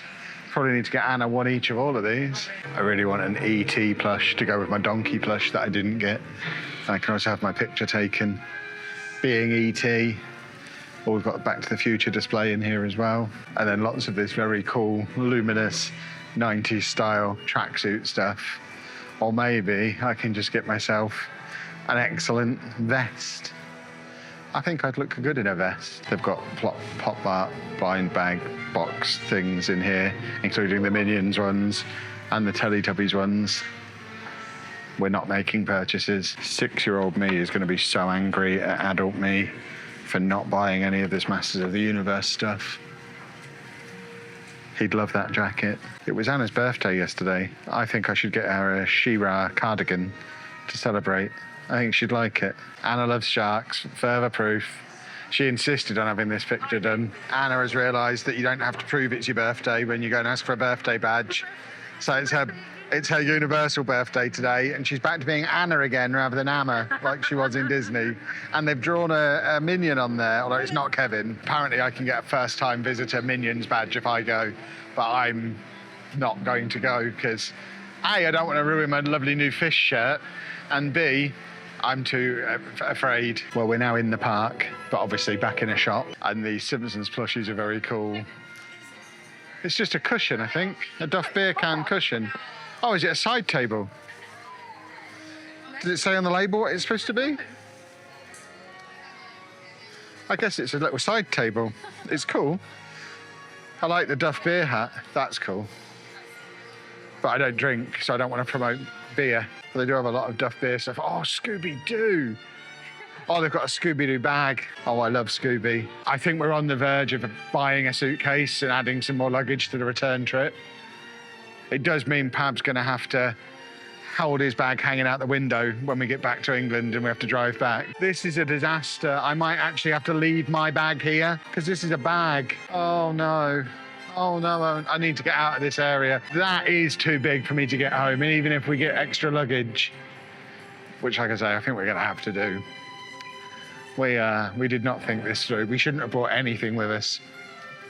What was I thinking, bringing underwear when I've got to be able to transport all this stuff home? There's a laundrette at our hotel. I could have bought 3 pairs of pants and just washed them every few days. I've wasted so much space bringing all my pants with me. If that wasn't plastic, I would get it, but I suspect it's not dishwasher safe. And iron hand washing, even for Minions. They've got popcorn buckets as well. Oh my word. Just dropping Anna off at the creche, and then I can wander around on my own. She'll be in there for a few hours. To be fair, it's actually quite cool in here. They've got loads of the costumes and props and things, which is quite sad. There's the old Pabby, put your fingers away. They've only got Lego in here. Luckily, we've already got it all. But that's dangerous. Knowing that Lego is on sale within Universal is a danger. Okay, this is quite cool. There's lots of marvellous things and items in here. Before we get into the shop, which is just there, I suspect there'll be a photograph of Anna stood in front of this in a minute. She's genuinely giddy. She's got doing her picture in the bubble now as well. She's already got a trolley full of items that she's buying in here. She's having photos everywhere. There's the medallions over there. When me and Pab said we were mainly coming here to just wander around and do the shops and there weren't many rides, she was like, oh, I want to do rides. No, you want to come in the shops. I think she understands now because we're still not even all the way through this Wicked shop. This gentleman is quite interesting. 2 for $45 on Wicked plushes as well. So he's normally $30, but I guess I can get him and one of these other ones. I mean, I'm not buying Wicked plushes, but it is good to know that they're on offer. Wandered out of the shop, and Scooby-Doo and his gang are wandering around. So, there you go, there's Scooby. This place is great. The mystery machine's just parked in the street. What a wonderful thing. Anna told me to take pictures of Marilyn Monroe, so there she is. We've got Bart Simpson hanging out over here as well, having a jolly nice time. Apparently Diagon Alley is down this way, which is what we're heading towards now, I think. But there's just stuff going on everywhere, and noticeably nowhere near as busy as Disney in here. It could just be because we're not actually at the bit with the rides, and when we get to the rides will have big long queues. But just wandering around these areas, the shops are all deserted, there's not many people around. It is cool. Beetlejuice is over there as well. Change of plan, we're looping back round, partly because Anna saw Transformers, and partly because we realised that there's a train that runs from Diagon Alley to the Harry Potter bit in the other park. So we may as well end up there and use that to go from park to park, because I want to ride the train anyway. There's old Transformatus Rex. I know nothing about Transformers. I know Anna likes it. Optimus Prime. It is helpful that he introduced himself. So Anna is absolutely at the front of the queue for this. She waited about 5 minutes. And here comes old Octopus Prime again. with Anna going to be the first to say hello to him. There he is. Welcome, freedom fighters. My name is Optimus Prime. Hello, humans. There we go. Lots of pictures of Anna with old Octopus. She's already said she wanted to come in here and do all the rides. She's loving Universal so far. We're in the Transformers shop now, and I need to not buy a Transformer, but it's an exclusive Universal Studios product. $33 for an exclusive Universal Studios transforming Transformer. They have Ghostbusters Transformers as well. I'm more interested in these very cool lounge flies that we've got over here, and some pretty cool t-shirts. Also, I think we must be near the DreamWorks area, because as we were walking in, we could hear Donkey yelling about something. I couldn't see where he was yelling, so I think Donkey's nearby. Some decent gear in here again. Anna's gone on the Transformers ride. It's only got a 15-minute wait, but it's Transformers The Ride 3D. So we've both cowered it out of that because we're very confident. I know I'll be horribly sick if I go on it, and Pabby's afraid as well. So we're just mooching around some of the nearby shops while she goes on that. I'm deciding what shark merchandise to buy her, because she still hasn't had a birthday present out of me. Her official birthday present was an I owe you whatever you want while we're out and about in Florida, and she hasn't cashed it in yet. So I might cash it in for her with a hand-selected bag full of shark paraphernalia. Oh, we've got loads of Jurassic Park stuff over here.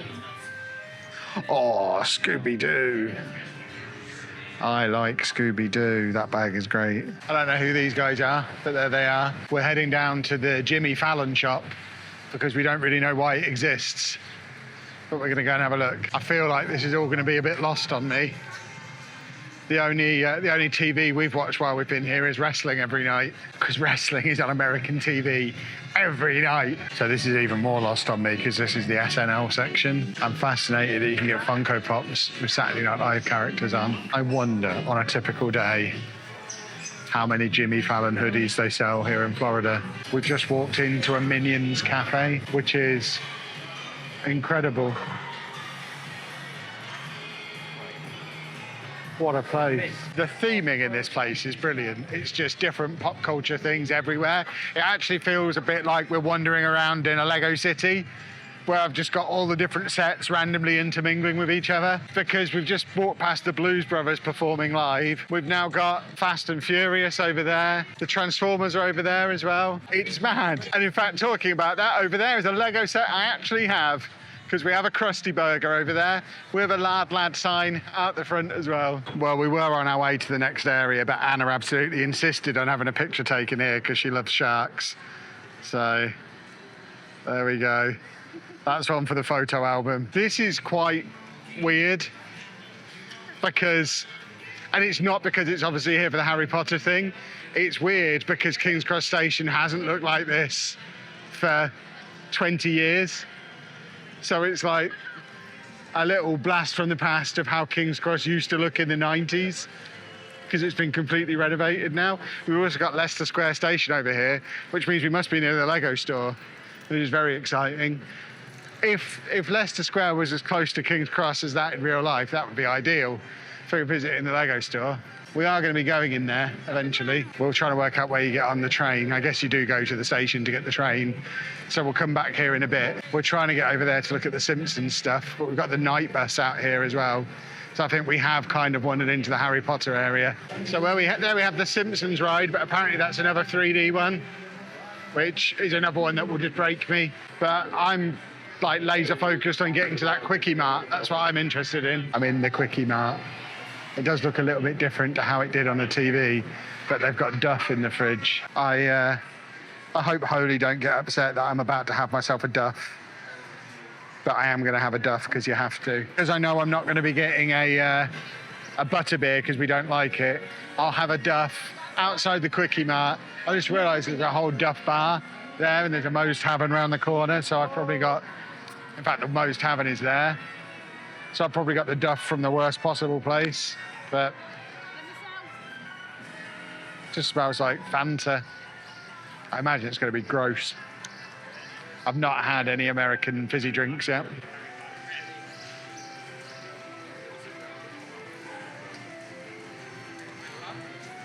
It's pretty grim. It's like a panda pop. There's not really very much to it. Right, we'll come back and look at the Duff stuff in a second because Duff Man's over there. But we want to have a look in Moe's Tavern, which by the smell of it is a like food place. So let's have a little looky. Oh, okay, this is cool. It actually is Moe's Tavern. That's really cool. And then through here, I think there's a restaurant. So yeah, through here we've got a little food court, including Krusty Burger is at the end there. So we have a few options. I think for me, it's got to be the Krusty Burger. Got to go classic. They gave Anna some wristbands in the Krusty Burger because it's her birthday. This is what a Krusty Burger looks like.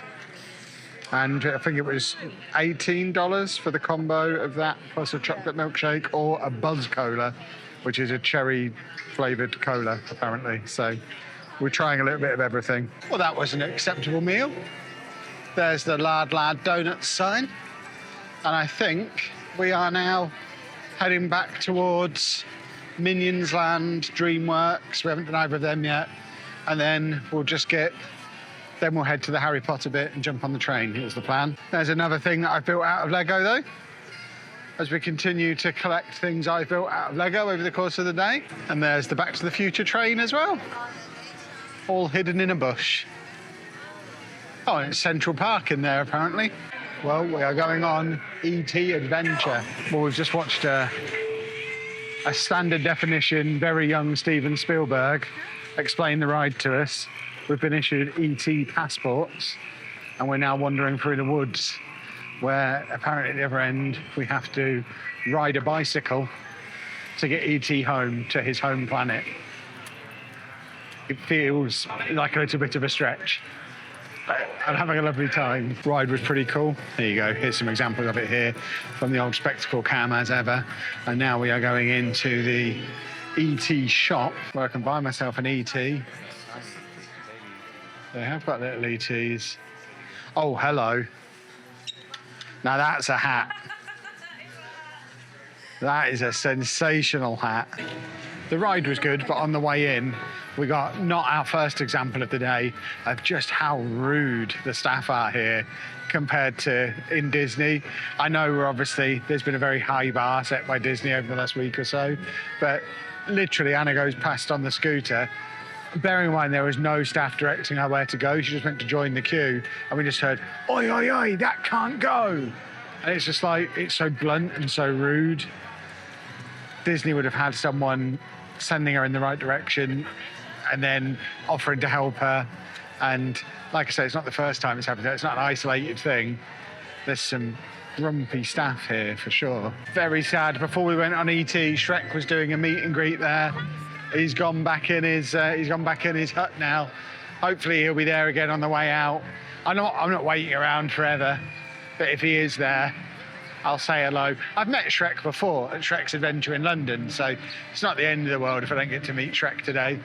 But it would have been cool to hang out with him in his swamp. I might have to get a donkey. It's the second time I've seen him today. I do like donkey. What have we got around this side? Kung Fu Panda stuff as well. And various other Shrek bits and bobs in our High Five hideaway. I'm in the Minions shop, and I might need to purchase this bag because this is a great bag. I don't know how we missed all the Minion stuff before. There's Gru's house. There's all the Minion stuff. It's literally next to the Wicked shop that we went in. I think Anna just distracted us with Wicked shop stuff. This ride we can't do because it's a simulator and it'll make me sick. But we are going to try and do the Villain Con Minion Blast, which I think is like Buzz Lightyear at Disneyland Paris. So we should be okay doing this. That was great. Some examples of it on screen now, but just to show that when I want to, I can turn it on. When we've done the Spider-Man stuff, the Buzz Lightyear stuff at Disneyland Paris, those two always absolutely thrash me.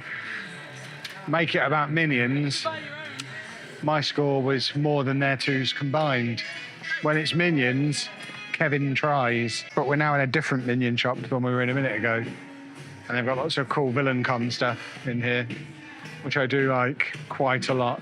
Well, we've done just about everything in this park apart from the Harry Potter stuff. So we're going to go and do that now, and then we're going to hopefully jump on the Hogwarts Express to go across to Islands of Adventure and get that done today as well, because it's only 2 o'clock.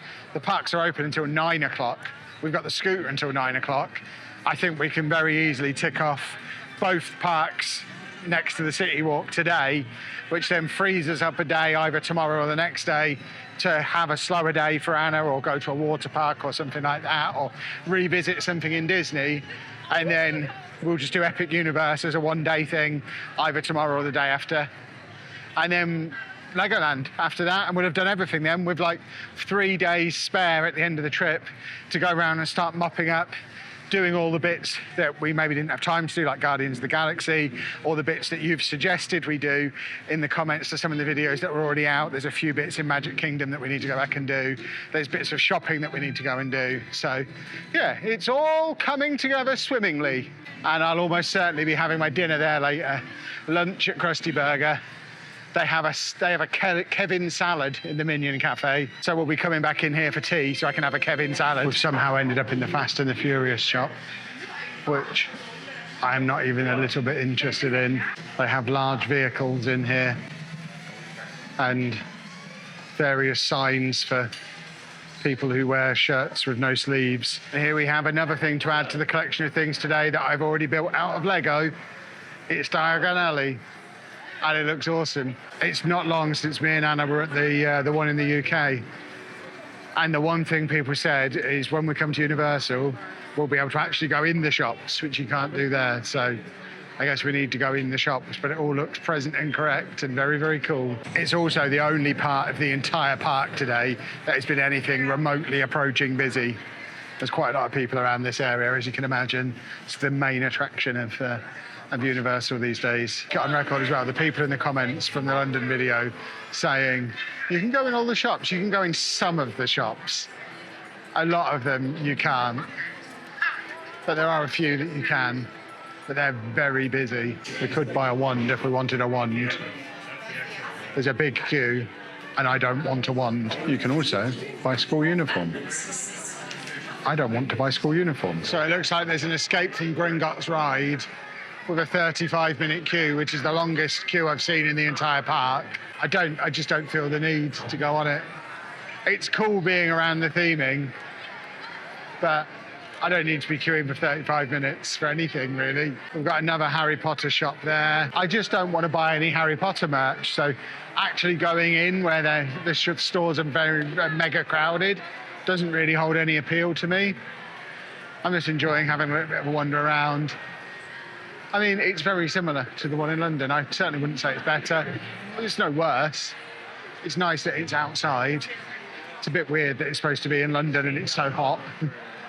They should somehow figure out how to air condition outside. But yeah, it's cool. But very, very busy compared to the whole of the rest of the park. And then I guess this is Nocturne Alley around the back here. All looks a bit rougher. Coming off the back of Diagon Alley. And that's where you get your butterbeer from. And I think that's all I need to see from Diagon Alley. We're going to go and jump on the Hogwarts Express now, which is the thing I really did want to do, because you can't do that in the UK. And I'm really hoping that when we get our Universal Studios built in Bedford, Bedford is not far from Watford, where the Harry Potter Studios thing is at the moment. I would love it if we had a Hogwarts Express linking up the existing Harry Potter Studios and the Universal in Bedford. That would be amazing. So this, I'm hoping, is going to be a preview of the dream. And now for the part of today that I was most excited about, riding a train from the train station I've been to hundreds and hundreds of times. It's got Finsbury Park mentioned at the top there. I'm taking that as a good sign. At the time of recording, it's half an hour before the Champions League semi-final second leg kicks off, less than a mile from Finsbury Park Station, so fingers crossed. Ironically, if they were trying to simulate London, the one thing they've got wrong is air conditioning in here. It should be hotter in here than it is outside. And there we have the train, similar to at Warner Brothers Studios. There's lots of platform 9 and 3/4 all the way along for photo opportunities.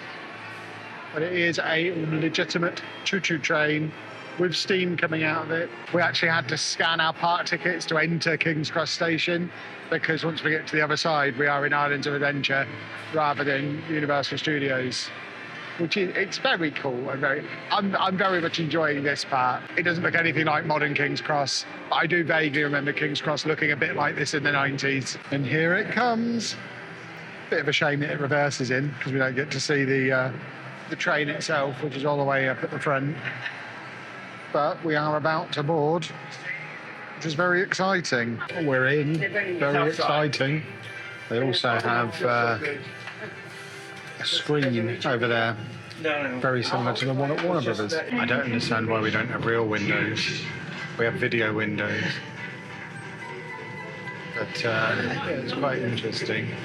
That was no part of London I've been to. Oh, there we go. Now we're out in the countryside. And a few minutes later, and we have arrived in Hogsmeade, which seems to be taking us straight into Hogwarts. The geography all seems way off. That was only like 5 minutes to get from London to Scotland. But I assume, I don't actually know what Harry Potter stuff is at this end. Do they have a Hogwarts? They must have a Hogwarts, right? There you go. We can actually get a proper look at the front of it from this end, which is very cool. The Hogwarts Express. Well, the signs all say this is Hogsmeade rather than Hogwarts. I don't know if they have a Hogwarts. So yeah, well, I've made some little Hogsmeade sets out of Lego that go in my winter village, but I've not got the big Hogsmeade set yet. Maybe they'll have it here and I can buy it. So here we go, entering Hogsmeade. Oh, I can see snow on buildings. This is pretty much what I expected from Hogsmeade. Much less busy than Diagon Alley was initially. So there we go, lovely snowy rooftops in 29 degrees heat. And we have another train here for photos. I already took my photo out of the other one. Okay, this does look cool. I do like this. We've not got anything like this at the one in London. So this is very cool. And I can see Hogwarts in the background. I don't know if that's just a prop or if we actually get to go to Hogwarts. None of it's clear. And first stop in Islands of Adventure is Honeydukes. And it smells almost as sweet as the M&M store in Disney Springs did last week. The sugar. Whew. Wowzers, that's my first 60-minute queue I've seen all day for Hagrid's Magical Creatures. Maybe this park's a little bit busier than the other park was. I suspect once we get out of the Harry Potter area, things will quieten down significantly again. And then Hogwarts, which looks like it's either still being built or is being fixed, because it's covered in sacks. Or me and Anna are going on whatever ride is in Hogwarts. It needs a proper harness thing, so I'm going to put you away and I'll see you on the other side. We're not going on that after all. We had to give up the scooter. Then we got back in the queue again and we had to then go and put bags in the locker. And then when we got to the lockers are tiny, and to get a locker big enough to put my bag in, I have to pay $3. I ain't paying $3 to put my bag in a locker. I know it's only $3, but it's the principle of it. That's just silly. I don't mind not taking my bag on the ride. I don't mind putting my bag away. I'm not paying for the pleasure though. That's just mad. Well, I've just been caught in a trap. A staff member noticed that it was Anna's birthday, so gave us fast passes for the Hagrid ride, which is quite a fast roller coaster, which I was really enjoying. It goes very, very fast, throws you around all over the place. I was having a lovely time, and then it got to the end of the track and dropped us back and took us backwards. And I just cannot handle going backwards. I can't even sit backwards on the tube. And from that moment on, I just felt like I was going to throw up. I had my eyes shut. I think there was a drop at one point as well. Some mega fast accelerations. The rest of the ride was really good. I can see why it's the only queue we've seen all day that was an hour long. But that, I mean, it was probably only about 20% of the ride. But seriously, 5 seconds of going backwards is enough to ruin me.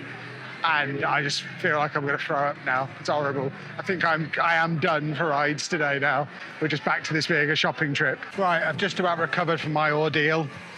We've left Hogsmeade. I don't know what area we're in now, but we're in a How to Train Your Dragon shop, and they have Lego in here, which is good. Anna's built that set, so we don't need it. But it's fun to see. Anna's sending me over here to look at this dancing critter. I don't know who he is, but he's having a dance. So we're now in the Jurassic Park area. Most importantly, at the Jurassic Park Discovery Centre, where we have the dino store, where these two seem to accidentally be walking past it. We're definitely going in. There's also a big giraffe there. A big giraffe holding a small giraffe. But yeah, let's have a little mooch around in here and see what we can find. You're now regular Loungefly check-in. There's your Jurassic Park Loungefly. I don't know how much this one costs, but if I can fit it in my luggage, he's coming home with me. There's a big Lego section in this Jurassic Park shop that we're in, and a different Jurassic Park Loungefly bag. I didn't realise we could park here, but it's probably just as well we didn't, because that dinosaur looks like he's getting involved. Well, I hadn't planned to go on any more rides, but we went past Kong, and there was a 5-minute wait, so we just went on that. It was fine. It was yet another simulator ride. There's so many simulator rides in this park. Sigh. They all make me feel a little bit...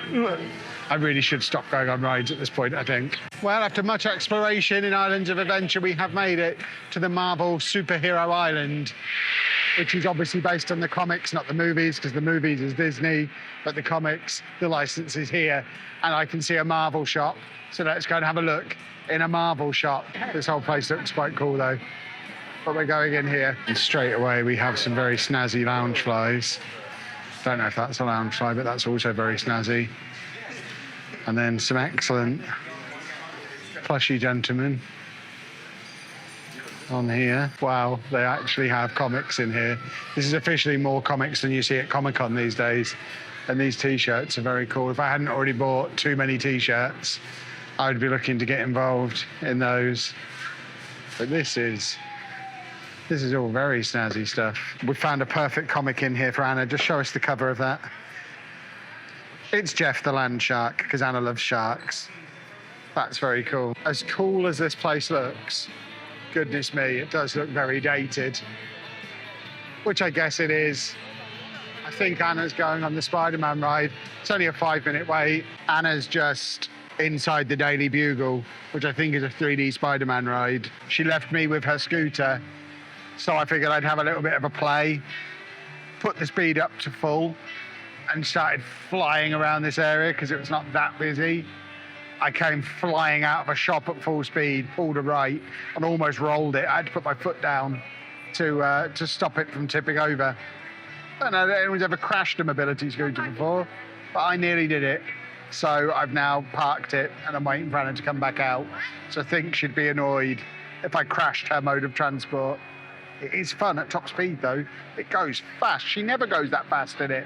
I would be bombing around this place. Well, this is a bold claim. Apparently this is the largest souvenir selection. So I guess we'll be the judge of that.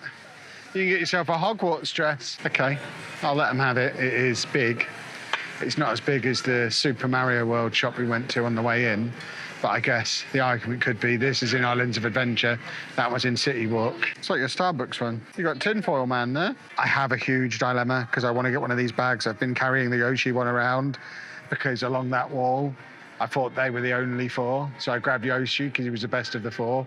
But now we've come around and I found Donkey Kong, and they also have Bowser, and I kind of want all 3 of them, but they're $40 each. I can only get one. I think I'm leaning towards Donkey Kong. I think. I did, but I didn't see these 2, and I think I like Donkey Kong best. So I think we're going to get Donkey Kong. It's good that we've flown here, because if we were in the car, I would have got all 3. I'm getting this hat as well. Well, I think their claim was accurate. We all made purchases. And in a moment of disastrously poor timing, after we've all just spent loads of money in that shop, we've seen there's now a Christmas shop across the road from it. So we've got to go in there as well, because we do love a Christmas shop. This is awesome. Anna wants that cup, I think. There's a lot of Grinch stuff in this Christmas shop. A lot of Grinch stuff. It's basically a Grinch shop. It's just as merry as I get. Some of this stuff is perfect for Anna. We've got feast mode as well. And then I think we do go more traditional Christmas as we get further down the shop. This is the Grinch end. The Christmas stuff wasn't that exciting, but they have got some Scooby-Doo stuff in here that I don't remember seeing in any of the other shops. What's that? Choco Bacon Bar. That sounds hideous. Some very cool Scooby-Doo stuff. Dave would love that pillow. that there's just no way to get it home for him. I can't believe they've not got a Scooby-Doo dog bowl in here. We are still on the hunt for dog bowls. And I have been reading your suggestions. There have been people who suggested they'd be at EPCOT, people who suggested they'd be in World of Disney at Disney Springs. They were in neither. We looked in both of those places. We went to the dog shop in EPCOT, and they had dog food. They had dog jackets. They did not have dog bowls. We just cannot find a dog bowl anywhere. The only place we've seen one is Target, so I might have to buy him a plain one and decorate it with decals. I also am really tempted by that bum bag and that shell suit jacket, but I'm stopping myself. Well, that's us done in Islands of Adventure. We're heading back into Universal now because I want to go to the Minions Cafe for dinner and have a Kevin salad. So we're heading back in to do that. And I think we'll be done then. We're in the Minions Cafe. I'm so excited. They have a Kevin salad on the menu. It's obviously what I'm having. Anna's just picking something now. The air conditioning in here is fierce, by the way. Anna's had to put her new Wicked cardigan on. Good job, she bought a Wicked cardigan. So that, boys and girls, is a Kevin's chopped salad. It's various salad parts, plus pulled pork, chicken, and I guess that's plantain rather than banana. I don't know for sure. Well, the Kevin salad was delicious. The restaurant was freezing. Anna had to come and sit out here because she was just too cold. Americans certainly know the way around a salad, though. It seems the secret is cover it in lots of different meats and sauces, thus stopping it being healthy. But very good. It's like the third salad I've had since we've been here, and it was very, very nice. And it was called Kevin, so how could I not get it? And I'm very glad that I did.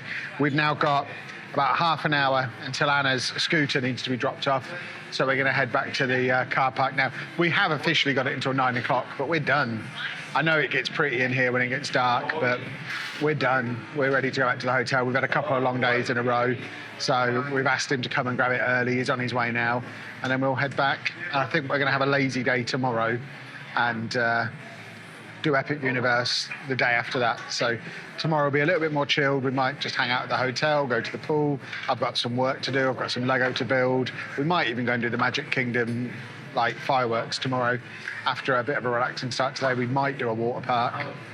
We make no promises, but I think we're going to wrap the video up here because we've had a very busy day here at Universal Studios. So if you have enjoyed it, please make sure you leave a nice big thumbs up on there for us. Subscribe to the channel for the rest of our Florida trip and everything that comes beyond that. And thank you very much for watching. Hello, folks, and welcome to another episode in our series of Florida vlogs. We're actually having a slightly late start to the day today. As you can see, I'm still here at the hotel. It's 12:30. We had a little bit of a lie-in after quite a few consecutive busy park days and just busy days in general. And we've had a little bit of a lie-in. I've done a little bit of work this morning, edited a couple of videos while Anna has rested her back. Tens machine in full swing. We had a nice late breakfast, but now the plan is for us to head over to a water park. We're not planning on going in any of the actual theme parks today, but there is one of the Disney water parks open. They're included in our ticket, so we figured we may as well go and check it out. We did originally think we'd just hang around at the pool here at the hotel, but then realised we had the water parks included, so we're heading over to Blizzard Beach shortly. It's on the Disney shuttle bus route, so we should be able to just jump on that, head over to Blizzard Beach, have a couple of hours there enjoying the water park facilities, and then I think we're going to head back over to Disney Springs later today, try out something different to eat there. The food here, well, we've not eaten here loads, but the food here is a little bit boring. So we're going to go and try something a little bit different over in Disney Springs, do probably a last shopping trip over there. We've still got like 5-6 days left here, which is as long as people come for as their entire trip. So we're not like in the final days yet. I refuse to believe we're in the final days yet, but looking ahead at what we've got for the rest of the trip, I don't know how many more opportunities we're going to have just to go and spend a few hours wandering around the shops at Disney Springs, because tomorrow we're heading to Epic Universe for Super Mario World, or Super Nintendo World, or whatever it's called over there. We're basically having a fun Mario day back over at Universal. The following day, we've got tickets booked for Legoland, Florida. So we're going to be heading down on a road trip. The longest road trip we've done so far. It's like an hour from where we're staying here in Orlando. But we're going to go to Legoland, which is going to be a fun day. And then Saturday and Sunday, we've got as our mop-up days for the Disney parks. We've just finally managed to book a lightning lane for Guardians of the Galaxy in EPCOT for Sunday afternoon. those lightning lanes are hard to get for Guardians of the Galaxy, but we're doing that Sunday afternoon, so that's probably going to be an EPCOT day, maybe an EPCOT day that ends with a trip over on the cable cars, the Skyliner, whatever it's called, to Hollywood Studios, because then we can do the evening show in Hollywood Studios Sunday night, which leaves Saturday 3 to mop up the remaining stuff we've got to do in Magic Kingdom, which there's a handful of rides we still haven't done in there, and we want to see the evening show there as well. And then Monday is the day we leave, albeit in the evening. So we are going to have a day without a hotel, but still with park tickets for everywhere then as well. So I guess if there's anything still not done on that Monday, that's the last opportunity to do it before we head home. So a busy day ahead of us, a busy few days ahead of us. I need to swap over to my action camera now, because I can't take this camera to a water park because it will get ruined. It's not waterproof. I have checked. Apparently we can film at Blizzard Beach. Obviously we're not going to be filming other guests, but we should be able to take a GoPro in, so fingers crossed we can do that. But it does mean the next section of the video might not look as beautiful as it always does. Although to be fair, I don't use a GoPro these days.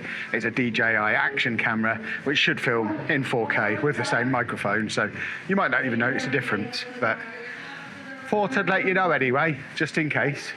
I'll meet you, unless something happens in the meantime, over at Blizzard Beach. Say good morning to my fugglers, everybody. They are loving the view. They're going to be gutted when we leave. And there we go, boys and girls. We are out and about on the action camera with a microphone. I don't think it's too bad. I've done a little bit of a test on it. We're all good. And goodness me, it is hot out here. The bus is due in 7 minutes, which is, yeah.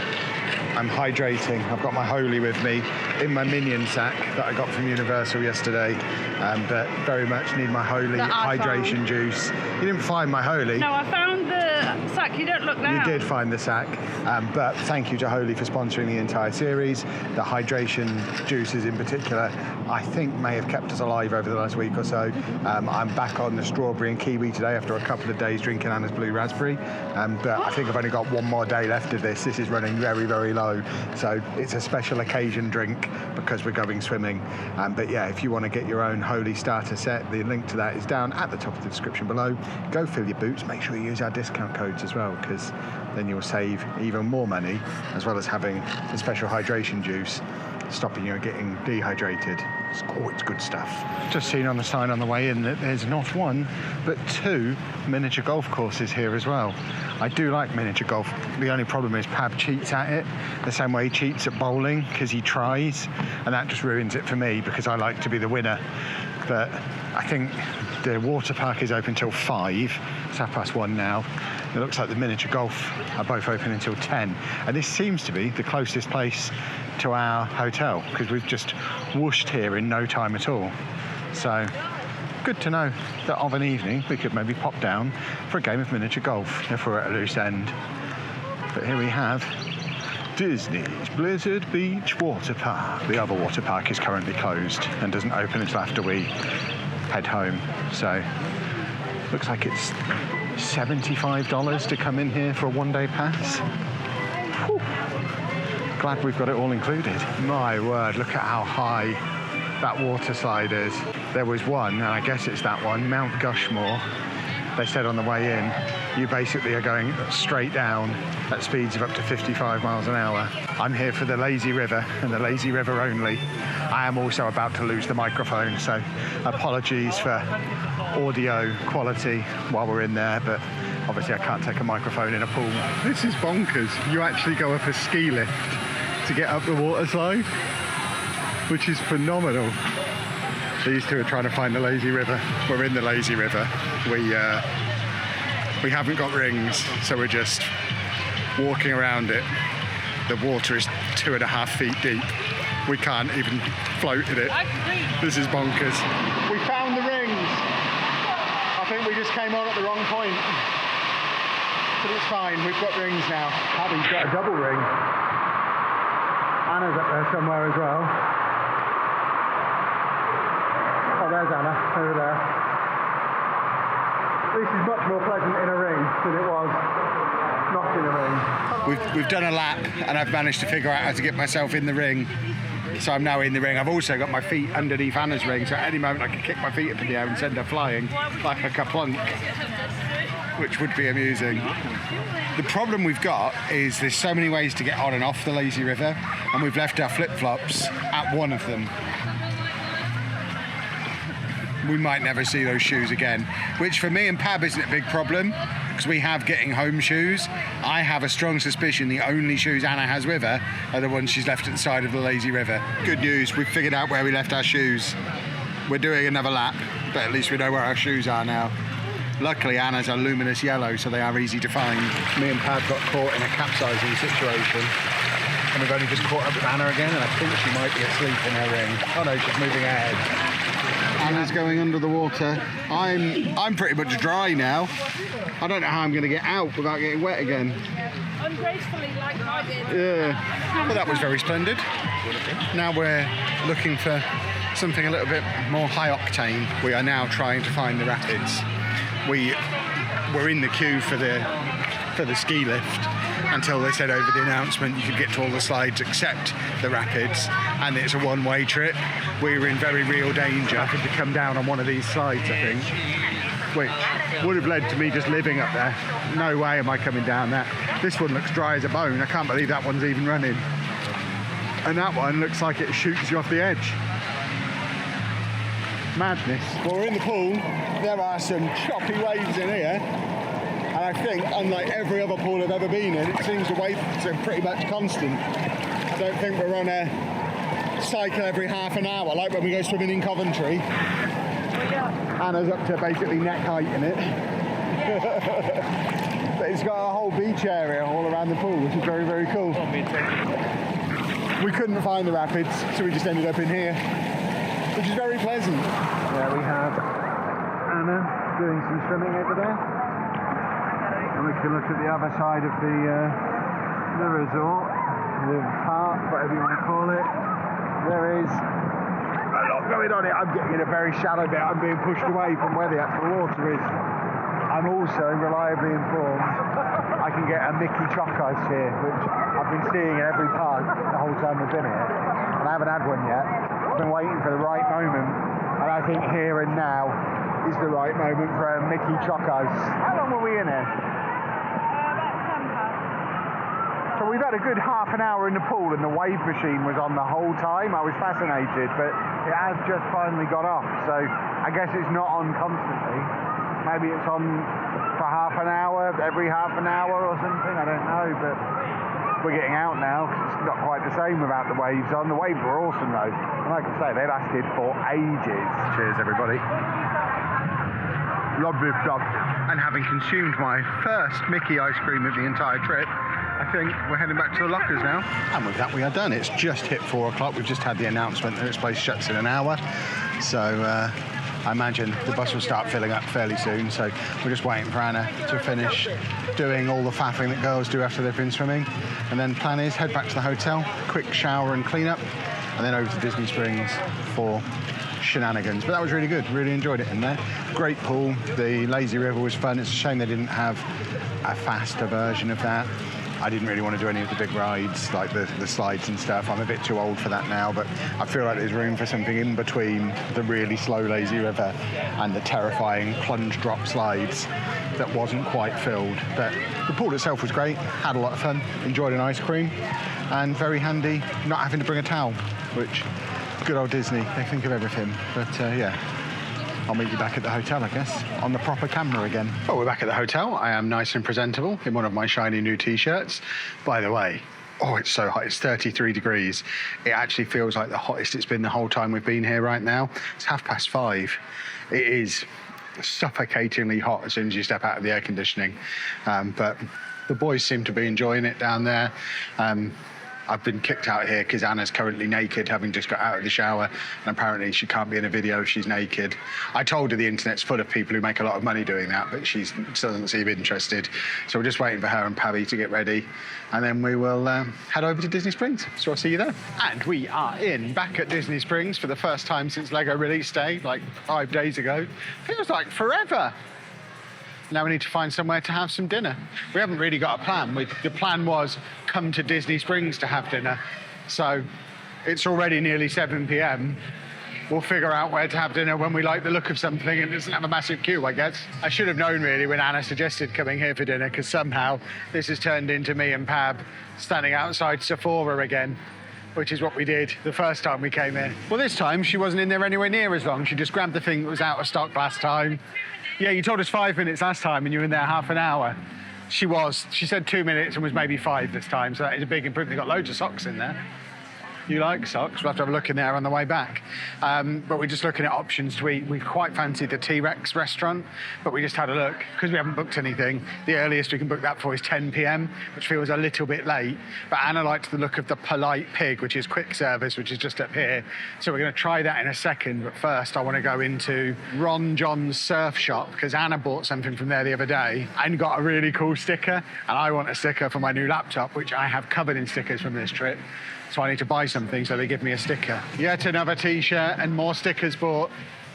I'm not going to be travelling home with any of the clothes I travelled here with at this rate. And now we've joined the queue outside the Polite Pig, because Anna really wanted to go here the other day. But me and Pab were grumpy because it was the morning. There's lots of things, but this is the one you wanted the other day.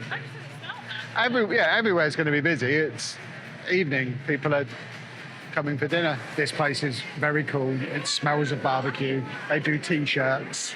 They do a lot of different whiskies. And they've got a lot of beer on tap behind the bar. But I am going to try some burnt ends, because I always have burnt ends when we go to Bodine's in London. We need to see how it compares to Michelin recommended American burnt ends. Very sad they didn't have the T-shirt I wanted here. It's probably for the best. I bought like 9 T-shirts already on this trip. Our dinner isn't here yet, but Pab got a smoked turkey BLT with a side of mac and cheese, and it looks fantastic. Me and Anna have both gone for the burnt ends because science. And here we have the burnt ends, which has got to be said, do look spectacular. I do feel a little bit like I'm cheating on Bodine's, but here goes. They are some good burnt ends. Well, dinner was excellent. We are now back fully on Operation Dave's Dog Bowl. We're going back in World of Disney because so many of you said off the back of the first one that they're definitely in here. I assure you they're not, but we're going to try again. And then Anna, as part of her birthday gift that she still hasn't cashed in from a few days ago, she wants an apple. I don't really know what she means, but it's here and we're going to go and get it. Unlike when we were in here last week, they have got all the May the 4th stuff in. I just checked to see if it was discounted because it's the 6th. It isn't. They also have a big Star Trek doll. It's a lot busier in here than it was the last time we were in here. If the dog bowls are in here, they're going to be back there with the homeware stuff, I assume. A couple of very cool Star Wars lounge flies there. I have managed to find a T-shirt I've been looking for the whole time we've been here. Everywhere I go, they've had every size apart from XL or 2XL. I finally found a 2XL, which will do me nicely. So very happy to have found that. I'm less happy about the distinct lack of dog bowls in this shop still. Right, if they were going to be here, they'd be in this section. They've got like human pasta bowls, but I just don't think he'll be fooled by it. He'll know. It needs to be a specific bowl for dogs. No, Joy, I just don't think they exist in America.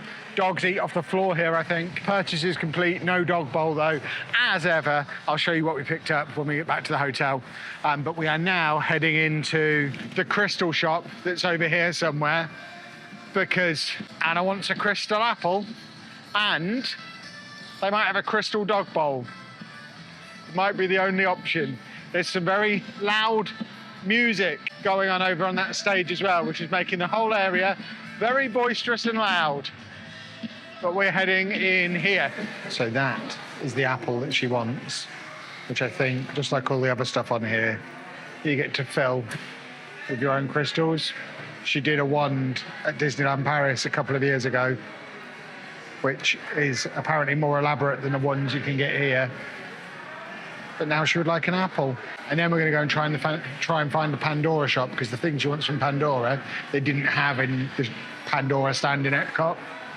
We're hoping they'll have it here, assuming there's a Pandora shop, which there must be, right? The apple colour selection has begun. She wants all the colours.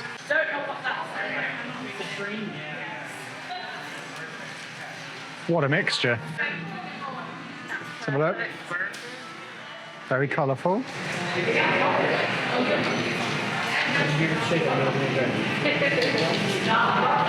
Well, I'm not saying we were in there a long time, but it was bright sunshine when we went in, and it's now full dark. But it looks very pretty at night out here.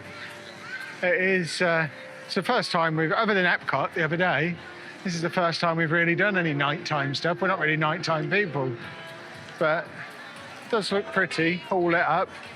The world of Disney signs. Very nice. We think the Pandora store is the other side of the Lego store. So we're heading there to try and get the other part of Anna's birthday presents. This is part one. The other part, hopefully, will be in there. It does feel wrong walking past the Lego store, but even at 8:45 at night, there's still quite a big queue out there. As we're recording this, it is the final, hour of the May the 4th promo. So all of the discounts, the gift with purchase, all that kind of stuff ends tonight, which I imagine is why there's such a big queue. It also means that tomorrow morning, the new Jurassic Park set comes out. So I imagine there'll be a queue in the morning as well. But yeah, that is a queue now, as long as it was when I was here on the 1st. Oh, wow. The Rainforest Cafe volcano's just erupted, which is quite cool. Wow. Okay, this place at night is cool. Because I'm an expert navigator, I've led us straight to Pandora, but they have a queue outside. But we're going to join it because it's Anna's birthday present. So let's get in the queue. Pandora shopping complete, which means Anna's birthday presents are complete. We'll show you them back at the hotel. That down there is my friend Claude. Every night of our trip, he has sat on that light. Yeah, every night he's there. And he hasn't been in any of the videos yet, so I had to feature him. But he's never there during the day. But without fail, in the evening, Claude will be sat on his light.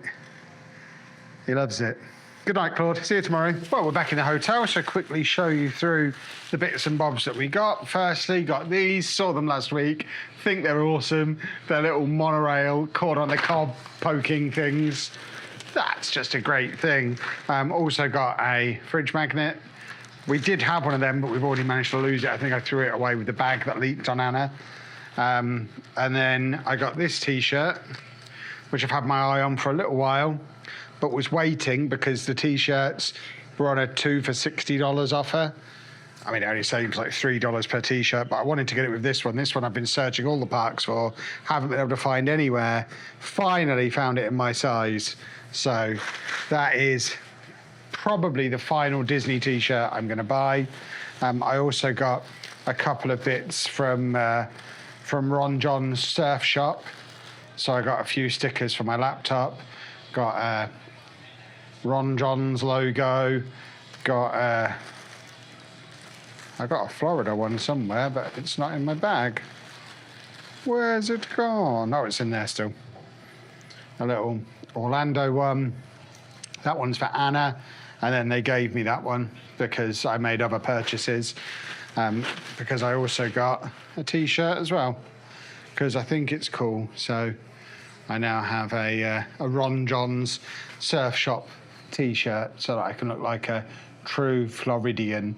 We also got Anna the apple that you saw us do, and then a couple of bits from Pandora that I can't show you because Anna's got them and she's already gone to sleep since we've got back to the hotel. So I'm sure you'll see them maybe tomorrow, because tomorrow we are off to Epic Universe. As ever, it's going to be a couple of days before you see the video. But yeah, Epic Universe tomorrow, which is the penultimate new park experience we're going to have on this trip. We've got Epic Universe tomorrow, Legoland Florida the day after, and then we've just got 2 or 3 days of sweeping up background everywhere we've been and finishing off the bits that we haven't done yet. So very much looking forward to Epic Universe. That's where the Super Nintendo World stuff is, which I cannot wait to see. It's supposed to be some of the best theming in Florida, and if it's better than Star Wars Galaxy's Edge was in terms of theming, I'm going to be very impressed. So looking forward to that. But for now, if you've enjoyed this video, please make sure you leave a nice big thumbs up on there for us. Subscribe to the channel for loads more, well, a few more Florida videos now, but obviously lots more travel stuff in the future. And thank you very much for watching. Another day, another theme park. Today we're at Universal Epic Universe, the newest park here in Orlando. This is the one that's got Super Nintendo World in. So we're gonna go and have a lovely Mario-themed time. Let's, I think, head over this way somewhere. It's a very fancy clock kind of thing. Well, the first thing we've seen upon entering the park is a sign saying the Mario Kart ride is experiencing a delayed opening, so there's no point rushing to that. One other thing they've got here, which is interesting, but I don't think we're going to do, is the power-up band. These things allow you to do like interactive stuff in the Mario area, but from what I've been seeing on TikTok and Reddit, the queues for actually doing the interactive stuff is long, and these are like expensive. They're like the cost of a Magic Band over at Disney, and obviously you only get to use it for that one day, so I don't think we're going to be getting those. I am tempted to get Mario Mickey ears, so of some description. And they've actually got, it seems, some slightly different stuff to what they had over in the big Nintendo shop at Universal. I mean, some of it is the same, but there are a few differences. There's certainly more stuff like this that I don't remember seeing over there. And this Donkey Kong hat is sensational, and it has a hidden print that's revealed when it's wet. Oh, that is a lovely hat. I might be buying myself a bright yellow Donkey Kong hat to go with the bright yellow Minions t-shirt I'm already wearing. Well, unfortunately, the Donkey Kong hat doesn't fit on my massive head. It's going to be like 36 degrees today, though, so I am tempted to get myself a Donkey Kong vest. Or one of the... I do like Donkey Kong.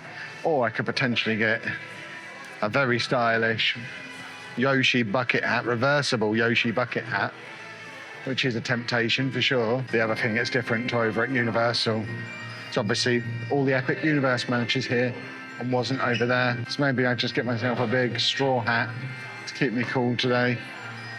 Or a fan. There's also a sweet shop full of Harry Potter sweets and things that smells like the M&M store. Everywhere smells like the M&M store now.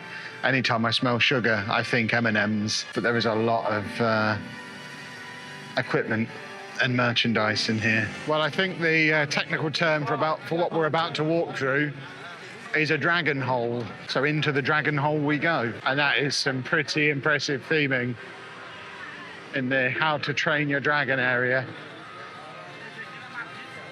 You can tell it's a shiny new park. That all looks very, very cool. There's little dragon rascals down there. Lovely stuff. We have another dragon rascal up there who looks like he's damaged somebody's house. Doesn't he realise this is a new theme park? But just lots of very cool stuff all around.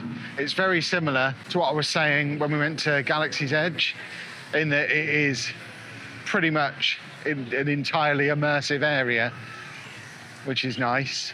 Other than that box just there. Disney wouldn't have a box on display. You wouldn't be able to see the box.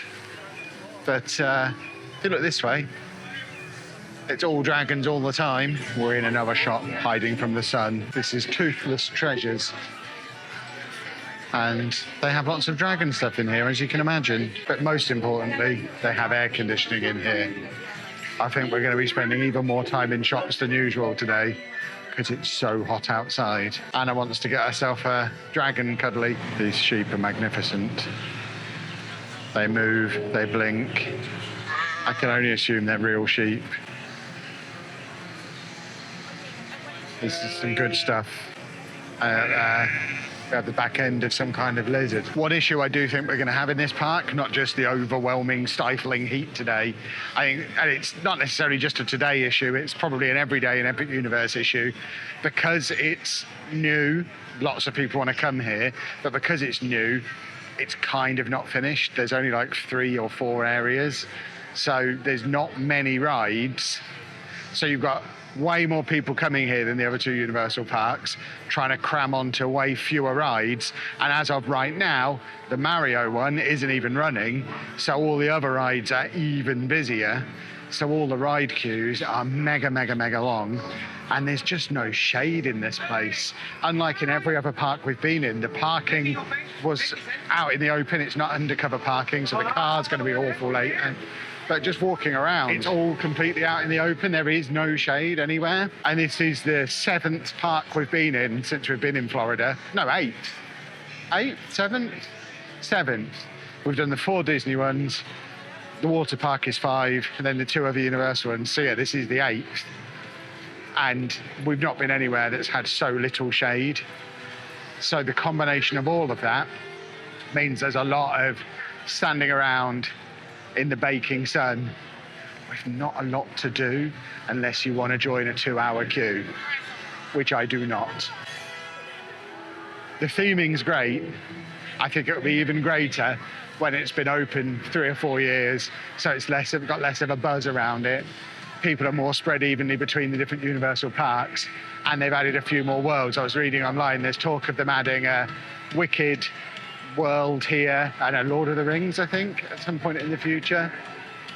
And I think once it's a bit bigger and there's a few more rides and people aren't desperate to come here to experience it for the first time, it'll be a much better experience overall. Which is not to say we're not having a delightful time. I just don't know if this is a park we're going to be in until the sun goes down today. One thing I have seen a lot of discussion about on Reddit is the mac and cheese cones, which are apparently incredible in this park. I don't know that I need the t-shirt until I've tried the cone, but I do need to make sure I get one of those cones in my future, I think. There we have a battle sheep dressed as a dragon with some dragons around there. I probably would benefit from this area much more if I'd seen these movies. I kind of want to watch them now because I do think the whole theming is very cool. I know I've already mentioned the heat a couple of times, but it's just turned 11 o'clock and it's already 30 degrees. I think it's going to hit 36 today, which is the hottest day we've had here by a long way. So we are very much in need of our holy hydration drinks. They're sponsoring the series, so thank you very much to them for sponsoring the series. And they have been so important at keeping us hydrated. We're using the hydration drinks during the day, and I'm having the iced teas back in the hotel for my morning wake-up juice as well. So it's an excellent combination. I know Pab's been drinking some of the energy drinks as well. Lots of very cool stuff. If you want to grab your own Holy starter kit, the link to that is down at the top of the description below. Make sure you use our discount codes to save yourself some money. And thank you to Holy for sponsoring our entire Florida series. There's my favourite sheep friends again. And there is the roller coaster whooshing around, or one of. There's many roller coasters.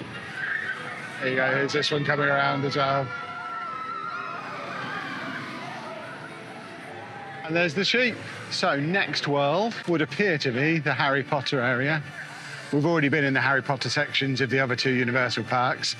This one, I think, is the Ministry of Magic. So let's go and have a rummage and see what we shall see. I actually think this is the Monsters area, not the Harry Potter area, which is doubly confusing because there was a magic wand above the way in, which was very misleading. But I've not seen anything Harry Potter themed in here yet. So I think this is like the Monsters, Frankenstein, all that kind of stuff. Or is it? I just don't know. It's not clear. I'm halfway in. It's still not clear where I am. It is all very, very nice theming again, though. You do feel completely immersed in it. If it wasn't for the lack of cars driving around, you could convince me we were walking through a city and not through a theme park. You can't see any of the joins. Still none the wiser about what this area is, other than old Paris. I've not seen a ride in here yet. I'm very confused. It is cool walking around it. And as someone who's not here for the rides, I don't mind it at all, but I have someone with me who likes rides, who's getting frustrated at the lack of them, and also the very bumpy cobblestoney floors, which are making for a very uncomfortable ride. Apparently this is the Harry Potter area, but from the Fantastic Beasts stuff rather than from the Harry Potter that I've actually seen, which is why I don't know what's going on. There is lots of people waving wands around all over the place, and I think this would have been my clue if I hadn't have already figured it out. But we got there from the wand shop just there. That was the really big clue. It's nowhere near as crowded as the 2 recognisable Harry Potter bits in the other Universal parks. Are the new films set in France? Because this is definitely Paris. There you go. Now I'm 100% certain. I'm not in here to buy anything. I'm just hiding from the heat. Pen! I mean, he is excellent. And there we have the Ministry of Magic, I think. down the end there, maybe. My Harry Potter knowledge is very much limited to the original ones. They've got a proper toilet sign rather than restroom though, that's nice. And then the Tour en Flux. I think this is the ride. There's only one ride in this area. I think it's this one over here. So we'll have a look to see what the queue is like. Harry Potter and the Battle at the Ministry. I'm semi-interested if it's like half an hour. There's no ride time. Oh, 70 minutes. 70 minutes can do one. No, thank you. Yeah, that ride both spins and drops. Two things that are big no-nos for me.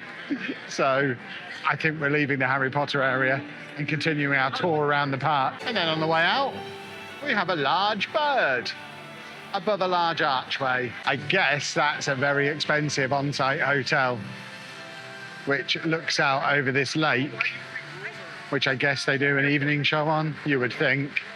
It would be a waste if they didn't. But it's quite nice. I'd love to have a dunk in that now. I bet that's the fast track to getting thrown out of the park, though. And on the topic of the park, we have done half of it now. We've done two of the four areas. We've still got the Dark Universe, which is Monsters, and then the last one around that side is Super Nintendo World. I genuinely think unless you're doing the 2-hour-long queues, you'd struggle to spend a day here. If you're just wandering around to experience the park the way I like to. I think we'll be done by lunchtime. So next stop is, and I'm definitely sure this time, Dark Universe, which is where we have like classic monsters, Frankenstein's monster, vampires, stuff like that, I think, from what I saw on the app this morning. I do think as well, these portals into each area are quite cool. You go through the little portal area, and then immediately when you come out on the other side, you are in a completely themed zone. I don't want this video to come across really negative about Epic Universe, because I think it might have done. The theming is probably the strongest we've had anywhere because of the way they do those portals. When you are in an area, you are in that area, and it is bang on, fully themed. Can barely even tell you're in a theme park, which is excellent because we're in a different area. It's a completely different assortment of merch in here, which is very cool. Lounge fly check. There we go. But for those of you who like spooky, this definitely seems like it's the shop for you. You can even get monster makeup done through there. Which, once you've got monster makeup and these costumes on, there's a big sign on the way in saying you weren't allowed to come in a costume. Am I not allowed to wear my new purchases? Like my lovely new monster slippers or my monster gloves. And then back outside into this awesome theming, which is all very, very snazzy. I want to see if there's somebody in this little prison. And if there's not, can I lock somebody in there? Doesn't seem like there is, but there's a roller coaster up there, which I think is just whooshing around now. And then we've got this big Gothic house, castle deal around here, which is very, very snazzy. Look at that. That's a big one. I think that is the ride that's in here. I mean, we've got a roller coaster over there and something else that goes on in there, I think. We've come in the monster ride. It's all very spooky in here. Very splendid. Well, the Monsters ride was pretty good. I'm really glad I took my travel sickness tablet this morning as ever. I've got some POV footage on here, but I'm very glad I took my travel sickness tablet this morning because there was a lot of going backwards and spinning and jerking around. But with the travel sickness tablet in me, it was all manageable. It was just like an inside dark ride, but lots of. There was a lot going on, as you've probably seen from the footage around me. But I think it was really good. And that is another shop full of bits and bobs, including a hat. On the way out, I know on record, I was brave and went on the ride. Hab didn't, so we've got to meet up with him again in a second. And I've locked Anna up there and I'm leaving her there for the rest of the day. So she stops moaning about the heat. Right, well, that's us done in Dark Universe. It's 12 o'clock. It's 33 degrees now. And we're heading over to Super Nintendo World, where The Mario Kart ride that was closed when we arrived has got a 70-minute queue, but now the Donkey Kong ride is closed. They've not both been open at the same time all morning, but we're done with the rest of the park, so we're going to go in there now. I'm probably not going on the Mario Kart one because it's a simulator, so I think I'll find somewhere to hide in the air conditioning while they queue for that, and then if Donkey Kong comes back on, we'll do it. But I'm not waiting around until 5 o'clock to do it.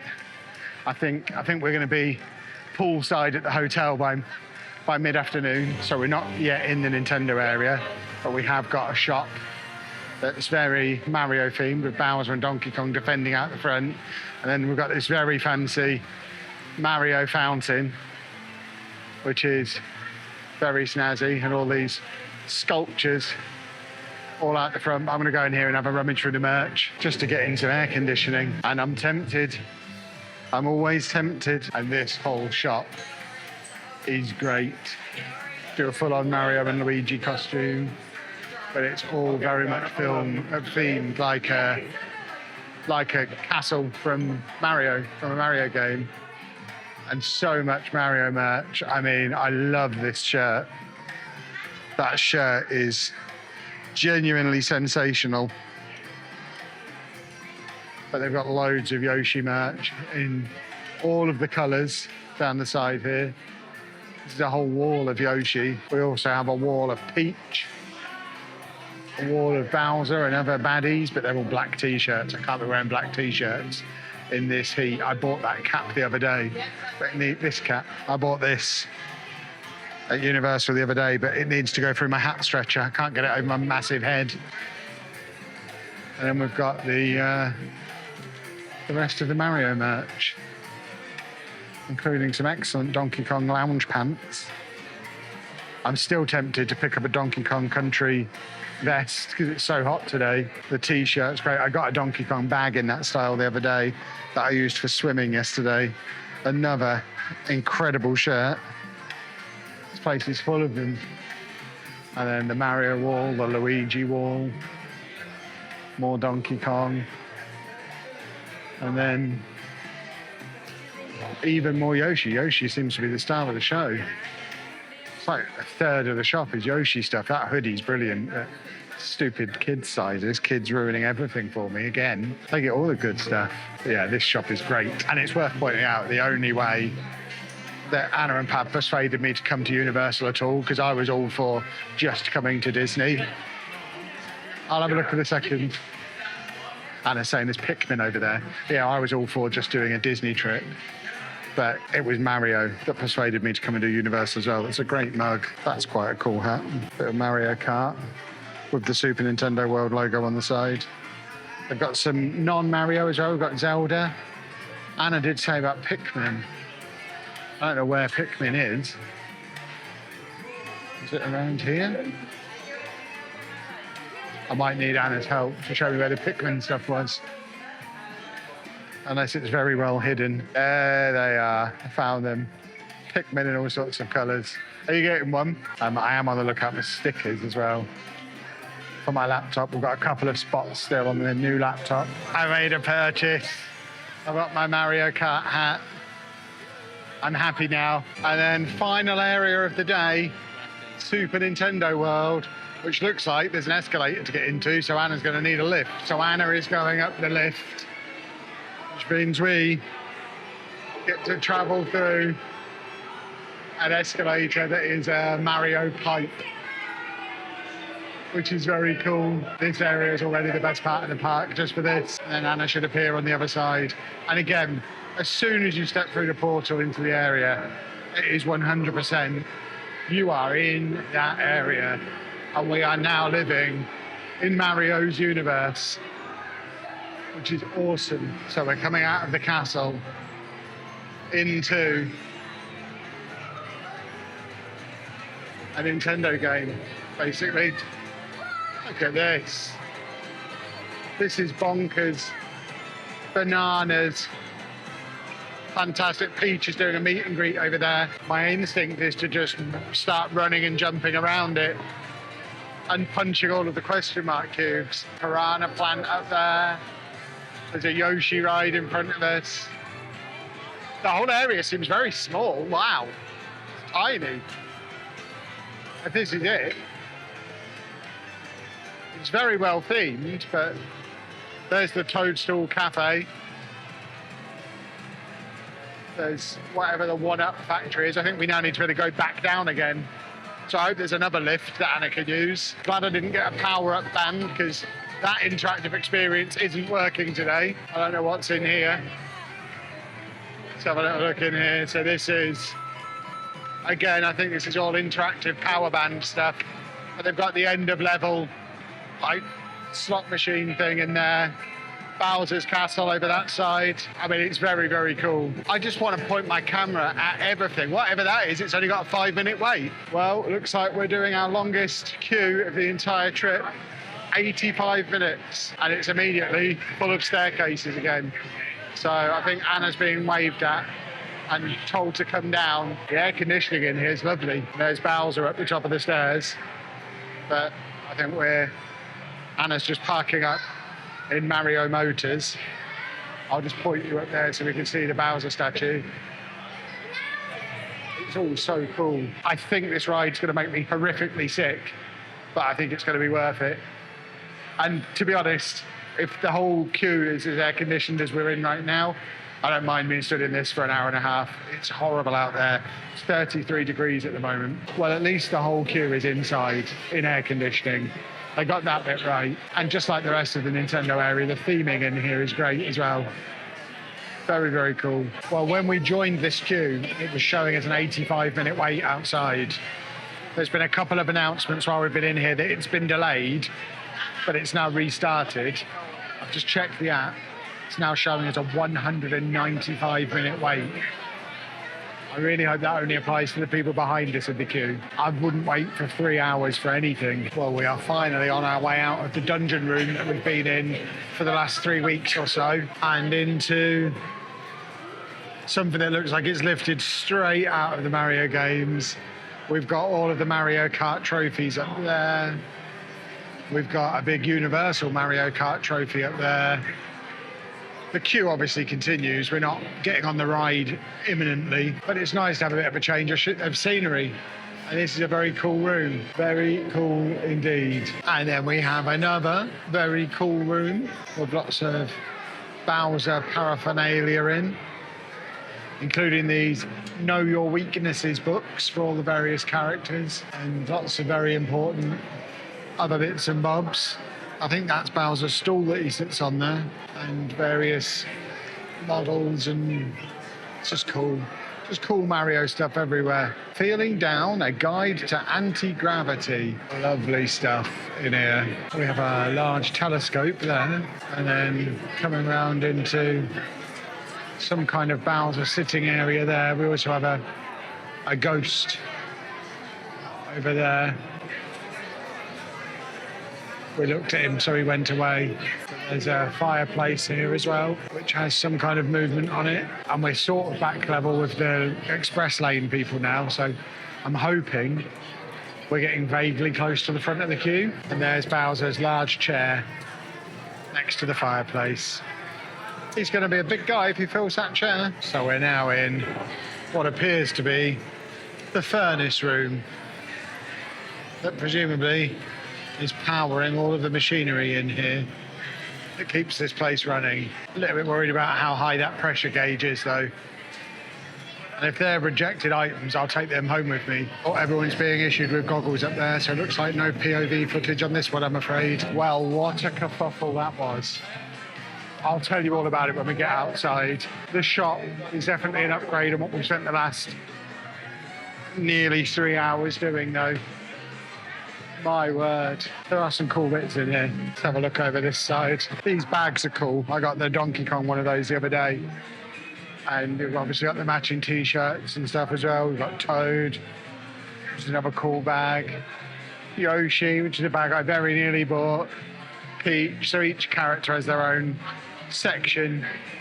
Thing is, it's kind of all the stuff we've already seen. I don't think there's anything here that wasn't in the Super Nintendo World shop in the City Walk over at the main Universal Park.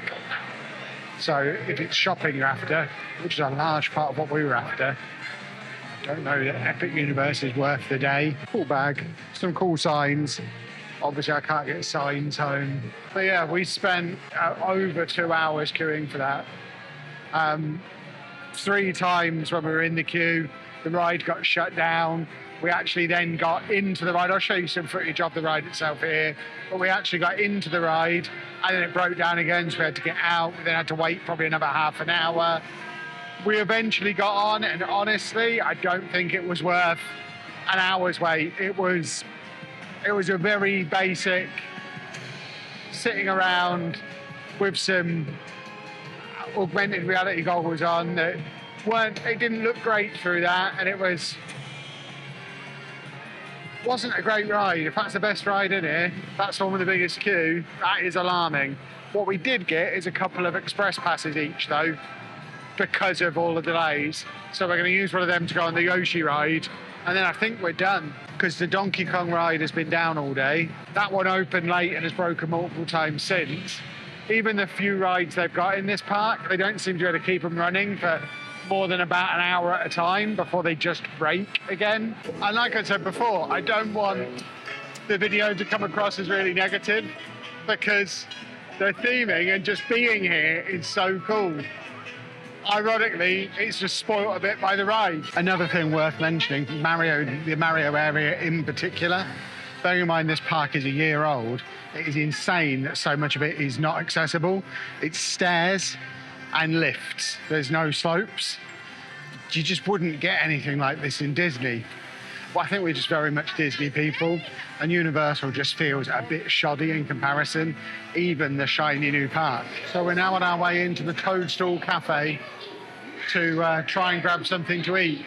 I want a mushroom burger. Well, we're in, but just like everything else here at Universal, absolute chaos, no explanation of how it works. They've let Anna get the scooter all the way down to the table before telling her she has to take it back to the scooter park outside the restaurant, even though she's gone past multiple staff on the way in.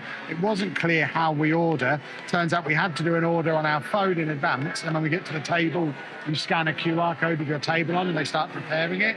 But at no point is that communicated to anybody during the process. It's chaos. But I have ordered a Mario burger and a question mark cube tiramisu. So hopefully the food will be nice and that'll make up for it. This is their speciality drink, which is sunshine, something or other or something. It's lemonade with mango and boba in it. And it's going to taste like Mario. Not as good as Holy, but not too bad. The theming, once again, very, very cool, just like it is everywhere in this park. So the food is here. It does look cool. That is the Mario burger, complete with moustache. We have a Luigi burger, complete with moustache. That is apparently a pizza. Take the lid off. I need to see how that's a pizza. So it's like a pizza bowl. Oh, okay, a bread bowl that you pour that, and then we've got some fries. And then there's my question mark cube tiramisu that I had to get because it looks cool. So again, the product is cool. It's unfortunately the organisation and the service that lets it down. Right, next stop is this factory shop opposite the Toadstool Cafe. Then I think we're going to use our express lane on the Yoshi ride and probably call it a day from there. It's the first time all day there's not been a massive queue for that. That's one of the interactive things. And you've probably been able to tell by the background in the video, it is so loud in this area as well. They certainly crank the music up a lot louder than is necessary. But let's have a little look in the one-up factory. And as with everywhere else, the theming is absolutely spot on. This shirt I saw earlier is still in here and still looks great. But they also have this shirt, which I didn't see earlier, which also looks great. That's a great hat. That's a great t-shirt. This hat would be good if it wasn't a flat peak. I'm not wearing a flat peak hat. I'm not a pillock. See, I am on the lookout for stickers. I don't know that I need an enormous decal sheet like that for $13. But I am kind of tempted. If they had one like that that covered more characters than just Donkey Kong, like altogether, then I'd be more likely to take the plunge, I think. I just want one or two individual ones. The mad thing is I don't think twice in Disney about buying 3 individual ones for $15, so it's actually quite good value. But I don't need 8 different Donkey Kong stickers. There is Donkey Kong Country. We're not going on the Donkey Kong ride because the queue's like 2 hours long, but it's through there, and that is cool. So we are now over in Donkey Kong Country, and the first thing I've seen upon entering is the man himself over here doing some photo opportunities. I've used up all of my queuing quota for the day, so I won't be going and getting my picture with him. But it is cool to see him over there doing his little meet and greet duties. Very nice. This is the other big ride in the Nintendo area. But like I say, it's got like a 2 hour queue on it. It hasn't been running for most of the day. And as a result, everybody has to ride it now. And it's now 36 degrees. So I ain't doing no queuing. But the theming of the whole area, as with everything else in this park, is properly top tier. If you could merge Universal with Disney, it would be a great experience. First time man has ever had to duck for anything, I think. So next, and probably last stop for the day, Yoshi's Adventure. It's only got a 35-minute wait, but we've got express lanes. We may as well use our express lanes. It is very cool in here. And it's very nice to be back in some air conditioning again.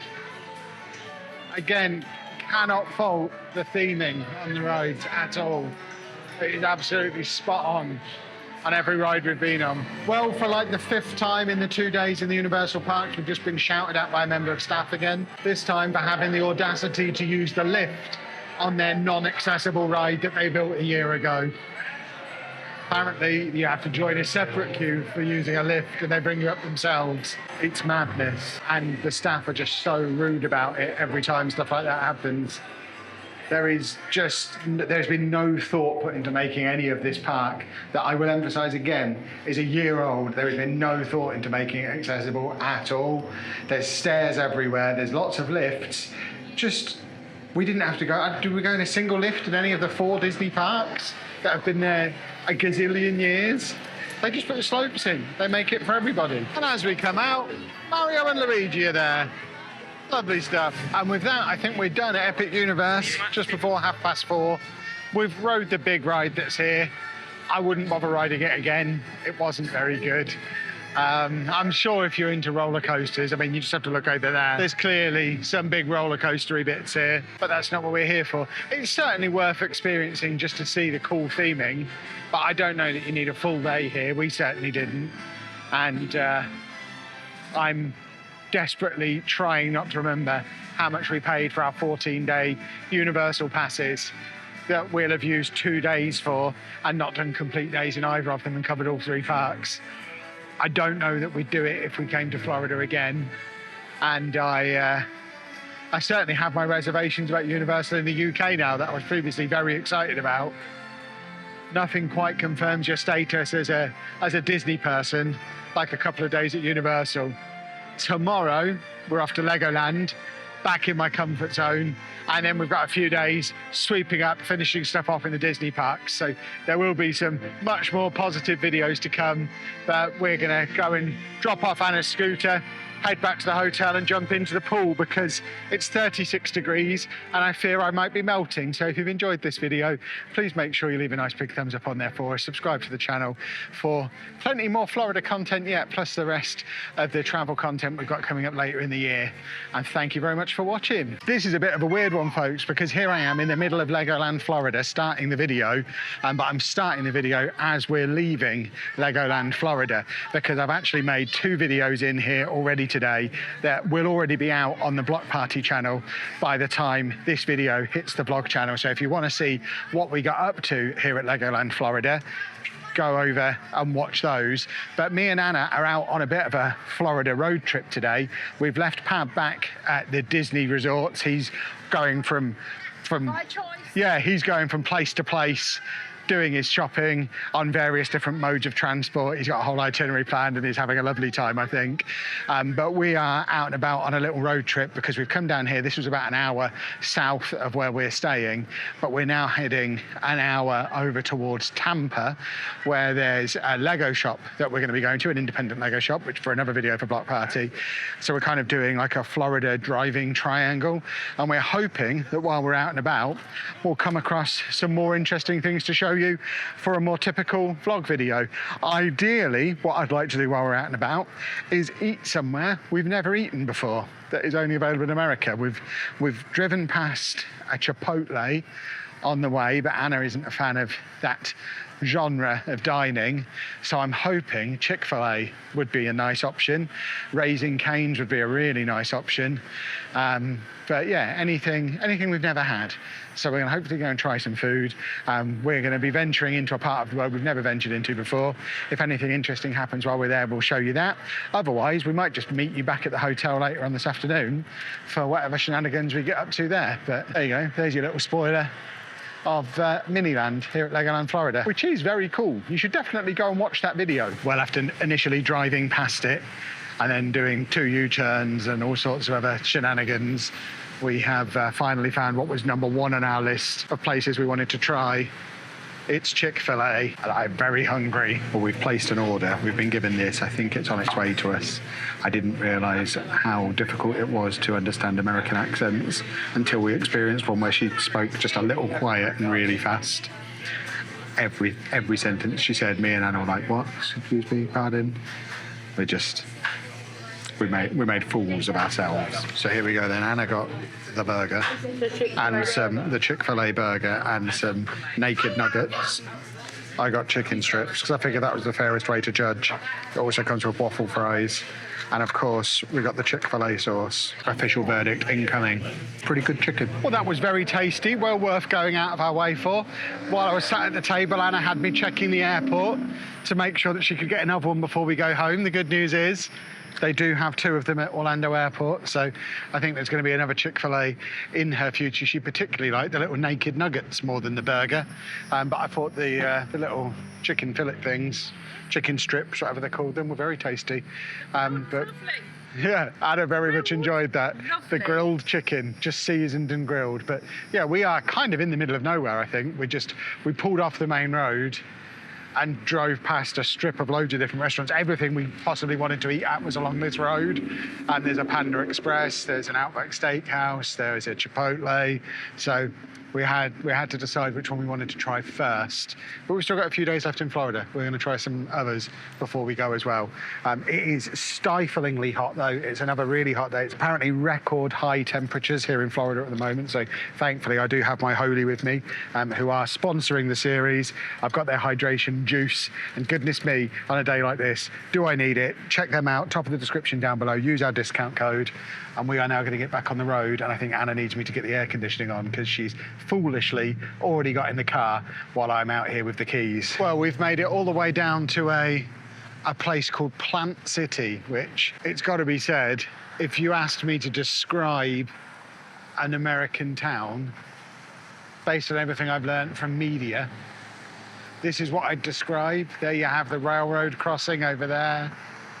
This little row of shops up here with the benches at the side of the street, the traffic lights above the intersection, the benches, the American flag. This just screams US. When we were coming in on the sat-nav, it's all broken down into its little city blocks. We've been here nearly 2 weeks, and I actually feel like I'm in America now. We're here specifically to go to a Lego shop that's just up here, so that'll be a video over on Block Party. But yeah, this is quite cool. I am titillated. I feel like it's something that's been put in Disneyland to look like small town America. There you go.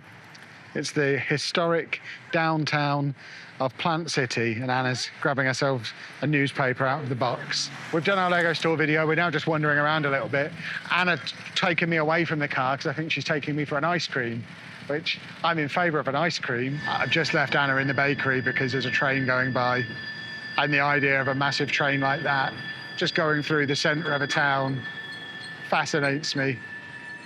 It's enormous. Very long. Am I allowed to cross the road here? I don't think I am, but I'm going to anyway. Hopefully not going to get arrested for jaywalking.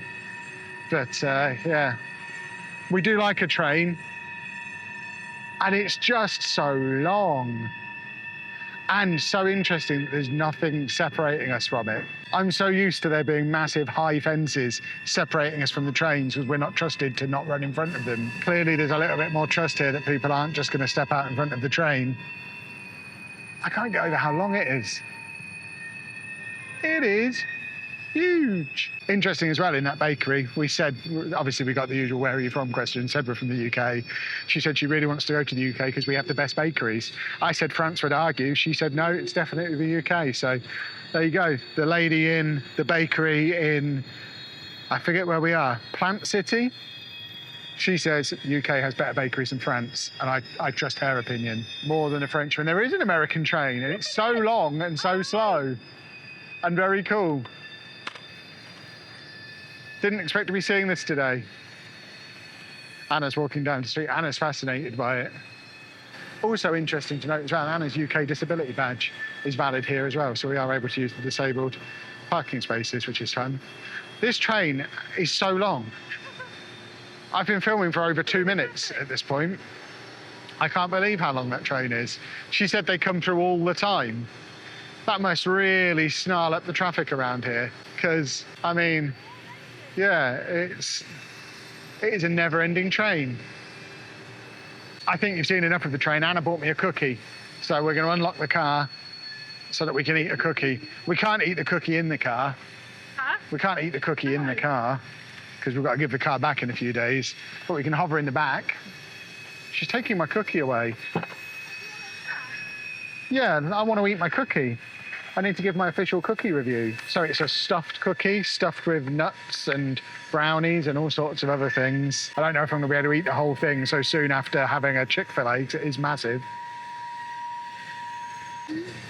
It's also stuffed. The train is still going. If you ever find yourself in Plant City, this is from Crushing on Cookies, I think it's called.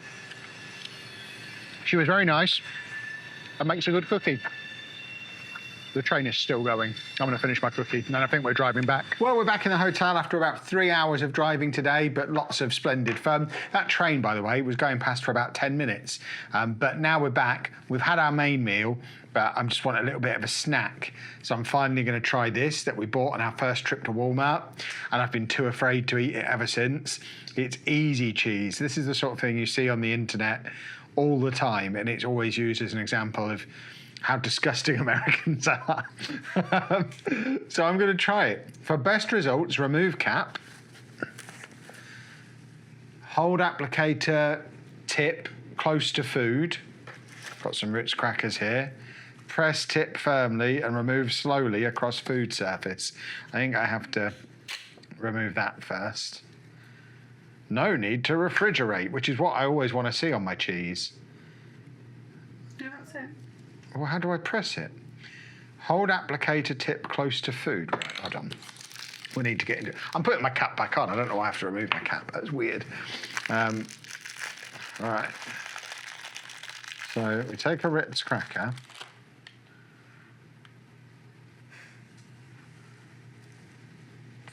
Hold applicator. I'm genuinely not being thick now. Hold applicator tip close to food. Press tip firmly. Oh my God, give it me.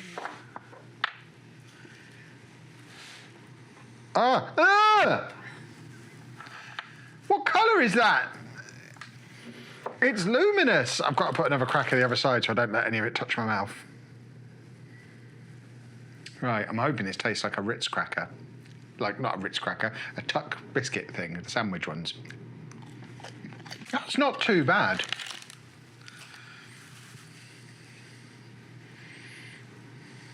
I'm going to be brave. I mean, it's fine. I don't really see the point of it when you could just get, like, cream cheese. Was this cheaper? Is it more convenient? Would you like one? Anna's the other side of the camera. You should try one. Just have a tiny little bit. No, I'm eating my cookie. A little niblet? I don't want Little niblet? We'll have one more sandwich. And then we don't need to refrigerate it. Which is just as well, because apparently it's not a fridge in the room. Everyone's been telling me in the comments. We've been keeping our milk in it the whole trip, and it's been keeping the milk fine. So if it's not a fridge, it's still keeping milk cold enough to be cold milk. Good snack. Well, I've spent the last couple of hours doing some work. It is now nearly 7 o'clock. Pabby's back from his day of adventure. We've debriefed and we've decided we're going to Magic Kingdom to watch the fireworks. We only have 3 more nights left. This is one of them. We're probably not going to want to be out on the last night because Anna's going to want to pack because she can't pack the morning of. It gets her very stressed. So she's going to want to pack the last night. And everyone's telling me there's something we've got to do in Hollywood Studios in the evening as well. So we're going to research that more and maybe do that tomorrow. But that means we kind of have to do Magic Kingdom now or never. So we're getting loaded back up with shoes and sun cream. It is still 33 degrees outside. And I apologise for Anna's foul language in the background. And we're heading over to Magic Kingdom. So we'll meet you there. So here we are back in Magic Kingdom, only for the second time ever, more than a week since we were last here. Yeah, we came on Thursday last week. It's Friday today. I've talked a lot in this series about the differences between coming here and coming to Paris.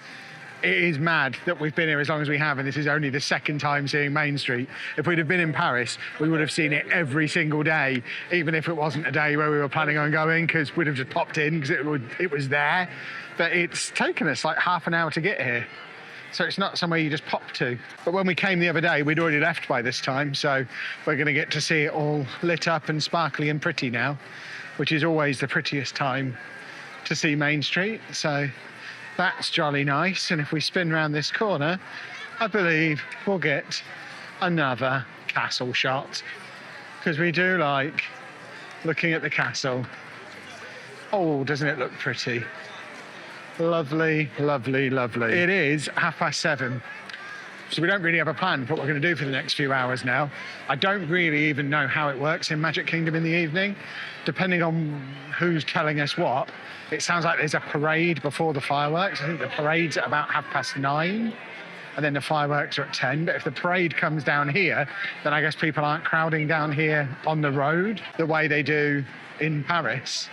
So we're just going to kind of play it by ear. One thing we have noticed, though, unlike last week when we were here and the castle was closed, the castle appears to be open. Probably not for much longer if they're setting up for fireworks, but if we can have a quick go in there before it all shuts down, big thumbs. We've also not had any dinner yet, so if we can find somewhere to eat in here, that probably wouldn't be something we're mega upset about. We'll scratch that. Anna has found a spot to set up because she wants to watch the parade. So I've left her guarding the spot, and she sent me off to find us something to eat, which means I'm heading back to Cosmic Rays, where we were in here before, for some buffalo chicken tenders with ranch sauce to dip them in, because that was delicious.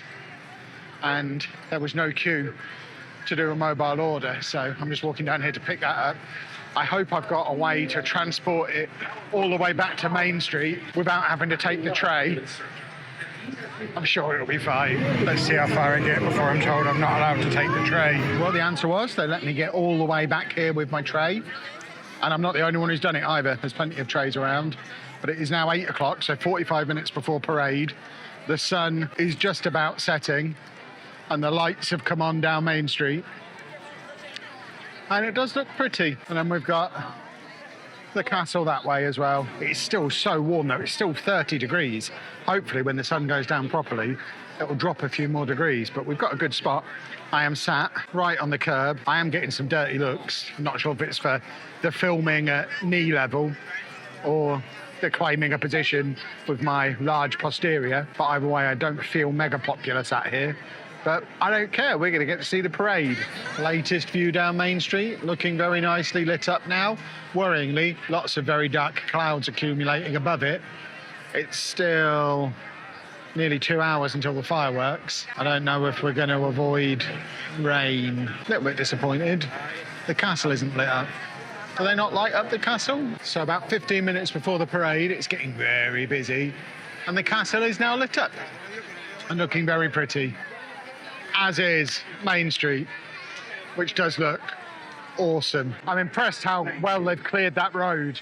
That was chaos just 2 minutes ago. And there's your latest castle shot. But yeah, 2 minutes ago, I was convinced they weren't going to get the road clear, but somehow they've done it. It's almost like this isn't their first night doing this parade. It's nearly here. The stars, they're so inspiring.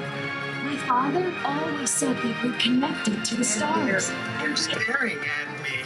But why?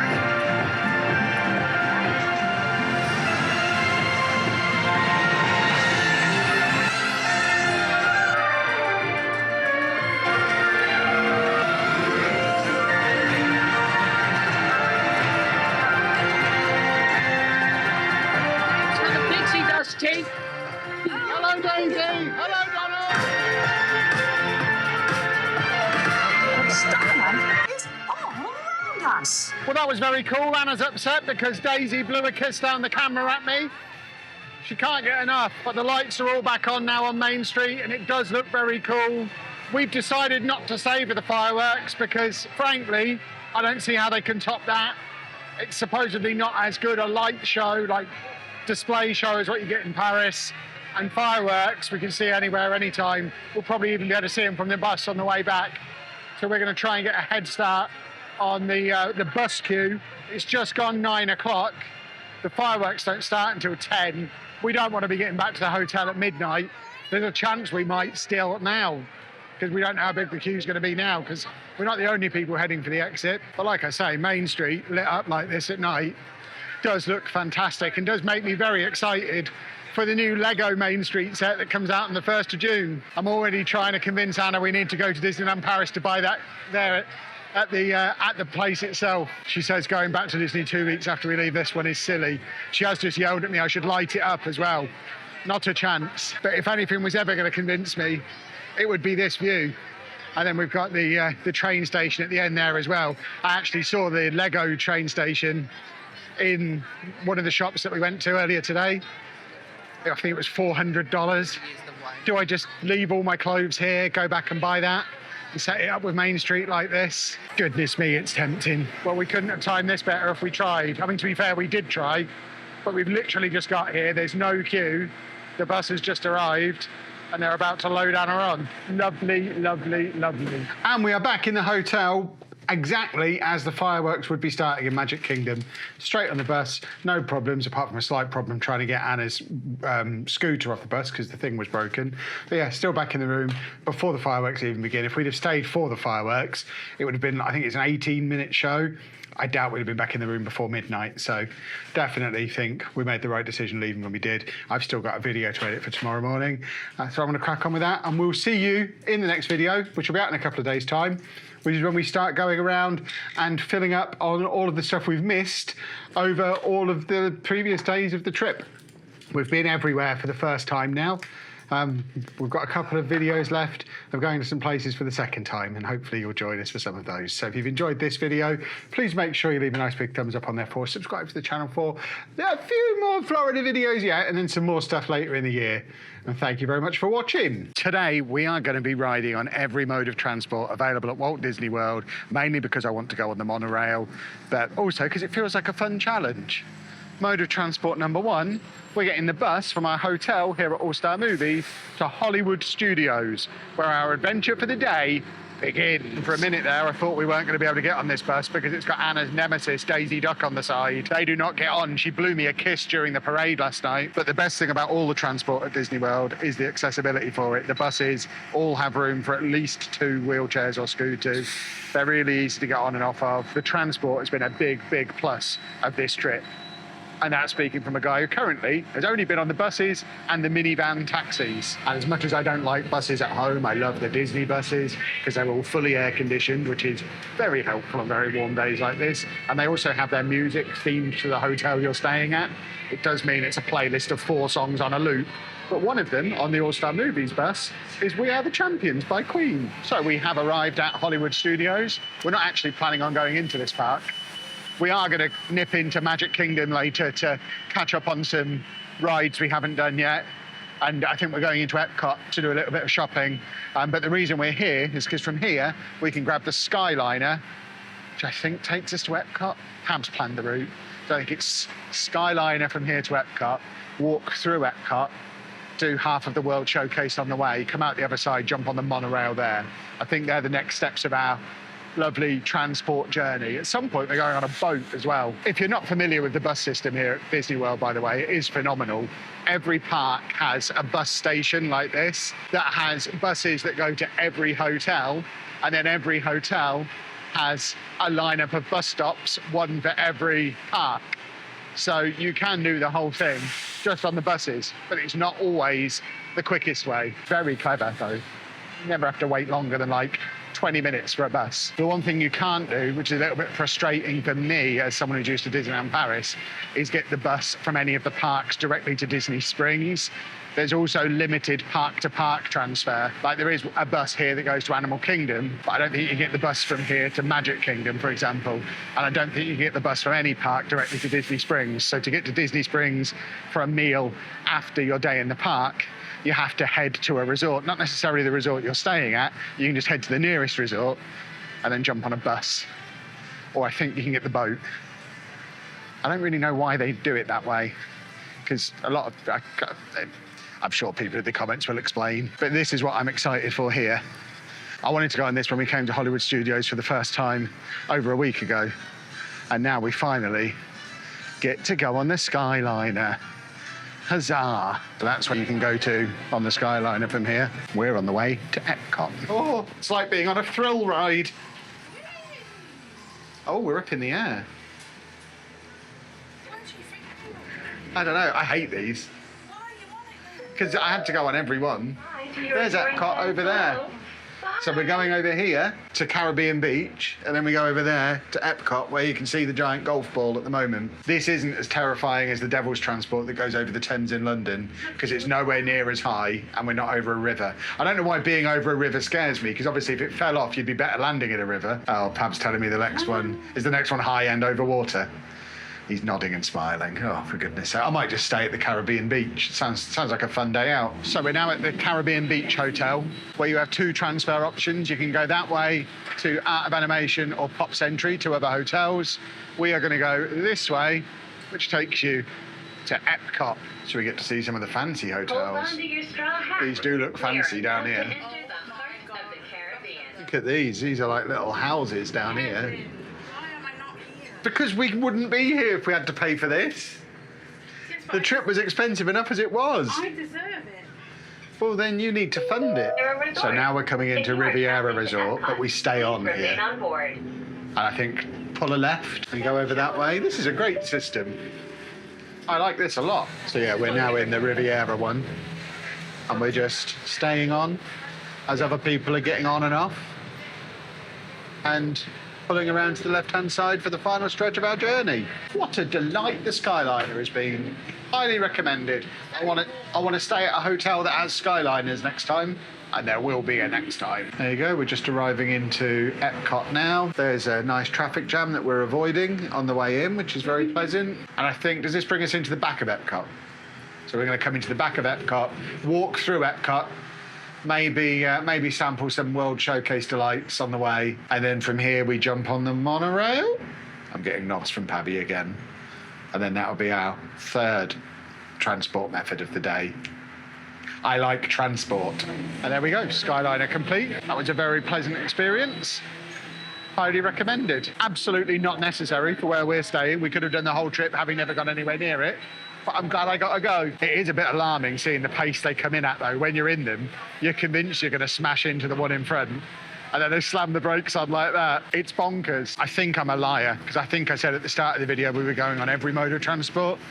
I didn't know the Friendship boat existed. We're not going back to Hollywood Studios now. That's bananas. We will be going on another boat later, though, so I think that counts. These ones just look like little canal boats that I think shuttle back and forth between here and Hollywood Studios and check in at all of the same resorts. So if you're staying in any of those resorts, you have multiple transport options. You'd never need to go near the bus if you stayed in one of those resorts on that route. I think most of them are Disney Vacation Club, which we're definitely not going to join because it looks very expensive. And with that, we are in EPCOT. We've come in the back door, so we're going to have a leisurely wander through EPCOT, check out some shops. We're not riding Guardians today. We've got a lightning lane for that tomorrow afternoon, so we are definitely going to ride that before we go home. But yeah, we are going to have a wander through some of the shops, take our time in EPCOT, get through to the other side, because the other side is where you get on the monorail. I might get myself a Germany t-shirt. You've got to pick who you think's going to win the World Cup and then buy the right Mickey Mouse t-shirt. Probably don't bother with that one. At this point, I really shouldn't be buying any more t-shirts. But at the same time, that one's fantastic. And I don't think I have any EPCOT merch. And it has been my favourite park. So I feel like I owe it to myself and the universe to buy myself an EPCOT t-shirt. And I think this one might be the one. Norwegian Donald. They've only got extra small and medium here, though, so I'm not going to be getting it from here. I have seen it in other shops, though, so we'll probably grab it while we're in here. We're in the UK now, and although it's still Saturday morning here, back home in the UK, all the 3 p.m. kickoffs are happening. So I assume if they're looking for full UK authenticity, none of them are on telly in this pub because of the 3 p.m. blackout. So I'll have to use my phones to check the scores. The fish and chips does smell pretty good, but it's only just gone 11. It's a little early for me to have fish and chips, I think, especially if it's not great fish and chips, which it can't be. I refuse to believe it can be good fish and chips from EPCOT. There is the Rose and Crown. It looks like a real pub. Of course, it is tradition to drink around the world here in EPCOT, and we're going to be doing it with the help of the series sponsor, Holy, and I'm going to have a sip of Holy in every country we walk through. It's going to help keep me hydrated because I have got the strawberry and kiwi hydration flavour with me today. I've been drinking this all through this trip and not been dehydrated once. It's lovely stuff, and if you want to buy your own starter pack, you can do that using the link at the top of the description. Make sure you use our discount code as well to save yourself some money, and thank you again to Holy for sponsoring the series. Anna's telling me to go and sign up for Disney Vacation Club. YouTube doesn't pay that well, boys and girls. Another shop, same sizes, extra small and medium only. It's like all the fat guys want a big Viking t-shirt. Hideous. But not to worry, Anna's found me a different one from my favourite ride of the entire trip, which we are going to go on again tomorrow because we're in here for our Guardians Lightning Lane. I loved this ride. And it's my EPCOT merch. Hooray! So there's our next transport method, this way, which presumably comes through the park because there's track here. And we have seen monorails coming through. So hopefully we get some nice aerial views. And there goes the monorail over the top of where Anna is enjoying the Flower and Garden Festival. I think that's what's going on. This is specifically the Blossoms of Fragrance. As a hay fever sufferer, I feel like this is as close as I should get, and even this might be too close.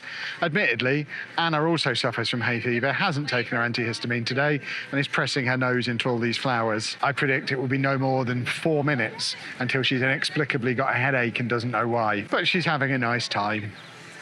And that's the main thing. Do you want me to take that?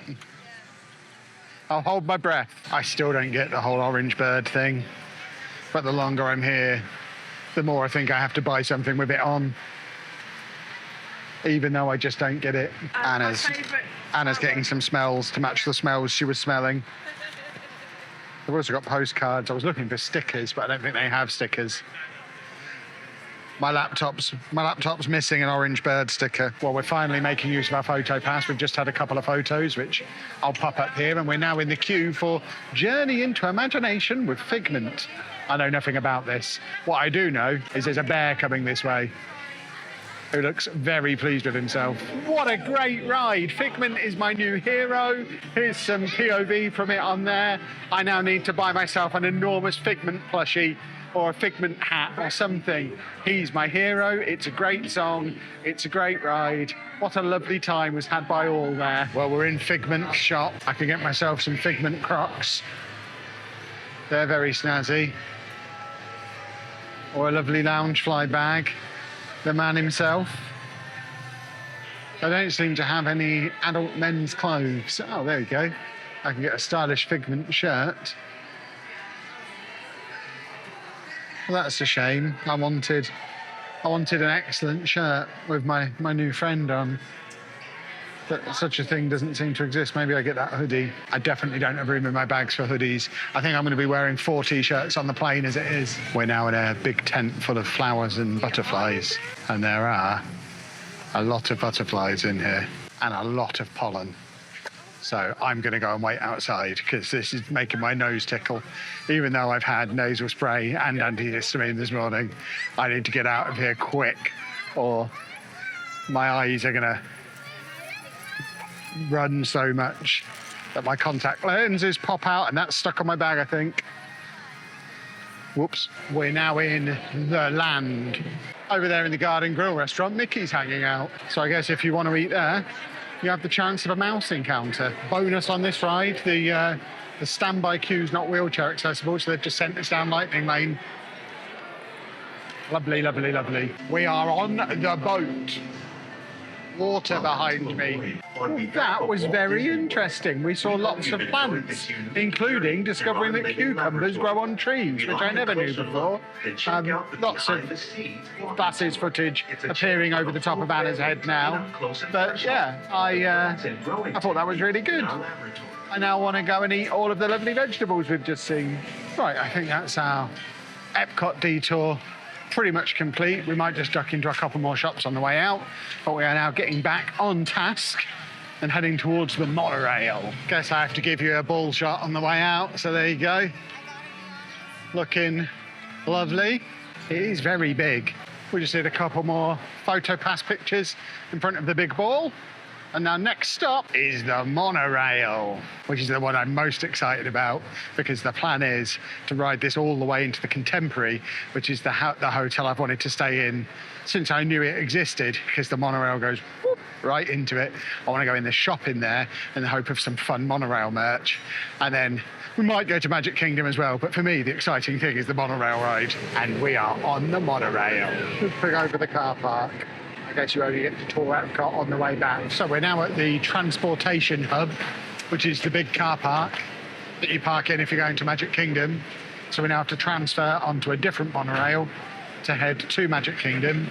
And I think we then go beyond Magic Kingdom to get to the Contemporary, which I can see is just over here. Okay, it seems like there's another mode of transport we're not doing, which they're calling a tram, which looks like a land train to me, which takes you from the transport hub out to the far reaches of the car park. But as we've not parked here, we're obviously not going to do that. So we've gone past the Magic Kingdom one and heading to the resort hotels, which takes us to the Contemporary, Polynesian, you know, all the kind of places people like us stay at. Next monorail, this time, not quite so busy, so we get to sit down.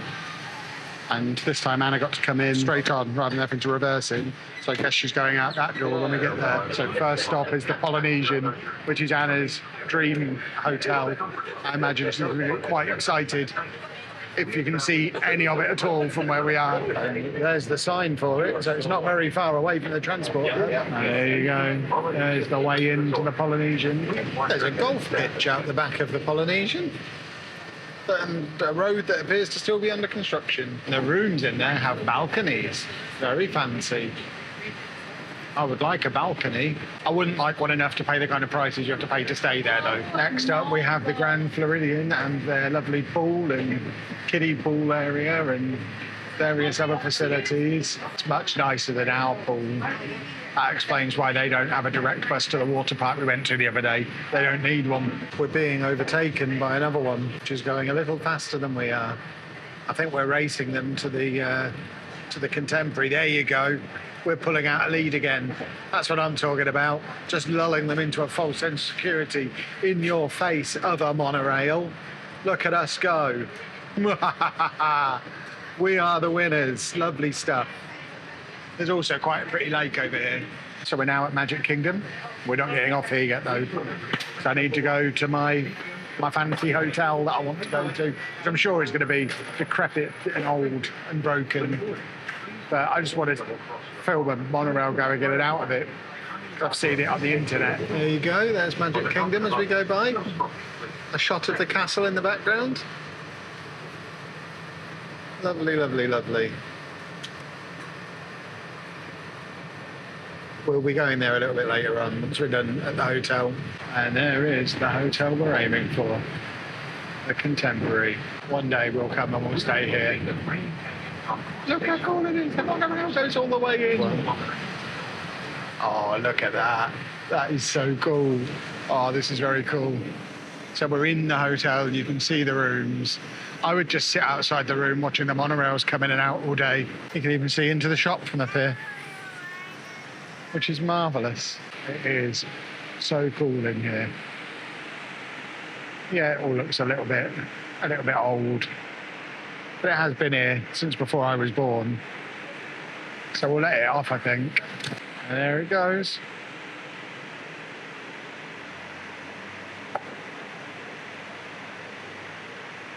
What a cool thing that is.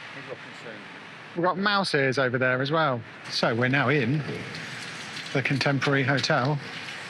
Let's have a look in the shop. And we kick things off with an excellent T-shirt that I know Anna's going to want. I want one of these, but I don't think I can get it home. We have the little parking lot tram. We have the monorail. I want the full set. Remote controlled monorail. We've got the buses as well. We could do a full transport network on the living room floor. Should we do that? Anna said yes. It's me in there. Get a castle as well to go near our living room floor transport network that we're going to be doing. There's more just general toys in here than in the shop at our hotel, which is quite cool. Lots of toys in here. I think there's a merch shop over the other side. I think this might be a toy shop, which is all the more reason for us to stay here at some point. Should get Anna a daisy because she loves Daisy. Eeyore just hanging out. Unlike our first day here, I saw a Kermit the Frog in that style.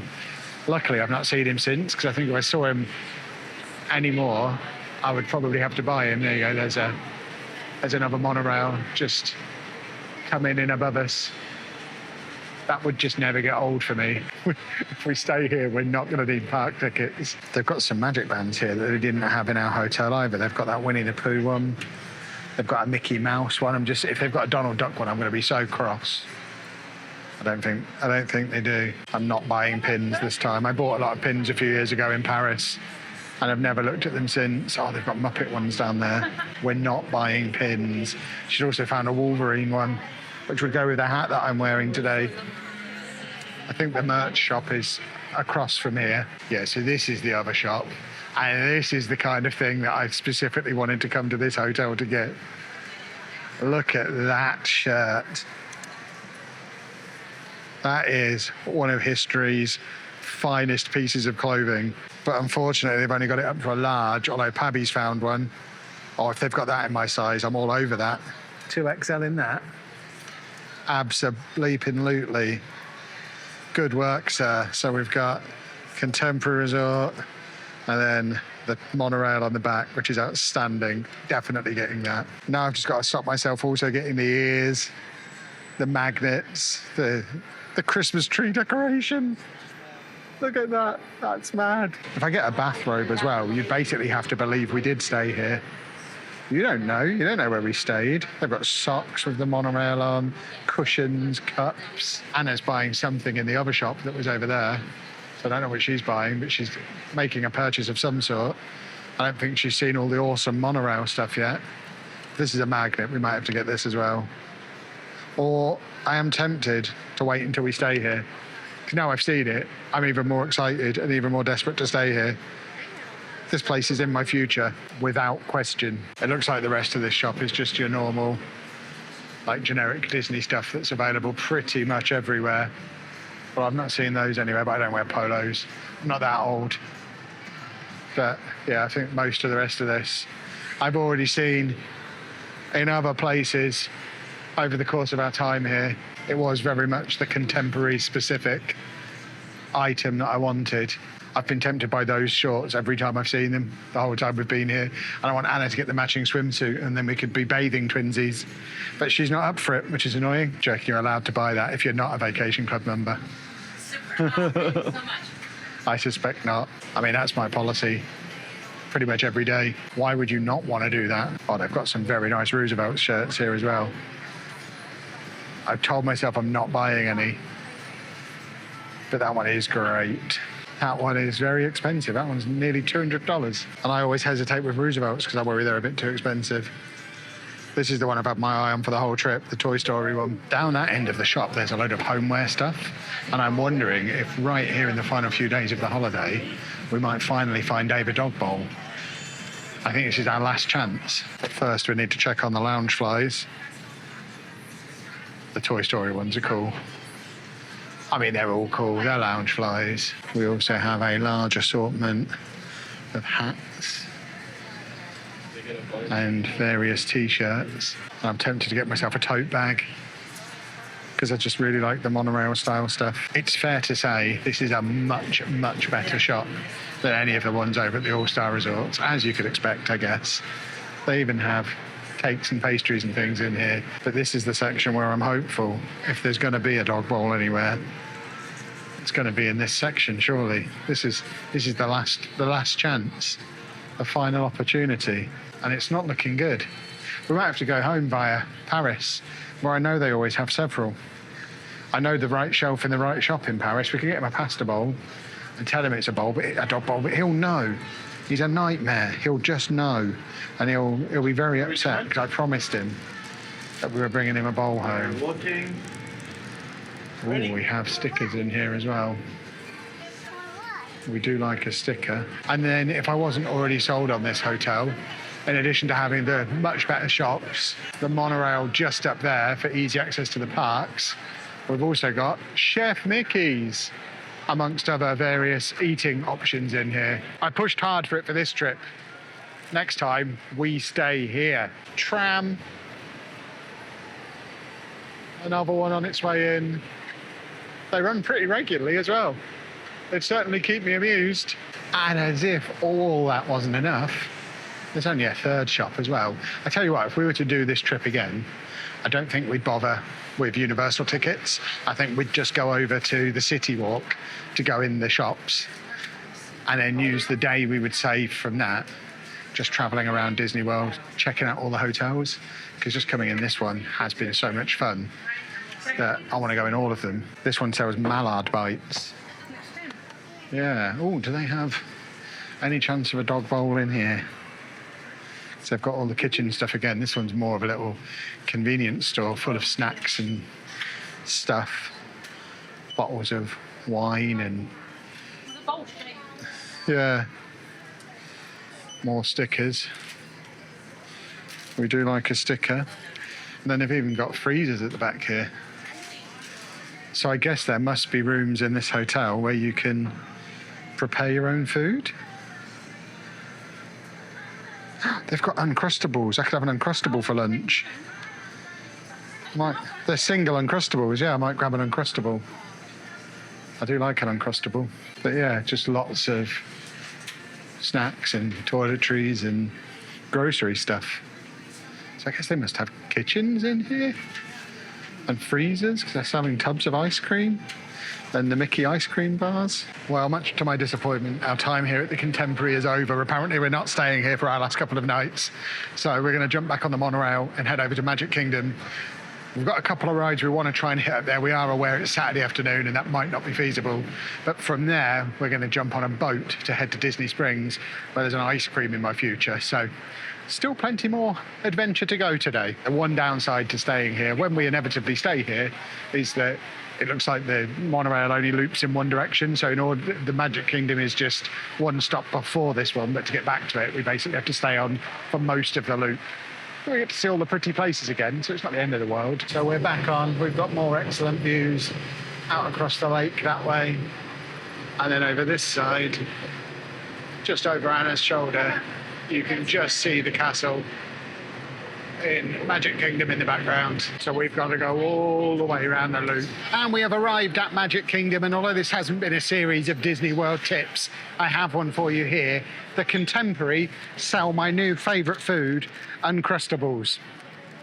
And the time it takes the monorail to get from the Contemporary to the Magic Kingdom is exactly the right amount of time to leave an Uncrustable in your bag so it's ready to eat when you arrive.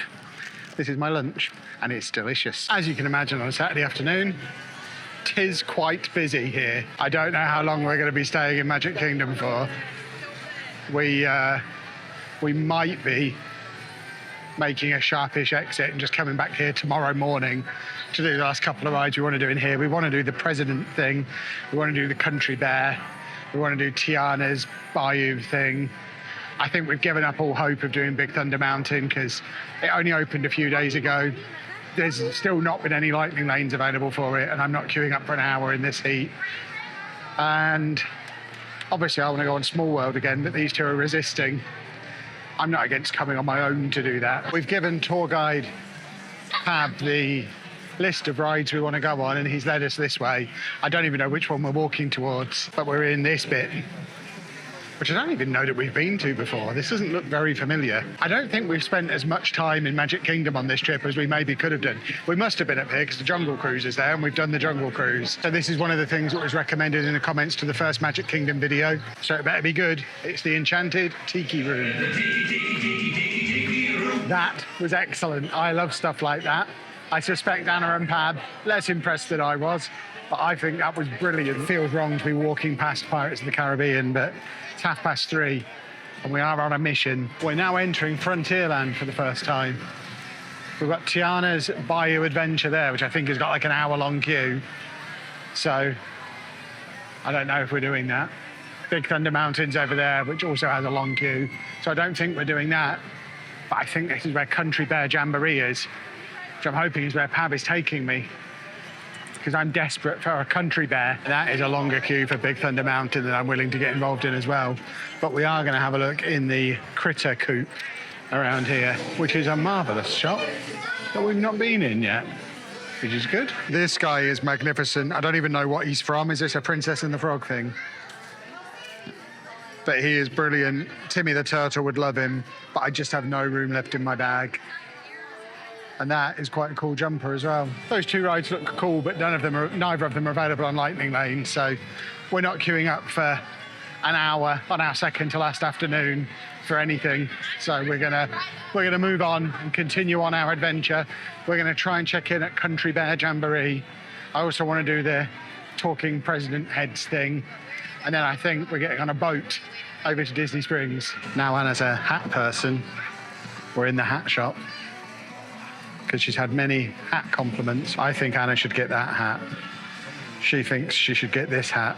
We need you to settle an argument for us. We'd found this shop on like the first day of the trip, because I would absolutely get myself a cool hat. But like I say, I'm not going to wear it on the plane. It will get ruined in my bag, so it seems like a bit of a waste to buy a really nice hat for one day's use before it gets ruined. We might have to add another 2 weeks to the trip. Anna's found the shelf of hats that will match her shoes, which I don't know if we've featured her shoes in the videos yet, but she's got very sparkly shoes on that we got in Manchester before we came. But yeah, too much. That's exactly the right amount. What an excellent shop that was. And now I know it's here the next time we come to Florida, because there will be a next time. After we've checked into the Contemporary, we come straight to the hat shop and I get myself a $150 leather cowboy hat to wear for the rest of the trip. And everyone thinks I'm the coolest guy around. I don't think we are doing this. We all queued up, got ready for the doors to open. Someone came out, yelled something inaudible over a crowd of talking people, and then everyone started to leave. So I guess it's not happening. We may as well just leave. It looks like it's not happening. I mean, I don't know what she said, but I can guess from everyone leaving that it was everyone go away. Okay, so we got outside and someone else is yelling that it's temporarily closed. They don't know when it's going to reopen. So I guess we're not doing that one on this trip. Very sad. So as a backup plan, we're going to go and see some presidents instead, which apparently are over here somewhere, which is not there. Pab said head for the flag, so I headed for those flags. I hadn't seen these flags in front of us, so we're heading for these flags instead. You know, the ones in front of the Hall of Presidents sign. For the record, I have no idea how we missed out this whole area when we did our Magic Kingdom day. I know we deliberately didn't go to Big Thunder Mountain, but I don't think we consciously missed out half the park, which is what it feels like we've done. But we're making up for it now. Hall of Presidents, here we go. Well, I've been in some very American rooms over the last couple of weeks. This might just be the Americanist, though.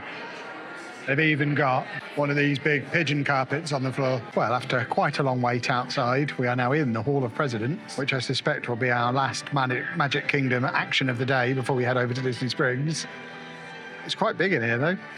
I hope they've got massive heads, so we're not going to see them. Well, I've learnt something important there, and that is that before I commit half an hour of my life to something, really find out what that something is. I knew there was puppets involved. Get in there.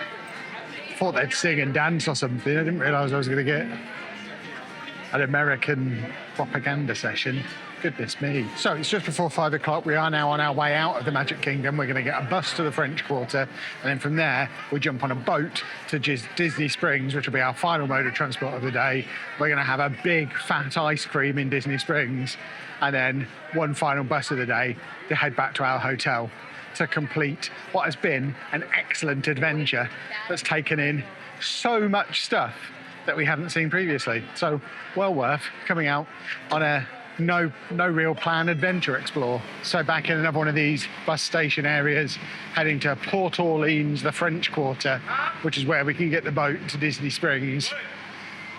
I worry that our bus has just left though, so hopefully the next one's not going to be too long, because we don't want to stand around in the sun for ages, especially when the All-Star Movies bus has just pulled in.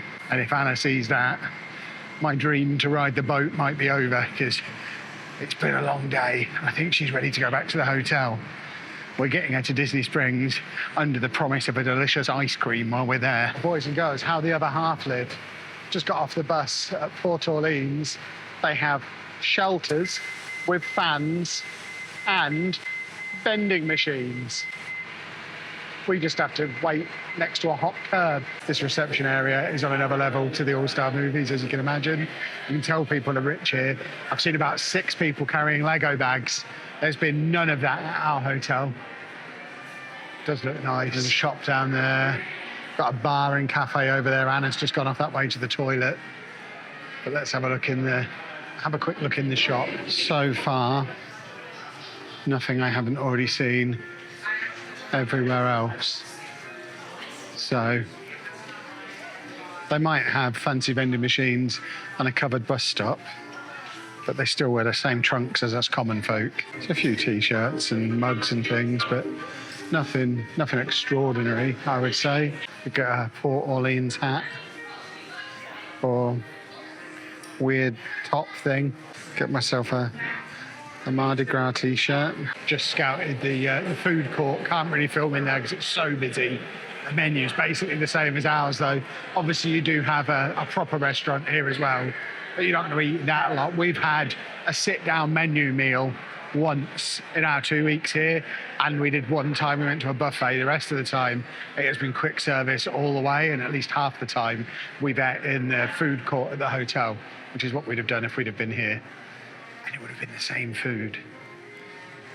We win. Now I've collected Anna from the lavatory. Just checking out the rest of the shop. That's quite cool. A nice Mickey breakfast. And now I know who the orange bird is. That one's also quite cool. I don't really have any space on the laptop now. Any stickers that go on now are going to be stuck over the top of stickers I've already stuck. But for the right sticker, we're always game. I tell you what, the dog bowl search continues, but there's Anna's broken glass again that we were told did not exist anymore. I broke it like 6 months ago. We got it at Disneyland Paris 2 years ago. We've already replaced it on this trip. It's like the 5th place we've seen it in. I did not expect to come away and see that everywhere and not find a single dog bowl. This place is so different from Paris. That Eeyore mug is great though. They haven't got the Donald one that I spotted earlier today, but that Eeyore one is also very good. You know what, lick of paint aside, I don't think this is vastly different from where we're staying. It's still just rooms that go out straight onto the outdoor landing, 3 stories high. They still look like they've been 3D printed out of the same factory, just polished up better. And we've finally seen some gators, conveniently placed to make it harder for Anna to get her scooter through. Okay, the pool does look impressive down this way. Again, similar to every other pool on the trip, I'm not really going to be able to film the pool because it's going to be full of people swimming. But trust me, it looks cool. You should look it up on the internet. Okay, this is the cool bit that separates this from our hotel properly. This is the bit that would sell it to me. The fact that from within the hotel, you can just jump on the boat and go to Disney Springs. Being able to get to Disney Springs in the evening to have some dinner is very cool. There we have a boat. The service might not be quite as good as I first thought. There was a boat here when we first arrived, but it pulled away as we got in. There's since been 3 go past that are full. No more have stopped, and it has been a period of time that feels quite long. I didn't notice what time it was when we got over here. And based on where we are in the queue, I'm not like mega confident we're getting on the next one that arrives either. Although the longer we stand here, the more chance we have of finally seeing an alligator. So that's a positive. That's the 5th boat since we've been in this queue. The problem is that's already had everyone get off it who's getting off it. So there's not very many people able to get on. This is the first one I've seen coming back from the other direction. This one's not even going to Disney Springs. I'm hoping this one is, maybe. I'm hoping it pulls in here, empties, and we can get on. Right, we've got 2 boats arriving now, and we have been told we are basically the first people getting onto boat 2. So we are actually going to get on a boat. I was starting to worry. It's been a while, but here they are.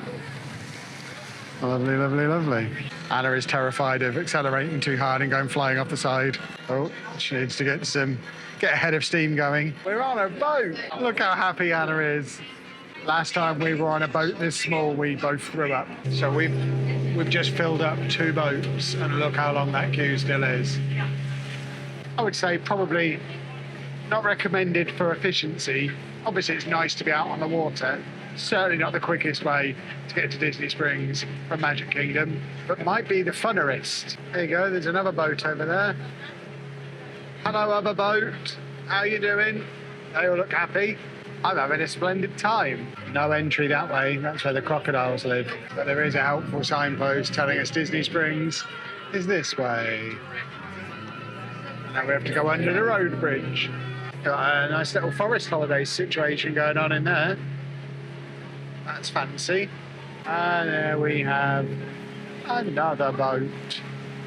And some excellent scenery. And another boat. And another boat. There's many, many boats. And another lodge. And there is Disney Springs in front of us. There's a car over there going for a swim. That looks like the best way to travel. Lovely stuff. And I believe that's where our boat parking takes place, over there somewhere. We have the Rainforest Cafe over here.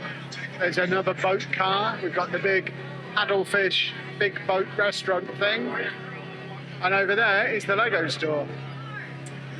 The main landmark of Disney Springs, as we all know. We are now coming in to park. What a pleasant journey. Now we're going to go and grab an ice cream, maybe hit a shop or 2, and then head back to the hotel on the bus. It's quite far. And now we get to enter Disney Springs from the opposite side to what we've been entering it previously, which is also all part of the fun. And it looks like the queue to go back is just as long as the queue to get here was, which is why we're getting the bus back. Got through security fine. Interesting, the only time all day I've been stopped at security was leaving the Contemporary to get back on the monorail when I had an Uncrustable defrosting in my bag. I've since eaten it and now don't have a problem, so I can only assume Uncrustables set off the metal detector. So I'm now a little bit worried about what's in them. This is our very last chance to find Dave a dog bowl. Otherwise, we're going to have a very disappointed dog. Somebody in the comments to the video that came out today said the co-op in Disney Springs definitely has a pet section, which I'm not disputing, and that pet section has dog bowls, which I don't think it does because we have been in here about a week and a half ago. But this is the co-op. We are going to find the pet section, and if they don't have dog bowls here, we can only assume Disney now hates dogs. Actually, scratch that. I don't think there is even a pet section in here. I think we've been double lied to with bells on. Anna's gone to ask because she's fed up with me spending the entire holiday looking for a dog bowl. That after all this, they'll show me it, and I'll go, actually, you know what? I don't think he'd like that one. I'll get him one from Pets at Home. He seriously said that. Anna just asked a member of staff, whose response was, they did, but I don't know where it is. So that's handy. I guess they don't anymore? Yeah. Anna's asking the lady in the most obvious place, the homeware section. And there we have the official verdict, despite there being a dog in here.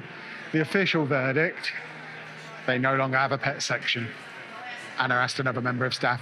So I think we're going to be going home with no Disney dog bowl this year. Dave is going to be furious. Now we can go and get an ice cream. I think we've lost Pab. I think he's gone looking in the running section again. He likes the running section. Well, that's one series-long mission failed. We've now got one that's been going on almost the entire series. The ice cream shop, Anna got an ice cream from on our first full day here, and I couldn't manage one. I'm gonna go and get one of those ice creams. And once we've done that, that's today's trip officially ticked off and complete, and we can head back to the hotel and get a pizza and go to bed.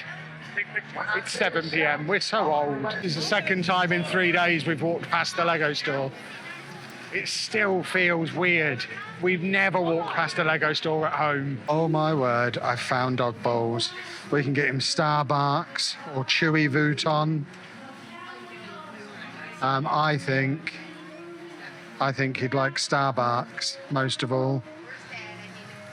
There we go, Dave's gift. What a time to be alive. I am the greatest dog person in history. Dave has a bowl. And finally, 9.5 hours after we set out on this journey, we have made it to the ice cream shop. 100% worth it. This is cinnamon snickerdoodle flavour, and it's a delight. I did get some there, honestly. There you go. Now it's in my beard, you know I'm not pretending. Well, I think of all the things that I'm going to miss from this trip, the thing I'm going to miss the most is cinnamon, because we just don't do it right at home. Cinnamon toast crunch, cinnamon cake things, cinnamon Pop-Tarts. That cinnamon ice cream was probably the best ice cream I've ever had. American cinnamon is probably mainly sugar, but it's delicious. So good, I'm tempted to lick my drips up off the floor. Note for the future, Disney Springs on a Saturday night, it's a busy place. But we are just going to walk back to the bus now. I imagine there'll be a bit of a queue to get on the bus because of how busy it is.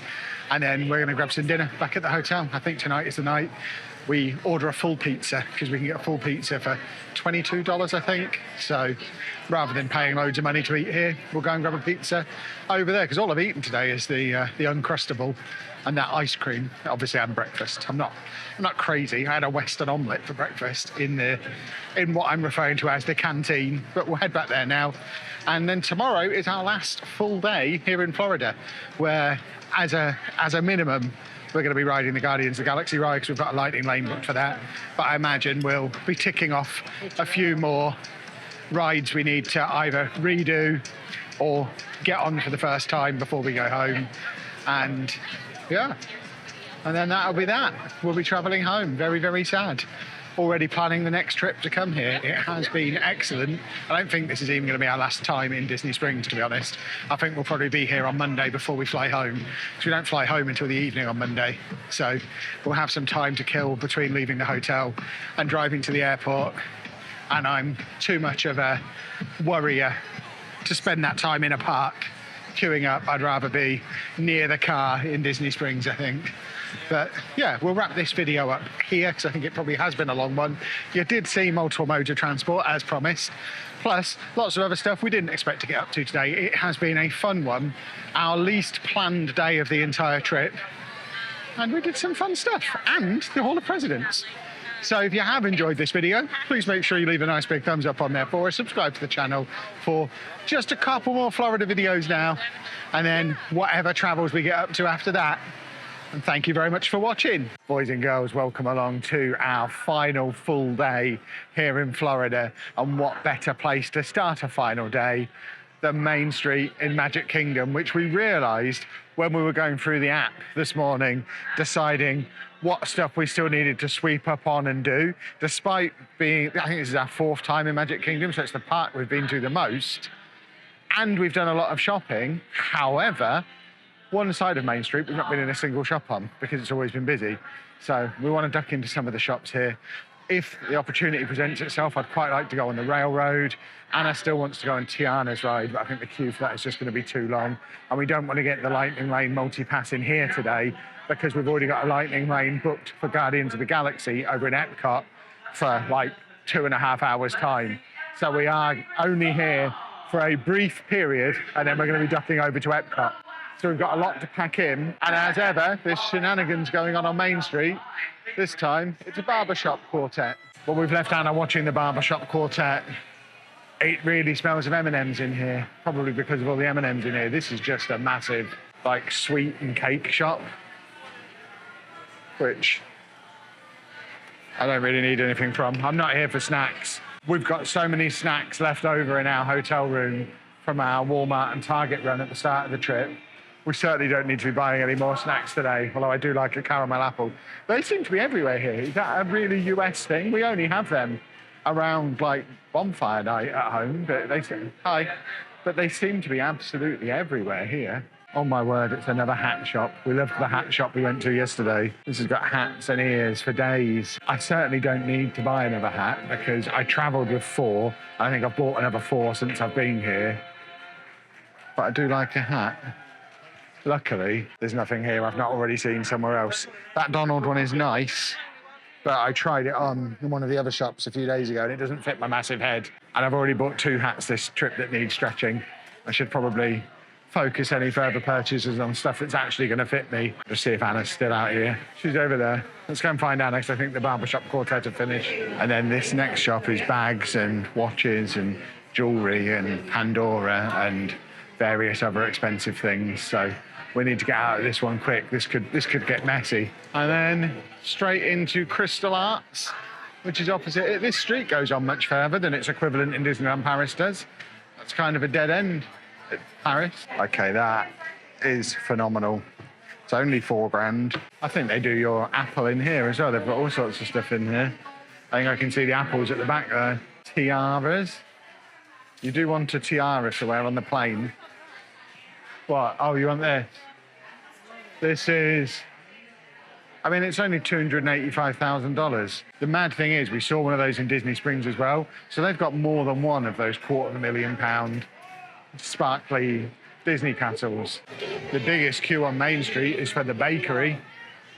Everyone wanting their morning baked goods. There's some kind of dancing going on in front of the castle. And yet again, the castle gate is shut. It was open when we were here for the parade the other night. I really don't know if you can get in there. We certainly haven't been able to at any point. But now we're heading over here because another thing people suggested that I would enjoy is the People Mover. So we're going to go on the People Mover if the queue's not too long. It certainly does look like my kind of thing. Basically a train that is just moving us around above everybody so I can look down on them and think that I'm better than them, which is one of my favourite things to do. Just need to make sure I don't face backwards in it. So we're on our way onto the People Mover. First stop is the diagonal escalator like you get in the big Tesco, which Anna has to stand on backwards because it hurts the other way around. Well, we are in. That was a very easy and civilised ride to get on. Only about a 5-minute wait. And now I don't know where it goes or what it does. It's just like a horizontal roller coaster, I think. But I imagine we get to see some things. I do like to see some things. The car in front did pick up pace around about here. So I think any second we're going to start to go faster.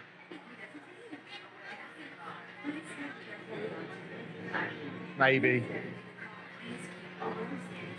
Oh, there you go. Oh, okay. Now we are going a bit faster. I need a seatbelt. This is too fast. Yeah, we're having a little bit of a look around Tomorrowland, which is fun. Nice little aerial tour. You see the castle there in the background, which the castle just had a daytime firework a minute ago. Oh, there's a whole other ride up there. I didn't even notice that one. There's other people over there, so we must be getting over there somehow. I don't know how, because it doesn't go across at any point. I imagine we go a secret route. I do like a secret route. There's the castle. And now we're secretly indoors. We are going to the future. Oh, it's a mini-land. Come on, then. Now you're talking. Look, there's even a tiny people mover. Now I see why people said I would enjoy this. I love a mini-land. We've also got another thing over there. There's a shop down there. Now we're back out and we can look over the driving one. The Tomorrowland Speedway. Now approaching Tomorrowland Speedway and Tron Light Cycle. Which also looks cool. Okay, this is fun seeing all this stuff we wouldn't have seen otherwise. The Tron ride that Anna and Pav did is over there as well. but I was too afraid to do that. Is the Tron ride completely indoors? Oh, there you go. I did catch it. Oh, blimey, that's fast. There it goes again. Some people aren't holding onto the handlebars. We've also got the train passing down below us as well. And now I think we're going inside the Space Mountain building. So I don't know if we're going to see any of this. Darport 7.5. We've broken down in complete darkness. This is fun.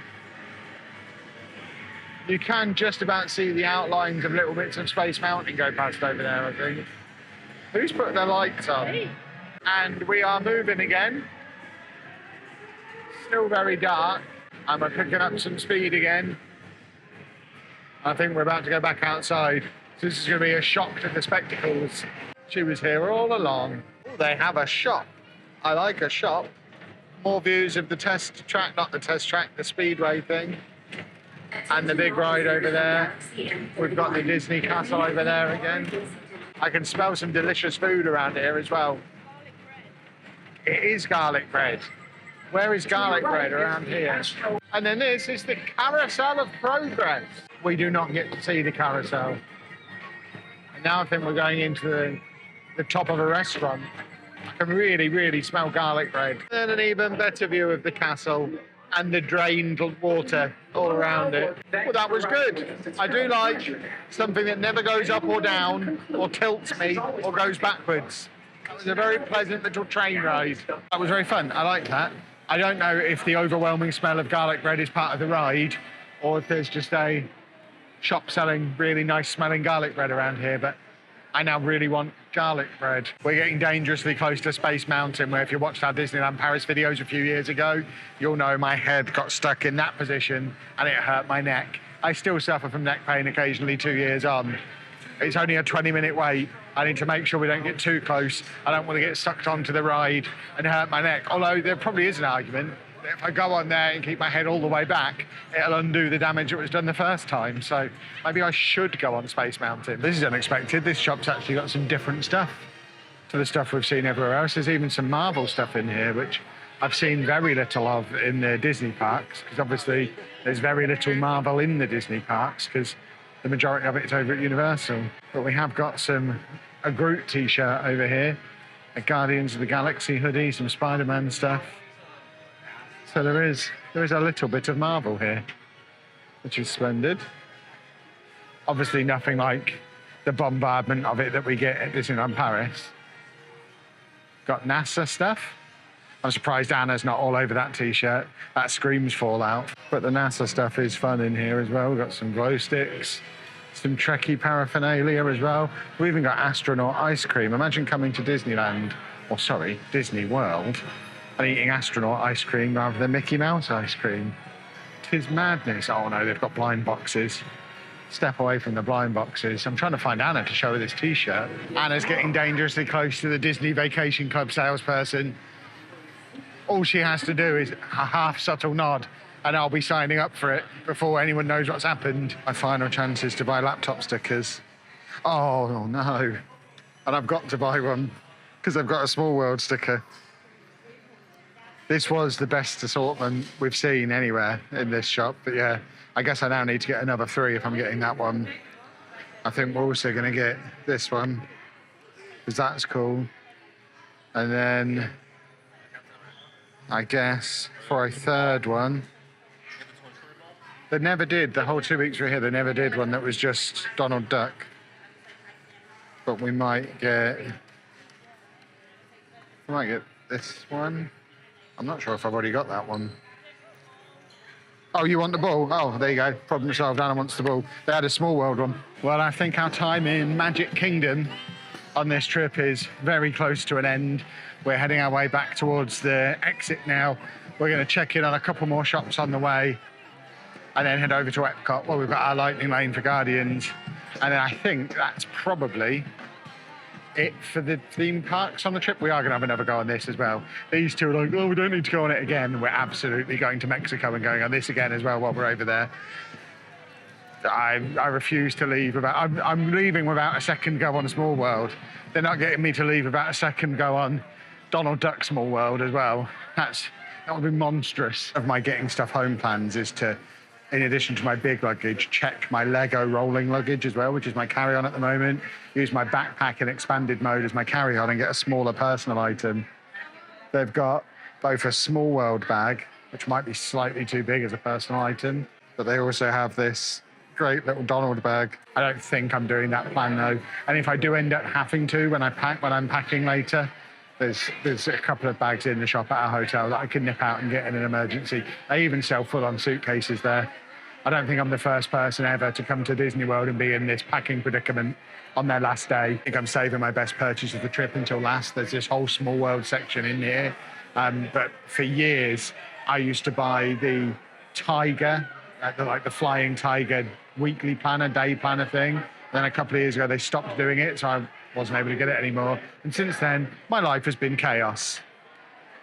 That's basically exactly what the Flying Tiger one was, but with Small World branding on. My favourite ride on my favourite organisation system.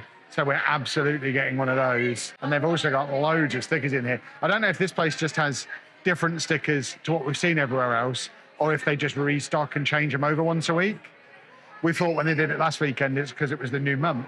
But maybe once a week they get different stickers. But I'm not getting any more stickers. Well, we were planning on getting the ferry boat to the transportation hub and then jumping on the monorail to EPCOT. But that one's just leaving, and we don't know how long it's going to be until the next one. So that's going to be one method of transport for this trip we don't get to tick off, because we're a little bit time pressed. We've got to be at EPCOT in 90 minutes, which feels like plenty of time to get there.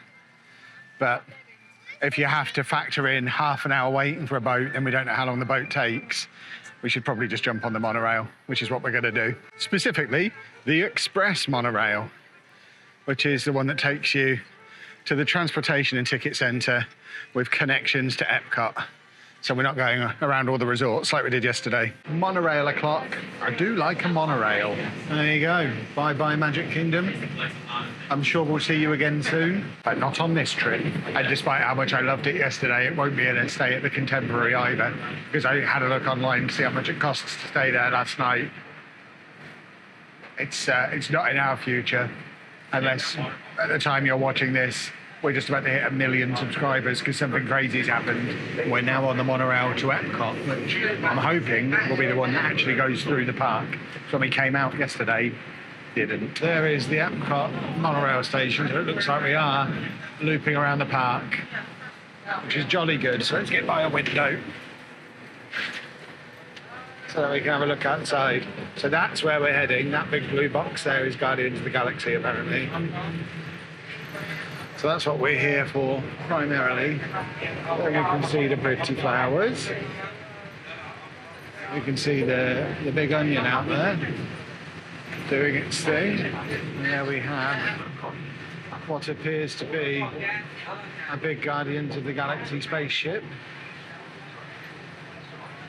And a whole part of the park we've just not been in at all. All the space stuff, we've not been down here. Test track is there, which we're not going to be going on. We don't have a lightning lane for that. And then we've got delicious oranges. And then the best bit of Disney World, the World Showcase. And over there we have Mexico, where I'm going on the Donald Duck ride again. And all of the pretty sights that you can see as we go past here. Little play area, which I don't remember seeing at all. Well, we must have walked past it, I just don't remember. And then a little moist area. And then that's where the, oh, that's Figment. Okay, that's the butterflies that Anna went in yesterday. Yeah, I know where we are again now. This is all starting to make a bit more sense. Soarin' is in there, which is another one that has a massive queue.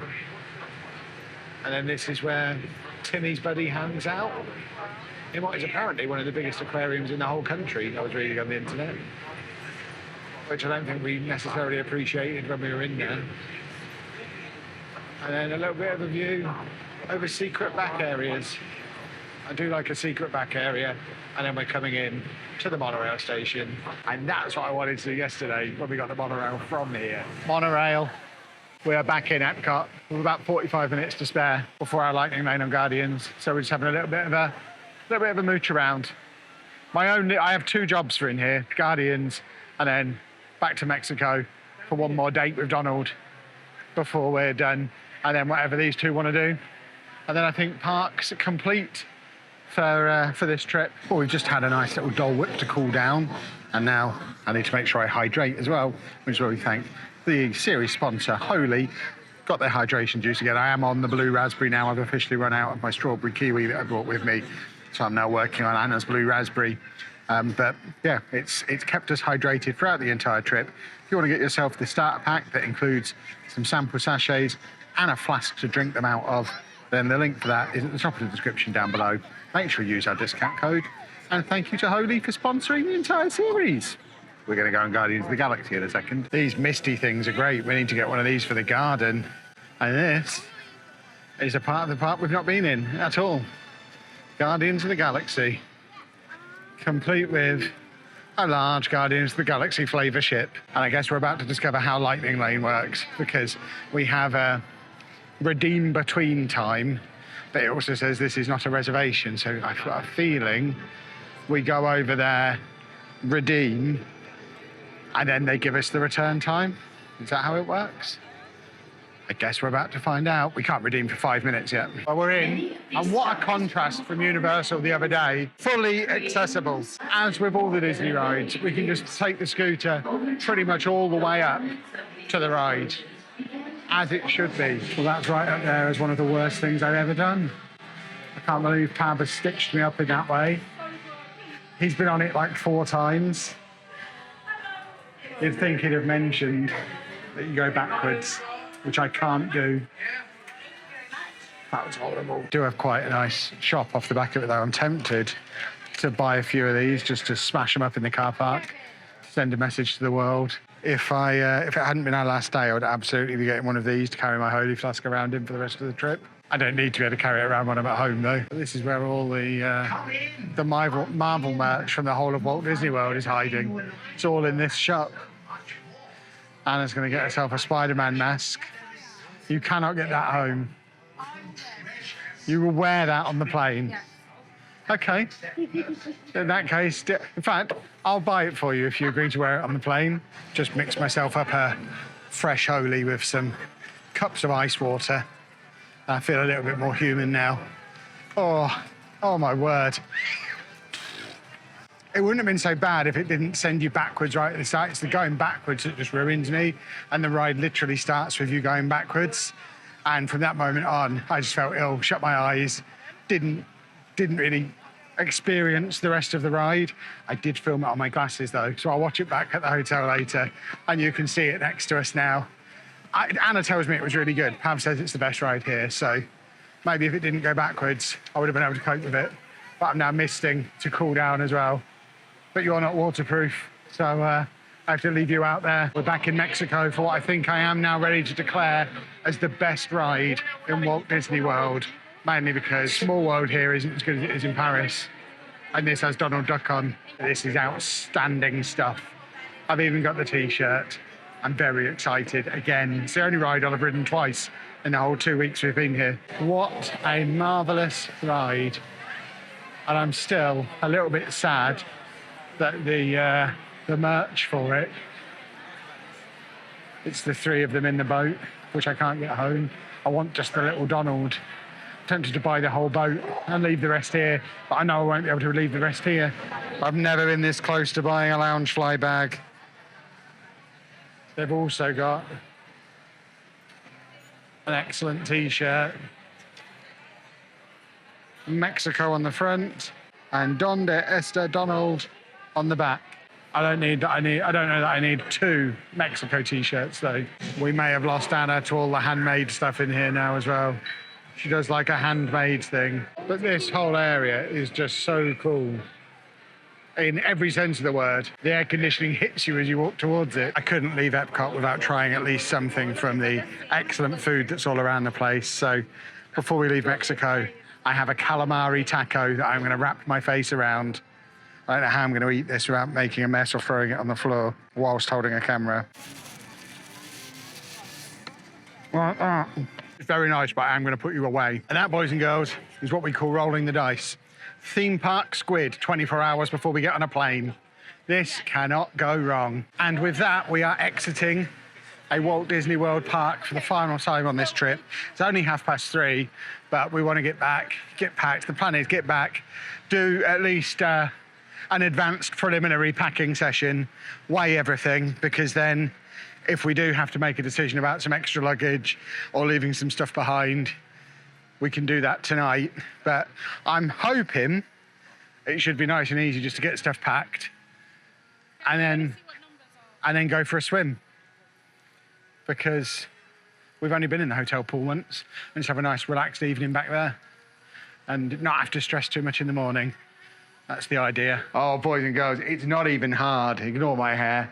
It's not even hard. That is my fully packed bag with all of my clean and dirty clothes in, plus all of the Lego that I've bought, all of the merch that I've bought. Pretty much everything that I've bought is in there. 19 kilograms. I've got 4 more kilograms to play with, so I might be able to bring that pair of trainers home with me that I was going to leave here. I might be able to bring the disposable Amazon socks that I was leaving here. I just bought a load of really cheap rubbish socks off of Amazon before we came. They might be able to come with me too. I've still got my carry-on bag, which is largely empty. Obviously, I still have to pack like my laptop and stuff that will go with my personal items. But I actually think there's a real possibility that I'm going to have less luggage going home than I had coming. Because obviously I've used all my toiletries. So I've used up all the sun cream, face wash, body wash, moisturizer, after sun, bug spray. We've got through pretty much all of the Holy. They're basically empty, so none of that needs to come home. And I can't think of what else what other weight has disappeared. But yeah, that's with that big heavy Donald Duck jumper is in there. The other hoodie that I bought is in there. I'm actually wandering around thinking I've forgotten something. One thing that's not in there yet is my essential toiletries. So I've packed the non-essential stuff, but the bits that I'm gonna need for the morning, like a little drop of Lust and some Factor 50 stuff and some deodorant, that stuff's not in yet. But it's not even hard. And the Lego store is still open for half an hour, so I'm going to jump in the car and go and buy some Lego to fill this case with, because that's a sensible thing to do in this situation, right? Right. In all seriousness, though, you wouldn't know it from watching the videos for the last few days, but I've been holding off on buying too much stuff for the second half of this trip because I was worried I wasn't going to be able to pack it all. We've still got a shop here on site. So I might go and ransack that in a minute. But also, once we get through security at the airport tomorrow, we saw on the way in, there's a Disney World store and a Universal store. So some of the bits that I maybe didn't get, we could maybe get and fill up the Lego suitcase. It's so easy. I'm certain I'm going to stumble across something heavy that I've forgotten to put in. But at the moment, I think I'm a genius. Well, we've just been over to have our last meal over here at the hotel, and these two have both got blind bags to open, and Anna really wants to open them in the video because she's very excited by them. So this is what she's got there: blind bag mystery pins, Pixie plush mystery pin pouch. How much was this? $40. $40. Yeah, but they're like $20 each. Yeah. When you've been going around the thing, so I think you're going to need Which ones do you want? I don't really care. Do we know what's in it? I'd like Sebastian or that one from Tangled. I forget his name. Claude. I'm going to call him. Pasco, and I'd like him because he's just funny looking. Bolt's quite nice. Pumba. Yeah. So, how many did you get in it? 5, and there's 16 to get. Oh, okay, that's not too bad then.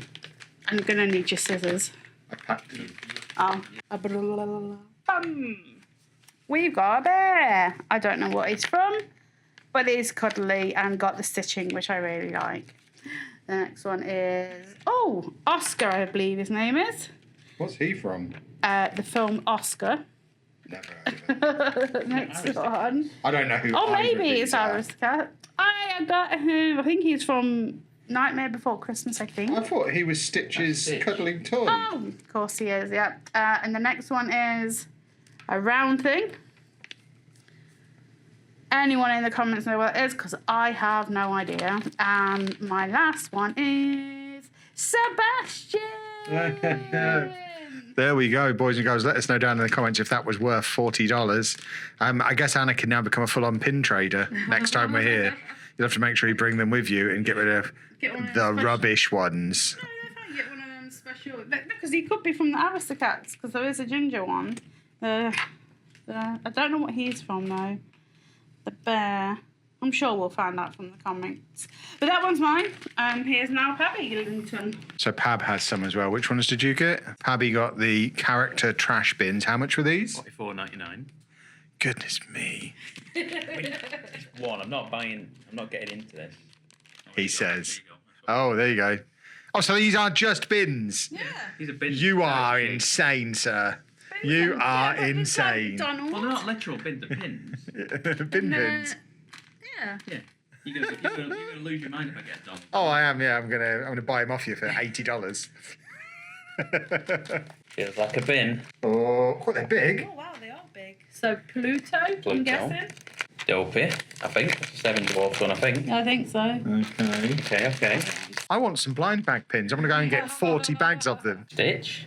Oh, very good. Is that my boy? The Goofmeister. No, Orange Bird. Oh, is that Orange Bird? Is that who it's supposed to be? I think so, because it's different. The goofy one's not. Oh, there you go, Orange Bird. I think his name's like And then Spike. Donald. Goofy. It probably is for the best that there was no Donald, because I would have just taken it from him and we'd have I've ended been up there wrestling. Yeah, oh yeah, I confiscate Donald stuff from Anna all the time. Donald is my guy. And Anna also just purchased a book. She got herself a little journal so she can write all her thoughts and feelings about our lovely trip. It is nice. And with that, I think we are going to say goodbye. It's 8 o'clock, nearly 8 o'clock. So we're just going to finalise a bit more packing, tidying up. We are going to be jumping in the pool as soon as it gets dark, even though I'm not sure how we're going to pack our wet clothes afterwards. But we'll figure it out. It'll be fine. This is in my paint by numbers. No, Say it again. This picture is in my paint by numbers Disney at home. There you go. I started half of it. So we're going to jump in the pool and we'll see you tomorrow. There is going to be one more video in the series. It's not going to be like a big travel vlog going through the airport, all that kind of stuff, because it's not really feasible to do that with the amount of luggage that we've got and Anna needing help to get through the airport. But what it will have, on the way in, we noticed at Orlando Airport, there's a big Disney World store, there's a big Universal store. There's probably going to be some other stuff as well. So we will take you shopping one last time at Orlando Airport to end the trip. So if you have enjoyed this video and this series, please make sure you leave a nice big thumbs up on there for us. Subscribe to the channel for whatever shenanigans we got up to next. And there will be some shenanigans coming again very soon. And thank you very much for watching. Hello, folks, and welcome to the final part of our Florida adventure. As you can see, I am already inside Orlando International Airport. What you can't see is we arrived about 5 hours early, thanks to a combination of autism, anxiety, not knowing how to return the car, not really knowing how any of it worked, it being our first time here. We basically checked out of our hotel at the last possible minute at 11 o'clock, bundled into the car, returned Anna's scooter, and then drove straight here. We had to get some petrol on the way, but that process was easy. The petrol station is right outside the car park, probably expensive, but it was easier than trying to find one. We had to fill up 5 miles from the airport. They know what they're doing. Dropping the car off was super easy. I've never rented a car from an airport before. It was really easy to pick up. It was even easier to drop off. We literally just drove back into the same multi-story car park and left the keys in and walked off. A lady gave me a little receipt and we're all good. But all of that means we fly at 5:20. It's now just before 1 o'clock. We've already been here. We probably pulled into the multi-story car park to drop off the car just before 12. I think our gate, or not our gate, our check-in opens in about half an hour, so we can dump some of our massive pile of luggage, which will be a big plus when we're able to do that. And I know the other side of security and all of that stuff, there is a Disney shop, a Universal shop, and your normal duty-free stuff in there as well. So we're going to take on a little bit of a tour around that. We're not going to be taking you all the way home with us. The flight takes off at 5:20 our time here, and lands like 7 a.m. UK time tomorrow morning. So the majority of the flight I'm going to spend asleep or trying to sleep. So yeah, we'll check in with you. The other thing I've got to do before we get on the plane is finish my final Holy of the trip. I filled that up just before we left the hotel, mixed up my last Holy. I have got a couple of sachets with me, so once we get the other side of security, I can get some water and fill it up again. They never have ice through there, and I like my Holy really cold. But thank you very much to Holy for sponsoring the entire trip. It wouldn't have been possible without them, and it has kept us hydrated throughout the entire trip. This is the last bit of the strawberry and kiwi powder that we had.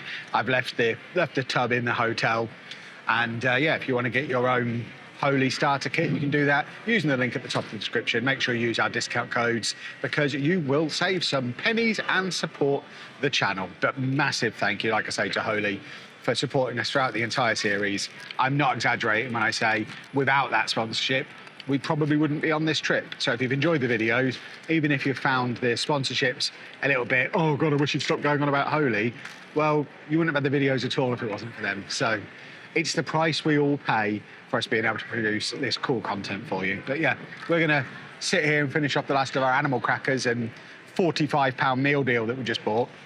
It wasn't even a meal deal, it was 2 sandwiches and a couple of coffees for $45. Wasn't great. Yeah, and I'd say it wasn't even a very good sandwich, but we got some animal crackers that we bought at Animal Kingdom that we need to eat up. Anna's shaking her head. We got them at the fishing shop. They're actually from the fishing shop. We'll meet you on the other side when we're getting stuck into some duty-free shopping, because we haven't got enough stuff yet. Well, we are through security. That was a bit of a kerfuffle because we had to check our carry-on as well because the flight is full.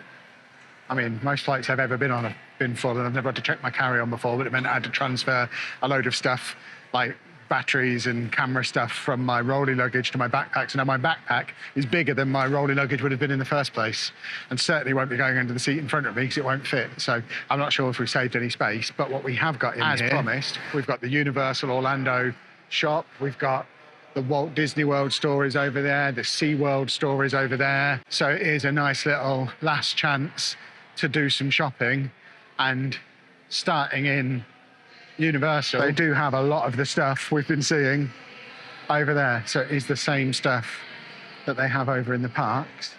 If you weren't able to get it in the parks, or if you came here and maybe didn't visit Universal, it's all in the store here. I mean, we didn't go to SeaWorld, but you can be sure I'm going to go in there and try and find Anna a shark. But I can see there's Minions stuff over this side. That hoodie I almost bought the other day. I am tempted, but I also almost bought that, and I almost bought this bag the other day because it's fantastic. So, oh no, they've got the Kevin Loungefly. You know what? I am genuinely tempted to pick that up. Now I've had to check my other bag. I can use that as my under the seat bag in front of me. Kevin the Loungefly. I've never had a proper Loungefly. I genuinely might buy that. But we've got some slippers. Oh, that Scooby-Doo Loungefly is great as well. So much fun stuff in here. They've got an excellent Duff hat. And then we've got all the Simpsons stuff. We've got little Universal shopping bags if you want to pretend you went. We've got Shrek and some Marvel stuff and some Transformers. This is good. There's lots of goodies in here.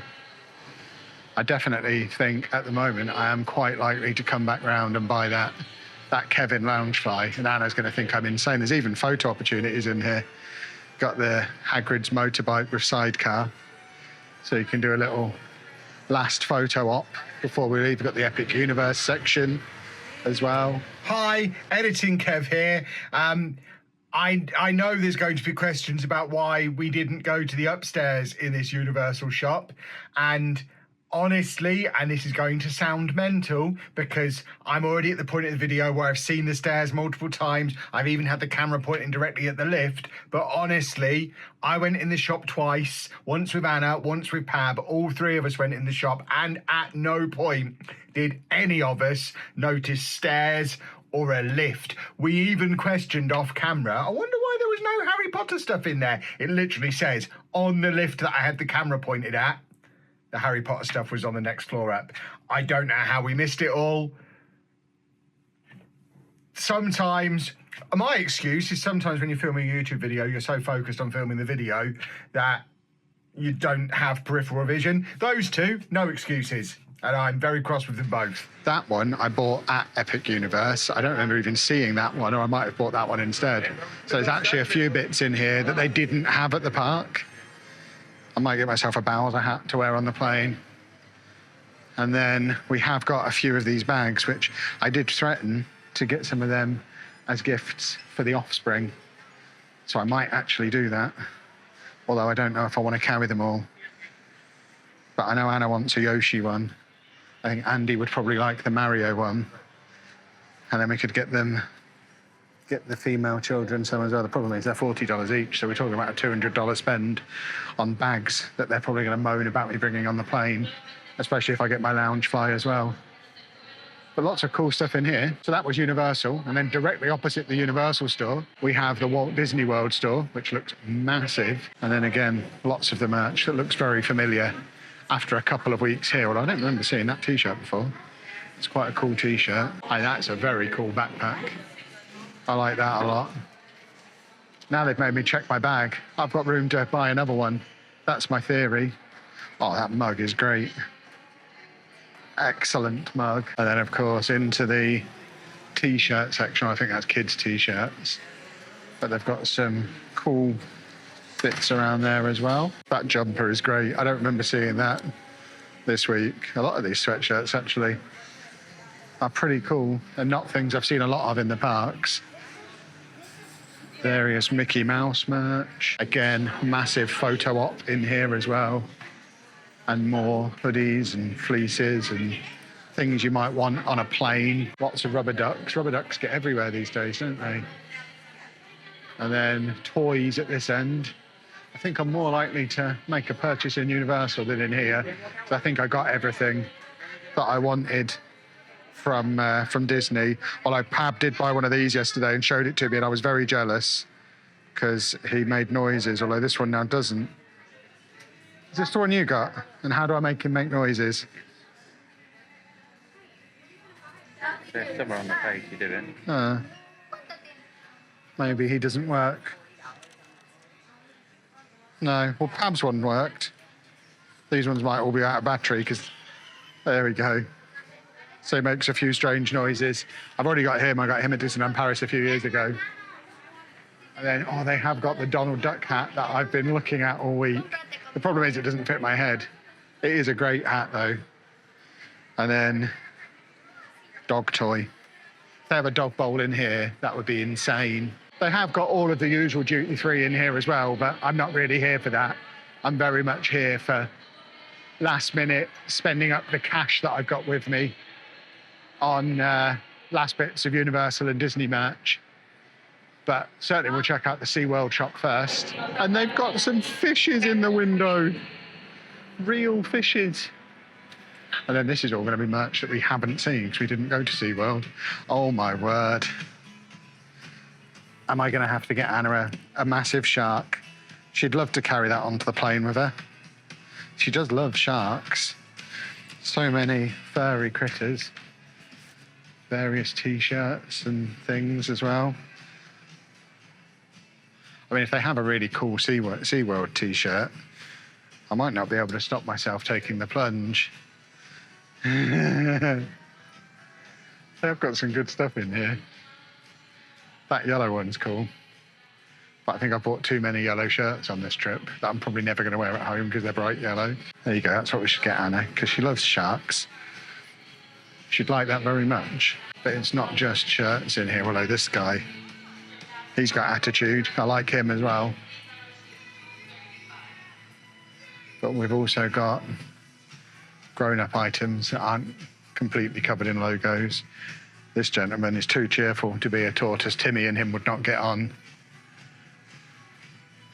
We've got a Sesame Street magnet, which I am going to need somebody in the comments to explain to me why that's in the SeaWorld shop. In fact, they've got Sesame Street merch in here. They've got a Snuffleupagus. I've wanted a Snuffleupagus for as long as I've been a human. Will Anna yell at me if I walk back to her carrying a Snuffleupagus? It wouldn't be the weirdest thing that she's ever experienced when I'm concerned. Well, I've got so much Sesame Street stuff. I didn't even look around at all this. I don't understand the Sesame Street SeaWorld relationship. But here it is. And look at it all. Oh my word. Oh my word, they've even got a Sesame Street loungefly. Notebooks. Shoulder buddies. These might be better than Mickey ears. This stuff is great. Someone explain it to me. And then a couple more loungeflies on there as well, in various different designs. Some hats and jewellery, luggage. Never understood selling luggage after security at the airport. I can't imagine a situation where you need it. That's like a Minecraft shark at the bottom there. I'm sure it's probably not, but it looks like one. I've now been in the 3 main shops. I have a plan. I'm going to go and make some purchases, which does mean carrying a few extra bits onto the plane, but so be it. This is quite a nice, relaxing thing to have in an airport, apart from the noise going on, the constant announcements. But we're heading back to the Universal store, and we are going to do some gift purchases. So we're going to get this one for Anna, because she wanted Yoshi. We are going to get, where is Mario? That one's for Andy. And then I'm getting them. Can you see Toadstool as a bag? I want Old Mushroom Head as a bag. They had them in Universal. I don't think they've got them. So that's the one that's missing. I've already got that one for myself. So now for the female children, I guess they need to argue between Bowser, Peach, and Luigi. $40 each, but they're gifts for the kids. And then I'm going to get myself the Minion Loungefly, because it's time I got one. I show you them every video. I do like them. They're not the most masculine thing in the world. I just like them. And that's what I call a roaring success. Gifts for all the kids complete. Yeah, we waited until we were at the airport, but I got exactly what I'd been planning to get when we saw them in Universal earlier in the week, and I was kind of gambling on them being here. If they weren't here, I don't know what gifts they've got. Key rings probably, but Kev wins and doesn't have to find a way to squeeze it into his luggage. And with that, we are going to say goodbye on this video and this series. We're going to board the plane in like 2 hours, and I'm going to go to sleep because then I have to drive to Manchester as soon as we land at 6 a.m. So I do need to sleep on that plane. But if you have enjoyed this video and this series, please make sure you leave a nice big thumbs up on there for us. Subscribe to the channel for whatever travel shenanigans we get up to next. You're not going to get another video in a couple of days like you've been used to for the last month or so, but we'll be back traveling again soon. I'm not sure where or when, but it won't be too long. So make sure you subscribe so you don't miss out on that. And thank you very much for watching.